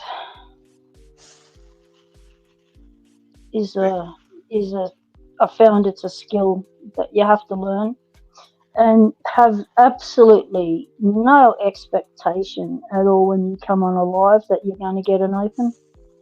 Yeah. Just you coming on a live to enjoy some picking, hanging out with the Locksporters, learning some information, seeing some cool locks, talking shit. That's what you're here for. You're not here for the opens. If you want the opens, that's what the videos are for. Yeah, it's Scully. It's easy to talk about locks too. It's once you get started talking about a lock, you'll forget all about there having to be anybody here or anything like that would make you have anxiety, because you have less to say about a lock. And Scully, make notes. You know what you want to say about the lock. Just do some point notes so that you can look at them. If you get a blank during your video, you've got it there to refer to. And same as on a live, make notes of things you want to talk about certain locks, and you can refer to your notes. And the other thing there for a while, I used to just hang out in a chat, and it took me forever to get to the lives, because I felt really uncomfortable talking while picking. And to this day, that's why I don't do like the videos of me picking, you know, in a live, because when I start talking, my picking almost stops because it's like now I'm focused on what I'm saying instead of picking. And it's like, so then it's like my picking slows way down. And plus, well, getting an open on a live, your chances of getting an open decrease anyways. So I'm just like, I'll do voice only. That's a lot of the reason why once I just showed my face on camera, I decided to do that on the lives, because I kept literally having a blank space in front of me the whole live because I was so busy typing on the computer and, you know, moving things around and checking this and checking that and all this, that, and the next. Or I would be in the middle of picking, and then I'd, you know, read a chat and want to put it up on screen and just things like that. Like it stayed completely too busy to kind of, and then it was like kind of stupid if somebody tuned in and just was like, oh, look, it's somebody with a vice, like just sitting there. I was like, you know, I can show my hands too, here and there. But for now, I'm just like, I'll show them whenever I'm actually want to show you guys that something. But other than that, I don't need to put my hands up. We got other pickers on screen, and, you know. And then Scully says, that's why I post only shorts. I don't have to talk then. You know, Scully, yeah, what you can do, to get yourself a little bit more hyped up to talk on camera is just go home and turn the camera on, and like you would if you were going to do a video, and then just video it. And then, you know, just practice videoing yourself, and then you don't have to post anything, and you can actually even delete it when you're done, whatever. But if I was you, I would go ahead and video something and then watch it back, because this way you're getting practice doing that, and you can see what you're doing wrong, what you don't like, what you want to try next time. And if it's only you watching it, who cares? But you also get used to watching yourself, because that part was really hard. I don't even like to listen to myself. Like, I don't even like to hear my own voice on the videos in the first place. Yeah. So when I have to sit there and edit myself friggin' talking, it's even worse. But the more I did it, the more I got used to hearing myself and seeing myself. And so it's kind of like, it doesn't really bother me now because I've seen it so much. But at first, it was super freaking weird. So my advice is just sit down and video yourself doing your video. Just do a lock on camera, like, and pretend that's you were going to put it up on YouTube. But don't put it up. Sit and watch it. Watch it fucking 10 times. And then go do another one. And then watch that, 10 times. And then just delete them. But keep watching them. And keep listening to yourself and keep watching them. And then it kind of becomes normal to you, that like get it normalized first. And then after that, then when you go to make a video, and plus in the meantime, you could see if you're saying something like I was saying, a lot. Then you're going to do this. And then like I was saying it so much, it was crazy. And I had to program myself to quit saying that. And now I hear it. If I even say it once in a video, I hear it. When I'm like right after I said it, I'm like, shit. And I re-say that part. But, I had to practice and like practice not saying it. So because I was like, I can't leave a blank spot in the video. Like I had to keep talking. I felt like I had to keep talking because it's on video, but you don't have to. You can stop. You can take a pause and then with nothing after it like this. Yeah, because I do lots of pauses. Most of my pauses are insert swear word here. So I try not to say them out loud. So there'll be pauses in my videos as I grapple to find other parts of the English language that aren't going to be pulled up by YouTube. Right. And like I said, it's it's hard. It was hard to let myself have a pause, let myself stop talking, because I kept thinking, this is a video. I have to keep talking. I have to keep saying things like I know what I'm doing and da da da da. And it was ridiculous. And then once I stopped saying and I was letting there be a pause, it was okay. It sounded fine. So I was like, I don't know what I thought that would sound like, but it sounds fine to me. And so, you know, it just helps. It helps to familiarize yourself with yourself, because if you're going to be doing the other videos, thing that's okay to do is not be prepared for a video. Think that you're prepared, and then realize, oh, Stu, if I actually pick that open, now I need to gut it. Where's my gutting gear? I can't find my tweezers. Where the hell's my plug followers? I had 2 of them. 2 clear ones Lady Locks had the other day. Do you think she could find one? No. So when you're, you know, and so you just do those things in your video. Just go find your followers, you know. Well, wait, everyone's mismade stuff, you know. Go get organised. If you didn't think you were going to be gutting, but you're gutting now, go get your gutting gear. We'll wait.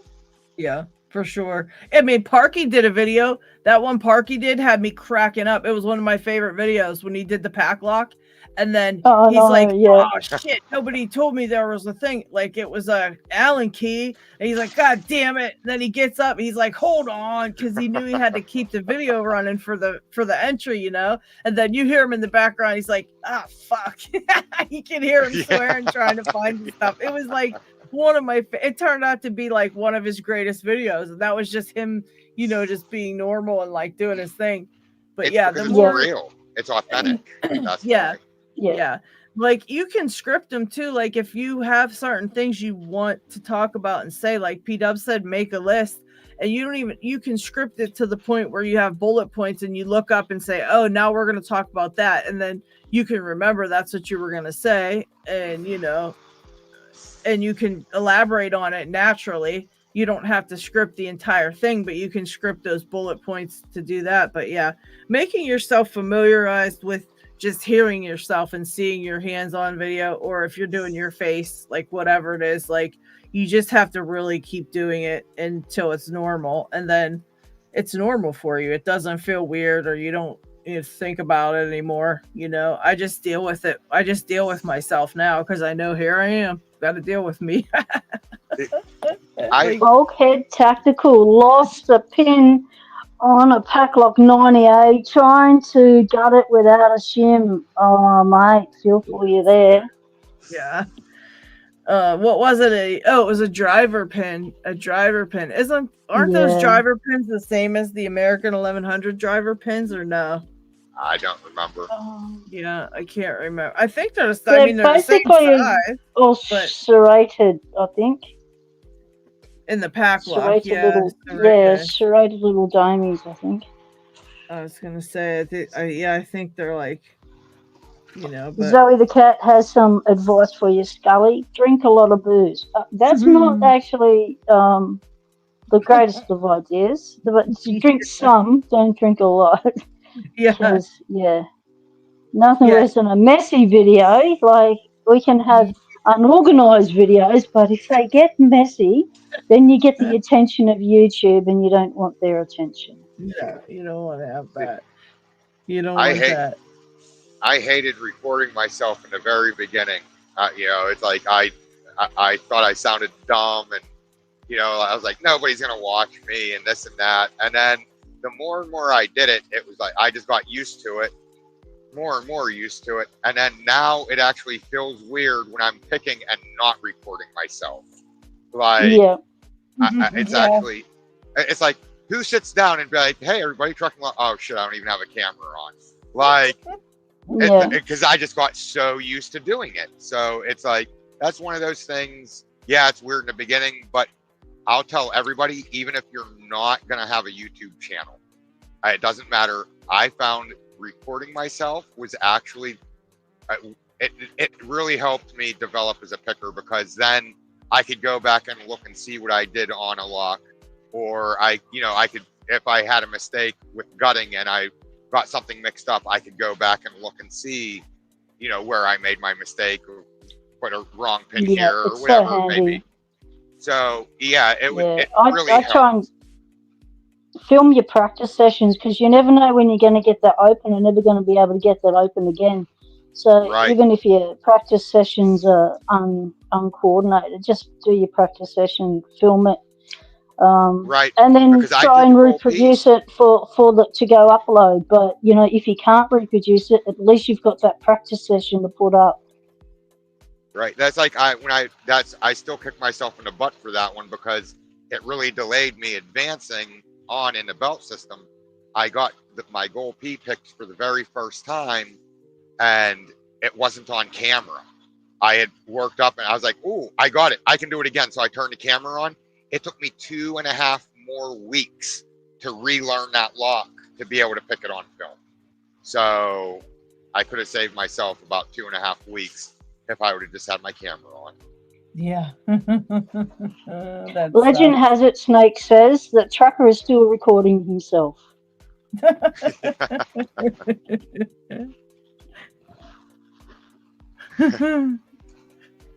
I am recording myself, but you don't want to see those videos. Now, family friendly. Family friendly. He was just nervous, and he was just drunk and nervous when he did that. So it never worked for him. Then he was just drunk and nervous. That sucks. But yeah, it just helps to just record yourself and watch. And like Trucker said, it helps your picking. You can catch opens on camera, and you can watch and know what you got to change, because there might be something you're doing that's annoying and you want to change it. And congratulations to Greedy Rogue, the 5540 just picked for the second time. Congrats. Congratulations. That's a fun lock. I love all those little brass ones. Yeah. They're so fun. Brass Abises. Oh, tough. Speaking of the Abises, remember the 64 Ti cursed Abis? Uh-huh. Yeah, well, I spoke with Paul Springer about it, your friendly locksmith, Locksporter, and he wanted to know what was the go, why I was saying it was a cursed lock. So he got one, cracked it from the packet, and picked it, right? And then he's gone, yeah, there's something going on in there. So on his next video, he decided to pull the whole thing apart. He's gutted the whole thing. He's drilled it and gutted it, and then showed us the pins and stuff and explained what was going on inside, why it was difficult. And then he put, because it's got all standards, right? Then he put all spools in, and it took him another 10 minutes to be able to pick it with all spools. It made a huge difference with spools.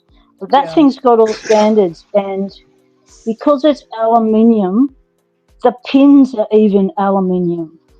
So you're pushing a soft metal up through a soft metal, hence the weird feedback you're getting. So you're basically just grinding soft metal against soft metal when you push that up into the chamber. So you're not getting defined clicks. You're getting a mush feeling. You're not getting any feedback. The reason why you're not getting feedback, they're all standards. You're not going to get feedback. So that's what's going on with the 64 Ti. If you want to see it, playlist on my channel called Abis. Paul's video is on that as the last video uploaded. He uploaded it a few days ago for us. So that was good. I always enjoy Paul pulling apart locks, because not only does he pull them apart, he also shows us as a locksmith how a locksmith puts them all back together. So we have more confidence in being able to pull apart our own locks. Yep. Yeah, for sure. That's crazy about the 64. Yep. It's a horrible little lock, and I definitely don't advice on picking it. The advice on picking it, because Paul had trouble picking it. Yeah. And then he spoke with Murloc 68, the tenacious picker, and he said to Paul that it needs heavy tension. And he's talking, white knuckle heavy tension, and bully them pins, and you will get it. So Paul did that at the start of the video, and boom, popped it right open. He was amazed at the difference between having proper tension and, you know, super heavy tension and bullying the lock. So that's the secret to picking those locks, is all standard. So you're gonna have to just heavy tension and bully.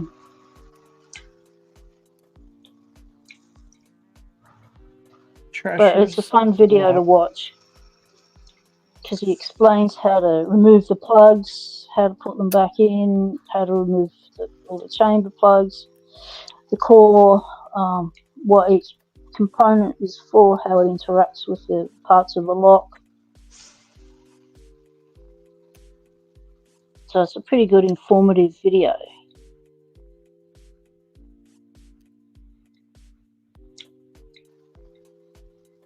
We will definitely have to check that out. That's stuck again. We have to check that out. So why is the chat completely dead? What is going on with you people? Do we have to take a poll? Do we have to get you guys talking? Why is the chat dead? This is not appropriate. I don't approve of that. Let's see it. There you go. Thank you, Eddie. Stupid question here, but could the Acid Twin would be PP with just a sidebar in and no pins, or will that brick the lock? You can do it with just the sidebar in and no pins, but I suggest just put one pin in there just to not get too used to how it feels with just the sidebar, because, you know, it's not going to feel the same. It's going to give you way better feedback probably, or way worse depending on what, you know.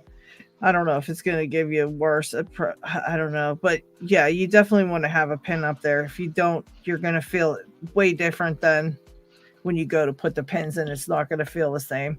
You're going to probably have to do it all over again and get used to it, how it feels with the pin in it. But you don't need many. Just put one. Just put like the first one or something, you know? Yeah. And when you do it, or when you do it, make sure that you balance that sidebar. So if you want to progressively pin the sidebar, you put in number 5 and 1, or number 2 and 4, or 1, 3, and 5. You know, did you want it balanced? That's good to know, because not every. That's the first time I've heard about balancing the sidebar progressive pinning. Yeah. Paracentric says, okay. Sending his chickens into the chat to jazz it up a bit. GK Man's not dead, still trying to convert an old DirecTV HD to PC format. But I don't even understand any of that. He's doing something with his telly. He said, and eating bacon. We all understand that. He's eating bacon. Still need something for purple belt coffee gone wrong. Nice.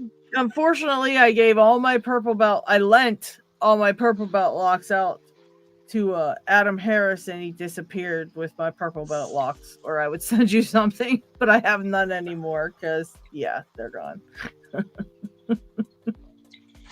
But you could pick a Illinois Duo. That's fun purple. Or what is that acid?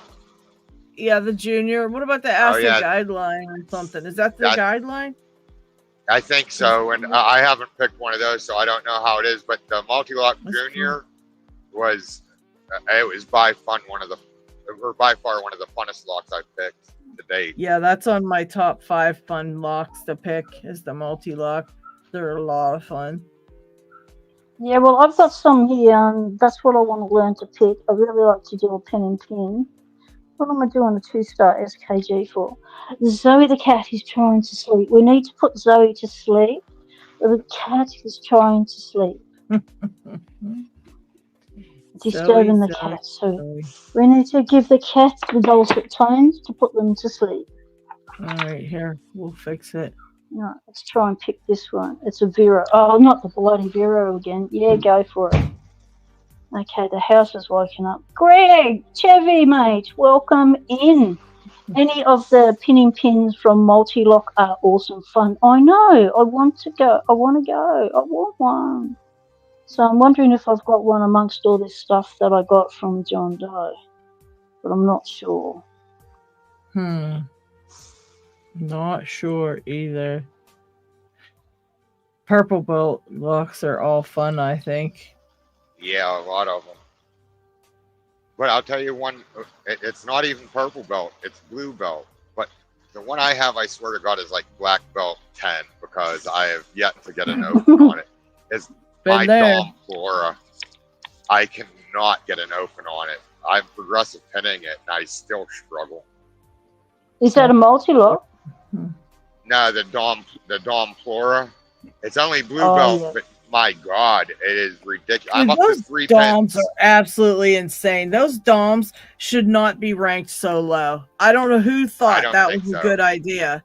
I mean, I've talked to so many people that say those should be ranked way higher. Me, Dig, and you. That's three people I can think at the top of my head have said, you know, let's rank those DOMs at like purple or brown. Right. Yeah. Because like I said, like I've picked, you know, an NASA 700. I picked a Gold Z. I picked a Dorma DC 500. I picked locks that are way harder than that Dom Flora, and I cannot get an open on that Dom Flora. Like it's been my nemesis for almost a year now. That's wild. So I decided, you know what, I'm gonna pick it, and then I'm picking a Packlock 98 Pro for the first time after that, and then I will work on the ASA 6K with Jins. So I have a Packlock 98 Pro that is a black belt if you would like to try it. It's at least black belt because I cannot open it for nothing. It's the one I got from East Lens. I mean, it's a monstrosity. I can't even get a pin to set on it. I can't feel anything in this thing. It's like, I don't know, the worst. It's the worst. Coffee gone wrong. That is awesome. Oldest kid wants to learn to pick. Has got a 5-pin Sparrow practice lock and a Master Lock Pro. He's working really hard on his picking. That is excellent. Oh no, he said, but he really is hard on picks. Hard on, yeah, beginners are hard on picks. You know, that's why you give them the 25,000. But it's great when you hear that, you know, additional family members want to get into picking too. Family picking. Yeah. Ryan Fitz just has a video with him and his son picking. It's really cute. That's awesome. Looks like they're having fun. Yeah. It's a really cute video. It's like father-son picking time. It's really cute. Trucker, Greg Chevy, he gave up on the Plurus Saturn and the Twin Star. Had no problem with. Yeah. Saturn and Twin Star, no problem. I had a problem with the Twin Star, but I didn't mind the Saturn. I want to, yeah, the Saturn is on my, I want to pick it. Like, I want to pick one. Well, you picked the IX-10, didn't you? Or no? What's that? Did you pick the IX-10? No, I have one, but I haven't even started on it yet. Because I bought it, and then I was like, I'm going to go back to pin tumblers for a while. So I have like the IX5, IX10. I have a whole shit ton of dimples that I need to pick. Yeah, the IX10's pretty similar to the Saturn. It's got the same, like, it's got the pins lined up like that. And you can actually use a regular hook to pick it. Ah, okay. Yeah, it has those, those shark fin pins, and a regular hook. You just wedge it up in the corner of the shark fin to get the pins to pick. It's pretty like straightforward. But I tried yours. I think it was yours, and it was horrible. And I couldn't get any. Yeah, I couldn't even find anything binding or something. I can't remember, but I was like, yeah, no, and I sent it back. Yeah, I have my work cut out for me when it comes to dimples because I have a fully populated V18, a fully populated GP, and the Grand V. So I'm not looking forward to that little spurt. Yeah, that's gonna be horrible. Yeah, I'm gonna hate my life decisions at that point. I hated that V18. I want to say that was my third black belt lock. Was the V18, and it was a month and a half of work for someone to go try this tensioner, and I tried it and got it right open. I was like, dude, if I would have tried this like last month, how would it have been? Right. I mean, I was so mad because it's not like I picked anything differently. I just put a different tensioner in and it opened right up. I was so mad. But hey. See you later, Jeff. Oh, take care, Jeff's Jeff. Take care, Jeff. Have a great evening. Oh, somebody tagged me. Are you having any luck with those CRP locks? If you want to donate one or something, who else is looking for one? I'm not trying to get you to give yours up, though. I encourage you to open. Yeah, they are both that CRP, aren't they? Both CRP locks? I swear they're both CRP locks. I if I remember correctly. I've been messing with the one, but I know there's another one. I haven't tried it yet. And I wondered, is that one a CRP lock as well? Yes. Okay. Yeah, I'll talk to Newhouse. I don't mind donating one of them, but I might wait a little bit and pick them both because then I'll donate the hardest one to Newhouse.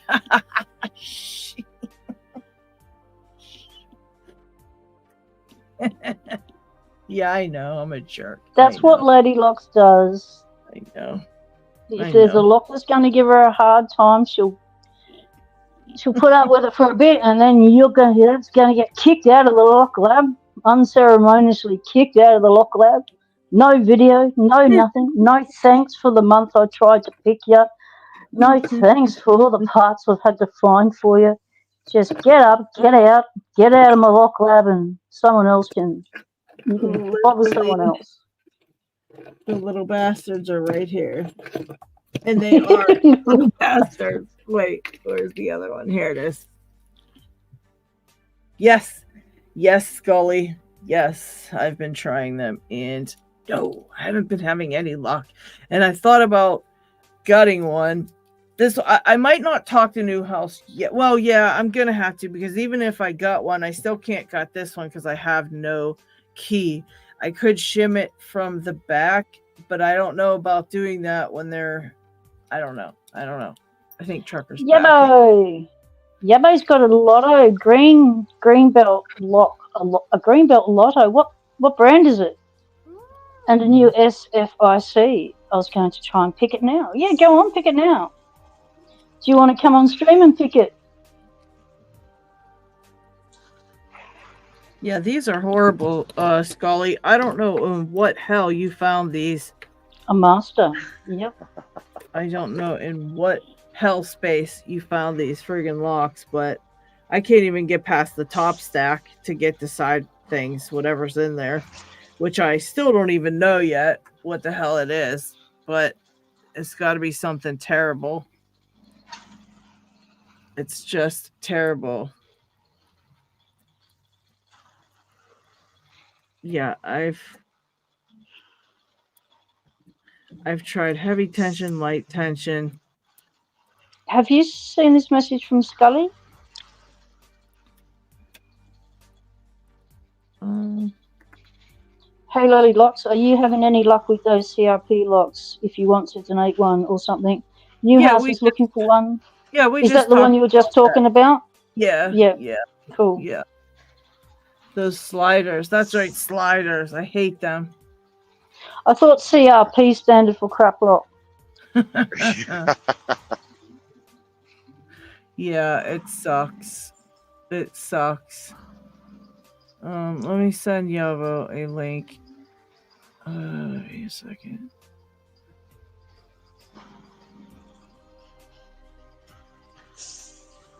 Where is Yabo? Here he is. Okay, there we go. Yeah, they're pretty tough. I don't understand what the hell. All right, Lady Locks, Coffee Gone Wrong has accepted the challenge. If you need to get rid of any of the frustrating locks, send it to the wilds of Canada. I'll help it on its way. This one is like you can't even tell what's happening. It's ridiculous. And I think I get this pins picked, and then I still got to deal with sliders, which I don't know what to do with them either. Sucks. It really does. So GK Man wants to know, what's a CPL lock? It's we are very confused about what they are. They are just a pin tumbler that with 5, I want to say 5. Wait, 1, 2, 3. No, 6 pins. But they are the pins that are kind of like the drivers have springs attached to them or something like that. Oh yeah, those ones. Yeah, Yep. so you're picking the springs basically through the lock, which they feel like, what do you call it? What do you call those? Serrated pins or something. And then after that, there are sliders on the side. So G'day, Will Vandenberg. Welcome to the stream. Welcome, Will. What you picking, Will? What you picking, mate? What's everybody in the chat working on? I just picked this up today. So this came in the mail. This is the Master Lock Lotto 410. Nice. Somebody was saying they were having issues picking it. So I was like, I don't have one. I'm going to go ahead and buy it.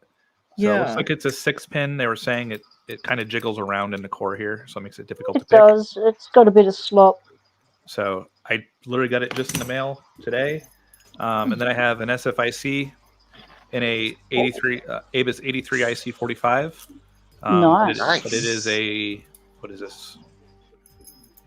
Pacific Doorway core. So it is right there. So I'm going to try to pick this because I blew up my other one. I'm going to try to pick this to both control and to operation shear lines again. Well, now, do it up because... Can you do me a favor?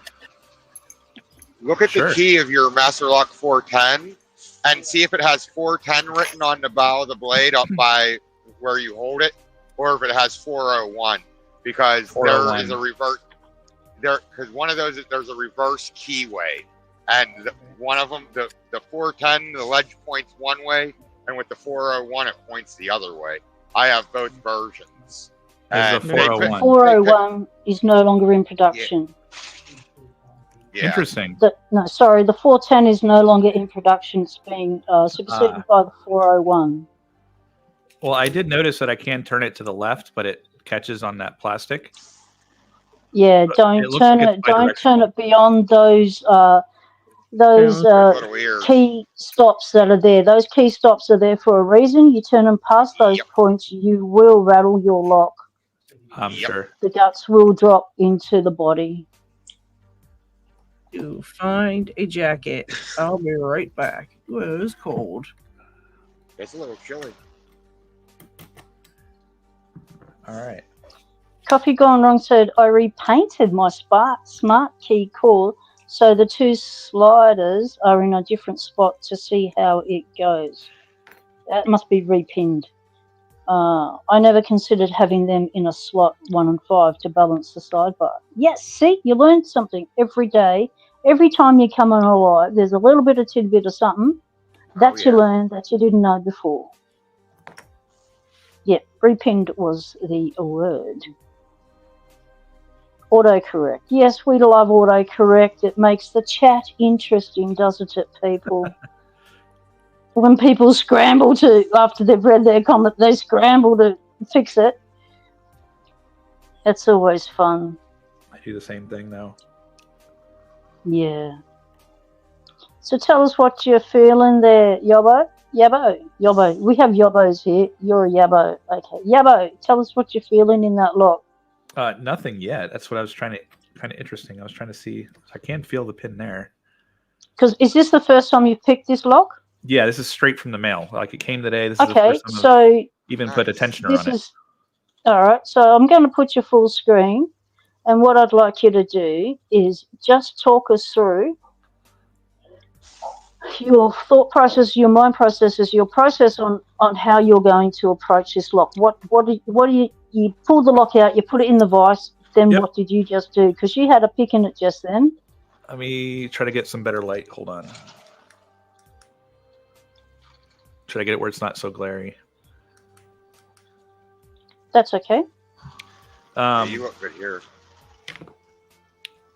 So first thing I did was I grabbed the biggest tensioner, the 50 thousandths, and I tried to fit it in there. It doesn't fit. It's too big. So I moved down to the 40 thousandths. Always trying to keep the biggest tensioner you can. The 40 thousandths seems to fit pretty well. I want a tensioner that's going to fill up that keyway. I want to make sure that I don't have a bunch of slop in there so that I have better control over that while I'm turning it. I don't expect that this has a need for it to float pick, but you never know, right? So if I have to do any type of counter rotation or whatever, I want to be able to feel that and allow it to move without worrying about that pick kind of falling out. I am going top of keyway. I like going top of keyway when I can. And then just kind of seeing what pick would fit in there. I was looking at different heights here. So I'm going to start with a medium. I have a tall and I also have a short that I've pulled out. So I'm going to start with a medium, see if I can get reach. I can usually get enough reach if I'm off the bottom with a medium here. Because if you look, at that angle, I can usually get everything up. But I do have that tall out just in case I need it. So I should be fine with this. That's kind of my thought process. Show us the bidding on the key. Do you take the bidding into consideration? Yes and no. Not initially. So, I mean, I looked at it and I was like, meh, okay. And when I'm feeling around in there, like when I put tension on it, I realized pin 1 was binding pretty hard. If I didn't have the key, I would skip pin 1 and check the rest of them. I have the key. 1 looks pretty low, so I'm probably going to end up having to leave it alone as it is. So I might end up having to go straight to 2. Looks like 2 is pretty high. Those high medium, lifts, and then it looks like low high. Yeah, those high lifts, they're tiny pins, and you got to lift those high lifts quite far. A lot of people don't get a deep enough hook, and they can't figure out why they're not getting an open. It's because they're not getting enough reach. And that's kind of what I'm doing here. That's why I'm using this, is because I know that I can get behind that pin if it'll focus. It was there a second ago. And that's a good way to determine what pick you want. Put it up against the key. See what your pick will reach. What will it get under? Yep, so that looks like it'll be fine hitting that pin. If I can't quite get it, I can always go to the bigger one. My problem is I'm going to have to come under that first pin with the height of this to come up to hit that second pin. And I'm going to kind of be stuck in the back of the keyway trying to hit that the last 2 here. I think with that medium, I can come into the back here and I can get that. I should be able to hit that set. Yeah, whereas on that other pick, it looked like the tip just might hit that 5th pin. Yeah, the tip will definitely hit that. Yeah. So I typically go for the medium right away, and don't even bother with the tall unless I'm having issues getting that set. So some of the I will check. So one of the other things I'll do, I haven't done this yet, is I'll typically put this in here, and I'll grab a tensioner, like one of these tensioners. Yep. And I'll throw it in here. And I'll check to see how much tension I actually need. That was actually fairly light. I thought it was harder than that. Yeah, they are super light to turn. Yeah. So it looks like I don't need a lot of tension. It is a dead core. So there is no pressure back. So I don't have to be jamming on this to worry about an open. And you've got a dead shackle as well. So you're not have to worrying about an actuator. So which means that if you drop your tensioner out, which you often do when you're picking these 410 master locks, just don't don't knock it when you put it back in. Just put it back in gently and apply tension. Chances are you've still got the pins that you had set because the core hasn't moved. As long as you don't move the core, those pins will stay set. Yeah, I'm not actually feeling like I'm pushing anything up, though. Is that locked? It's extremely light. It's extremely light. You can barely feel anything. I mean, I couldn't get the pins to push up. All right, I'm gonna have to come at an angle. So it looks like I have to be at a slight left angle to be able to have the pins be able to push up. Otherwise, I'm catching on that warding. Yep, that's why a lot of people will pick from that first ledge. But a lot of people will because you can go straight up, will pick from the bottom. I always pick from the bottom. It gives you the most, like, you're not going to have the reach you need. Most room. Yeah, unless you're coming especially if you've got high reaches, you're going to need to give yourself much room. Scully, enjoy the rest of your night, mate. We appreciate you coming in.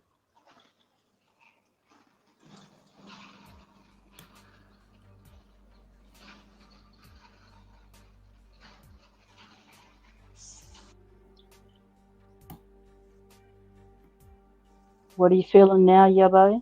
A little clicky. I don't know what pin I'm on, but I felt like a high lift there.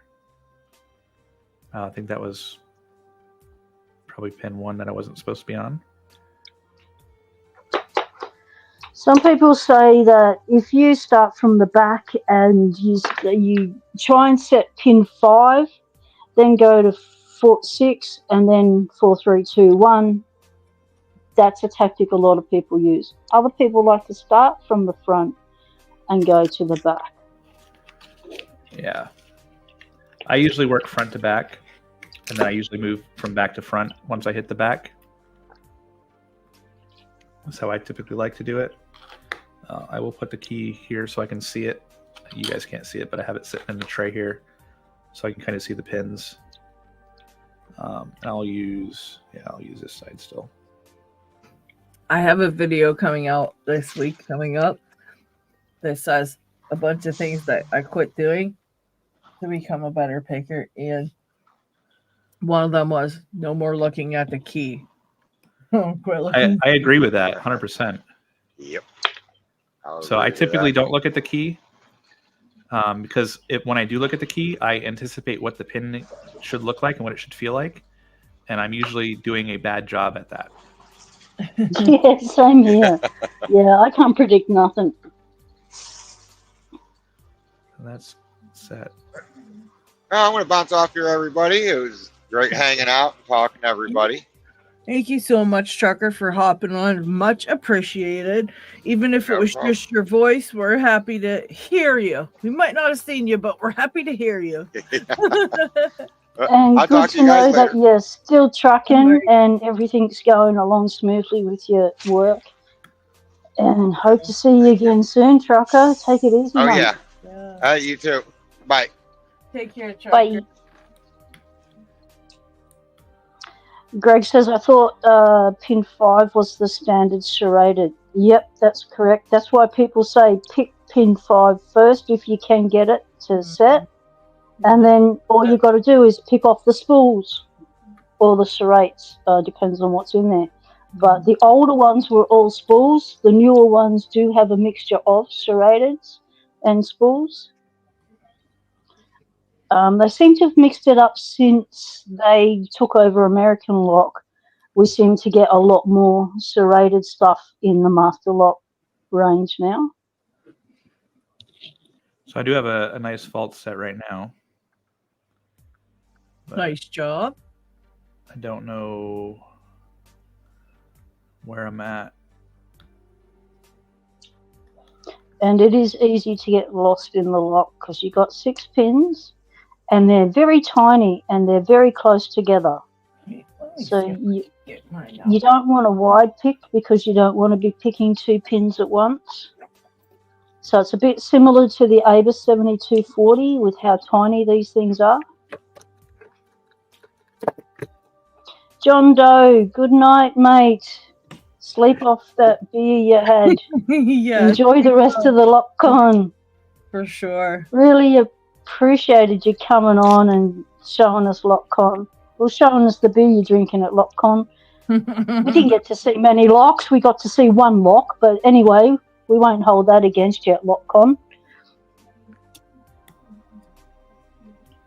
I think I had it open, but I just messed it up and dropped the tensioner there. It might still be open because they don't. Not. I just checked. But I had a lot of counter rotation there. Unless I just screwed up and probably overset something. Yeah, this tensioner does want to slip out, though. I can feel that. Yep. The thing with the tensioner, you've sort of got to lift it up and then put tension on it, counter rotation tension, and not counter rotation, clockwise tension. So you've got two pressures at once going on, an up and an across. And that's because it won't actually sit in the top of the keyway very well. But if you go bottom of the keyway, some people only go bottom of the keyway on the master locks, the lottos. However, I found with going bottom of the keyway, I got nowhere with it. One reason was because I wasn't aware that I was binding the core against the bottom of the lock. Yeah. Yeah. So once I changed to top of keyway, I started to make progress on the 410s. So I every haven't time I looked back set pin since 1, then. I dropped the stinking tensioner. Yeah, but not having an actuator, you should be able to just pull the tensioner back in gently and not have lost anything. It's Zoe the cat's finally gonna curl up in a little fur ball and go sleepy time. Take it easy, mate. Thank you for coming in. Thank you. Pat Zoe for us. That's the open right there. Did you get it? Nice. Yeah. Congratulations. Yeah, just heard it. You always know when you got a 410 open because the tensioner will go flying. Well, that one, it stayed enough open that I could keep it, catch it. Yeah. So only go to, 3 o'clock. Don't go 180 with the core rotation. You will rattle it. So make sure you lock it back up straight away because you don't want to stuff up which way you turn that core. Absolutely. Yeah. So now we'll work on the SFIC. So this has a constant and a control. So there is the control key, and there is the constant or operation key. So for people who don't know, the constant key, when you put it in, it will actually unlock the lock. And the control key allows you to take the core out. So you does a slight little turn, and then the whole core will come out. And so that's how you're actually able to change them out. And there's a little pin back here for the lock to. That's the adapter. Yep. Yeah. Nice. It's a beautiful lock. Yeah, I bought the lock body because I had the SFIC core that I bought, and I wanted a lock body for it. I had another SFIC core that I've picked on video and did the constant and control in one take. Yep, I saw that video.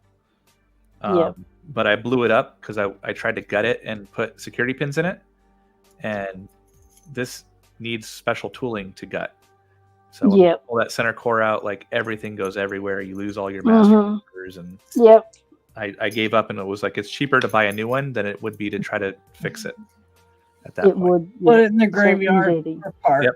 Elijah Carney says, "Hey, any tips for picking a Yale Y210C 38?" I don't Anyone have pick one of the those. 210? I don't think I've got one either. Lady Locks, have you done the Yale? Which Yale are you working on? I'm working on the 1-star superior. So is the Y210C, is that a padlock? Yeah, Elijah, I am not sure which one that even is, buddy.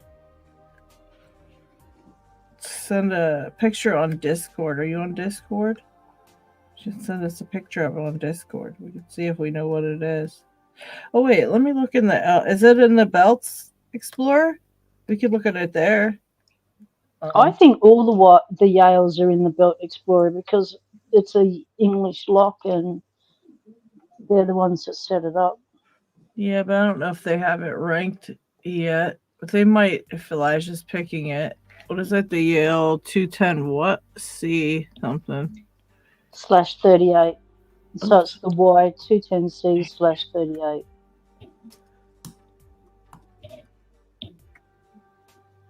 There's the C51. And that is just spool pins. It looks like the key pins are tapered. It's probably the same one as this or similar. And there's control on that. Oh, nice. Not many people can get it to control the first time. And now let's try constant. Let's see, 38. So it's a padlock. Lady Locks, the 210C. Is it this? Elijah. That's a good looking padlock. Oh, yeah. I think he probably has this same thing, only with like a slightly different something, because this one's a C210C50 or something like that, and he has a 38. So I'm wondering if it's just the smaller form of the padlock itself, yep, like a padlock version. body. So the core is probably a 210C, which would be the same thing, but the padlock body might be a bit different. So what's it ranked as? Oh shit! I didn't even look. Let's see. Green belt. Okay, so what we got? Spools. That's it? It's got spools, but it looks like they're all tapered key pins, which is a nightmare. Because you can overset it very, very, very easily. Yeah, it's similar but smaller. Okay, so it probably has the same pinning, Elijah. And it's looking like there are tapered key pins in that, which means that you'll overset it probably a lot. So if you're not very careful with it when you're picking it, don't be afraid to progressively pin that one. Take it apart and, you know, add a couple of pin stacks only. Figure out how they like to be picked, how it likes to be tensioned, how to get around those tapered key pins if yours has them, which I think it should have the same pinning probably. You know, and basically just kind of get the feel for it with a couple of pins in it. And just remember, you're working against an actuator,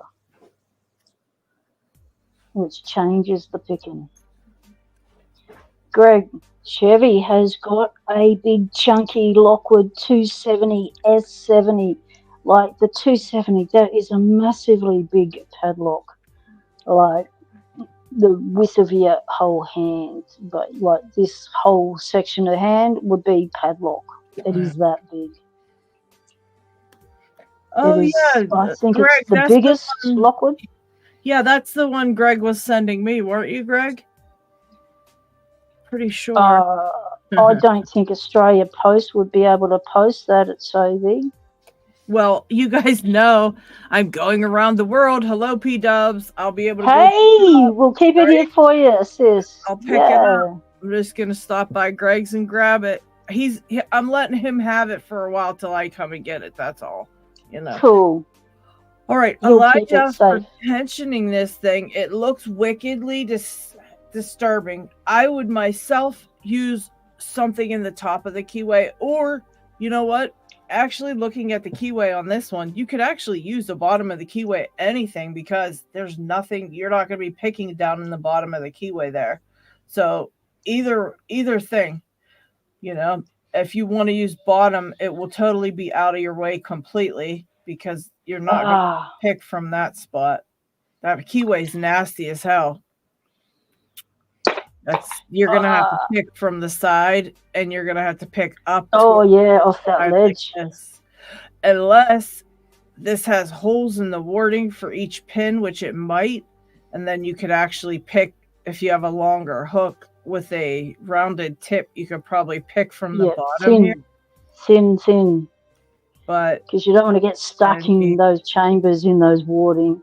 Yeah. So a deep hook thin. I would try. I'd try both ways. I'd try both ways and see what you feel more comfortable with, you know. Either or. It might be way easier one way, you know. Probably will be, but you just gotta try them both to see, because I like people way, but my sound is going to go off because I've got it sounds like the cleaner's just started or has arrived and has started cleaning with the vacuuming. We've been going for 5 hours now. Oh wow. Big hell. So we're live. We are. It looks like the world has woken up here and they're all starting their day, and it's going to get louder. So I'm going to say farewell. Thank you for hanging out. Thank you for controlling everything in the background. My pleasure. It's always fun doing the comments and the flicky of the cameras. Do a little bit of a directorship on the fly directing. Make it up as you go along, and that's what our lives are about, making it up as we go along and having a heap of fun while we're doing it with Locks. That's right. Making it all up as we go. Yeah. Well, enjoy the rest of your day, people. You too. Right, Dubs, thanks for hanging out, and I will see you probably on the next live. Yep. Do you want to take that lock off screen and put you and Yabo on screen? Yeah, I'll put it up. I didn't know if Elijah was done with his questions. Yeah, he's done. He's got the mini version of that one. The 38 is the smaller version. Thanks, everyone. I'll catch you next time from the tropics. And remember, stay legal. Temptation is everywhere. Absolutely. She does. Yeah, she's in the tropics. That's wild. I'll be in Hawaii on Sunday, so I'll be joining tropic pickers. Yeah. Are you gonna take Locks with you then? Absolutely. Yeah. I was on Ray's live last night discussing that, because I'm still don't have an open on the West 916 here. Yeah. I'm kind of giving it a break, and I'm like, I don't know if I should bring it with me or not. That sucks. Yeah, that's the problem with those types of locks, is if you get off of them for too long, you can lose some of your touch, and not all of it, but you can lose some of it and then kind of be backtracked a little bit. But on the other hand, you're on vacation, you want to just chill, relax, have fun. I don't think you want to fight with a 916 on your downtime. Well, yeah, I want the open, but yeah, at the same time, do I want to gut it in a hotel room? You know? Yeah, because if you get the open on camera, that's what you'll have to do. Yeah, that's a tough little lock. I remember that one was pretty tough, and I am stuck on the 917, just completely stuck. I have one sitting next to me too. Yeah, I don't know what I'm supposed to. I don't know what to do, because I just don't know what to do with that thing. It's brutal. I thought about maybe just getting another one, because sometimes I end up with ridiculous locks and I don't realize it until I try another one, and I'm like, wow, okay. Well, that one was easy. Yeah. I mean, it's great and everything. It's making me a better picker 100%, but Jesus, I don't want to have to do that. And this one's not like once I gut it, it's done. Like it's destructed, destroyed. It's destructive gutting. Yeah. And I don't have to gut it since I already made black belt. I don't have to destroy my lock to gut it. So I never have to gut it if I don't want to. But I really wish I could progressively pin it. Even just taking a couple of pins out would make a world of difference of trying to figure it out, But no. Yeah. I tried to prep. So this is the 916. I tried to prep it for gutting for when I actually get an open. And apparently you're supposed to be able to pull these tabs out. Yeah. And I dremeled mine before I was able to get this lock front end off. Mm-hmm. And I don't know if the Dremel pushed down here. And now I can't pull this out at all. Oh, shit. Like I've grabbed onto it with pliers and yanked on it, like with my thumb over top of it. And I can't get it to open at all. So I haven't tried this side to wedge it out. But I'm at the point where I might just destructively destroy this when I gut it. Yeah. I might just pull it out the front and be like, whatever. Yeah. Yeah, I know what you mean because I have a couple of locks that have them over top and they don't come out. I don't know how them guys get them out. I've seen other people in the LPU getting them out, but not me. I can't do it. Can't do it at all. Like I have the goal and this I can slide right off. Yeah. Like I lift up the tabs and yeah. able to slide this off no problem, but yeah, I don't know about the 916. So yeah, you can you know what, who might have something about that is Rain. If you look up, he might have something on video about that, or Retep, because them guys do all that kind of stuff and they're like crazy good at all that, and I know that they can figure out ways to get into those with. You're supposed to like be able to do this and that, and you can get them off, but I can't ever do it, and I don't know how they do it. I don't know what to do, Yeah, but yeah, because those ones like that are really hard to get off even on any of these blocks that have that type of cover. Like my Medico had that, and I had to break it to get that off. So now it's broken, and when I push it into the cam, it has no cap over the Bible because it's gone. So I'm depending on the top of the cam to hold the friggin' springs in. So that sucks, And that's kind of where I'm at. Is like I don't want to gut it before I have an open. Yeah. Because I don't want to have it be destroyed and then be like, oh crap, now I have to buy a new one and learn that lock all over again. And yes, yeah. I know that when people do have trouble picking those ones, they usually just take the top stack out and then work on getting the sides picked and then put the top back in and then, figure it out from there. But it's hard. Like you said, you can't really get it out. But even if you push it out the front, you're going to have a hell of a time getting that, getting them out in a way that. Well, this one only has left and right. It doesn't have top. Oh, it doesn't have top. Oh, no, okay. The 917 has a top. The 916. I thought the 916 had them. I can't remember. I borrowed Truckers when I picked it. The 916 is the same as the 917 without the top row. Okay. Oh, wow. Okay. Yeah, you might be able to do okay getting them out if you use yeah, because you can do one side, then the other side if you do it slowly. They're just hard. Those high pin count locks are absolutely ridiculous. Yeah. I'm not looking forward to it. Yeah. Good day, Del. Good day, Del. GQ Man said, Yabo, if that's a thin brass strip, you can beat a sharpened small screwdriver or rod under that strip with that will extract the strip. Then you can bend it like a tent to pull it back. So I have it bent up. You can see on this side here, like I've bent it up and I actually can grab it with pliers and yank on it and it ain't moving. That's wild. So I don't know. Yeah, I don't know how to get that off of there. And that's the thing. It's so hard to learn when you can't do that. It's so hard to learn them when you can't break it down at all. It's like, what the hell are you supposed to do? It's crazy. That that 917 it's just ridiculous. I mean, what? I'm probably a crazy picker as it is because I don't gut my locks. I don't repin my locks before I get an open. Yeah. So like this one, like this is straight out of the mail.